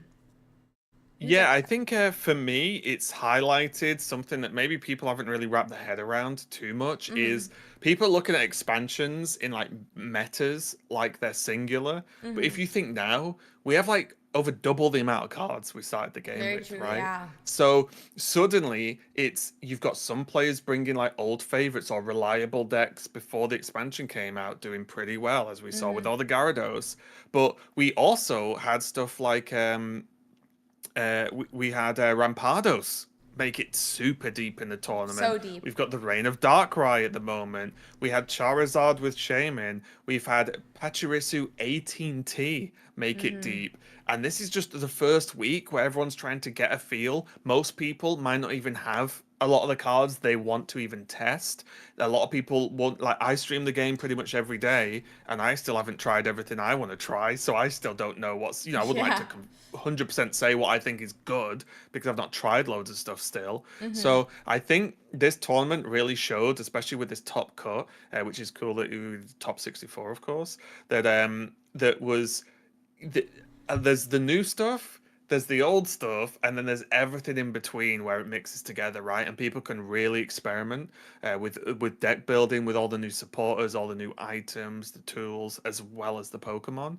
And there's still going to be plenty more sets going forward as well. So I think the game's only going to get crazier. But this was a really cool tournament, and again, shout out to you, Ursi, for not only running everything but also inviting me to cast the first one of the expansion. I appreciate it. I muted myself because I was coughing. But thank you so much for coming on. I was gonna say, or just don't reply. But I definitely agree because even like personally, I haven't been able to find an Infernape. I haven't been able. I don't know if I have the Impartises, but I definitely just got like my second Darkrai. There's still even like decks that people aren't going to get to test yet, and I think next week is going to be even more insane.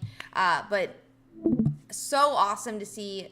And like just like you're right, the meta is changing. There's obviously the meta, the new set, meta, the old sets, and there's everything in between. And it's fluid. Like we still need to see how different decks shape up. We quickly changed to new decks, but now the old decks that were strong are released from their restraints of those bench sniping Pokemon, so forth and so forth. And it's just crazy to watch and see. But I'm really excited for these next couple of weeks. With that, I do want to give a huge shout out to our top 64 today. Everyone who came on today did such a fantastic job, and thank you so much for playing today. But also a huge shout out to all of our players even yesterday who put in, what was it, 8 to 9 hours yesterday playing all those Swiss rounds turn after turn after turn. And still so many of them did make it into our top today. And then a huge shout out to all our viewers who hung out with us. Thank you so much for watching Raven and I chat about all these games and in this game we really, really enjoy. If you guys are interested in Raven's content, just heads up, Raven's a fantastic Pokemon Pocket content creator, and I'm sure all of you already know that. But you can check out all of his different socials here. Both he streams on Twitch every day except Sundays. But I did make him stream today with me. He posts stuff on YouTube. You can check out his different meta YouTube videos and competitive YouTube videos, and he does have a Twitter as well. I also want to give a huge shout out to our sponsor, XP Collect. They put up that 400 USD prize pool every single week, and I am so appreciative to them, and I'm sure many people in the community are. It is so awesome that we could have this weekly tournament and support down to our top 16. All of our players top 16 above do get to be paid out, which is super awesome, and I'm so happy about that.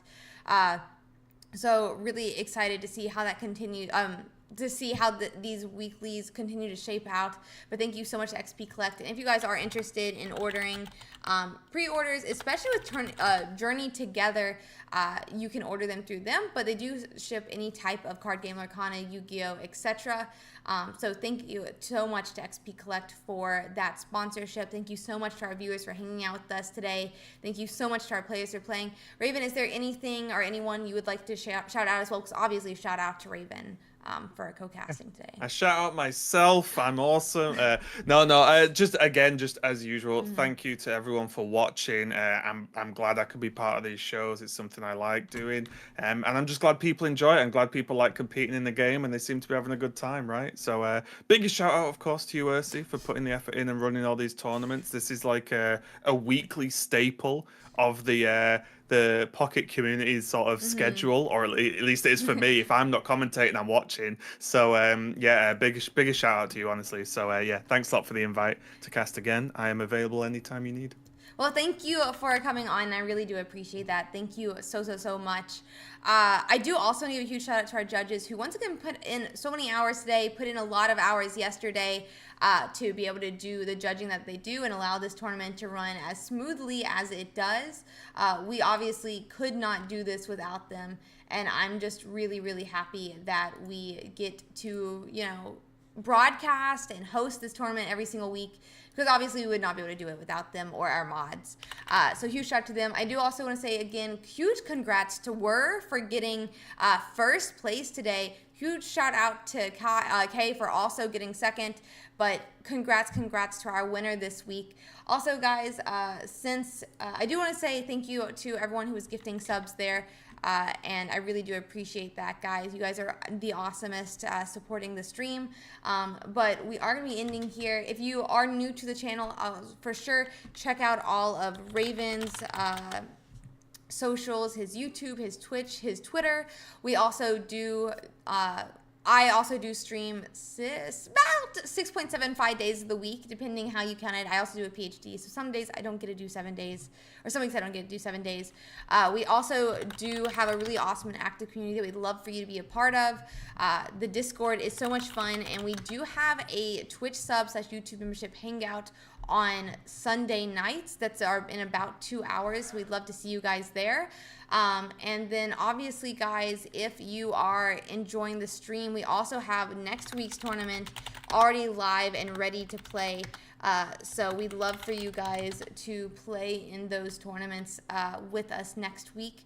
I think next week we're going to see even more awesome decks, and we're going to see this tournament start shaping out. The meta starts shaping out as we get further into those number of weeks. And now I'm going to wave goodbye for 30 seconds because I never actually know when this stream ends. So thank you guys so much for hanging out with us, and I hope you guys have a fantastic day. I'm going to start this raid. Hopefully it's not too soon. I always start it too soon. But bye, guys, and thank you so much for hanging out with us. Thank you so much, and I hope you guys have a fantastic night. Hope everyone stays safe and you have the greatest day. Bye-bye.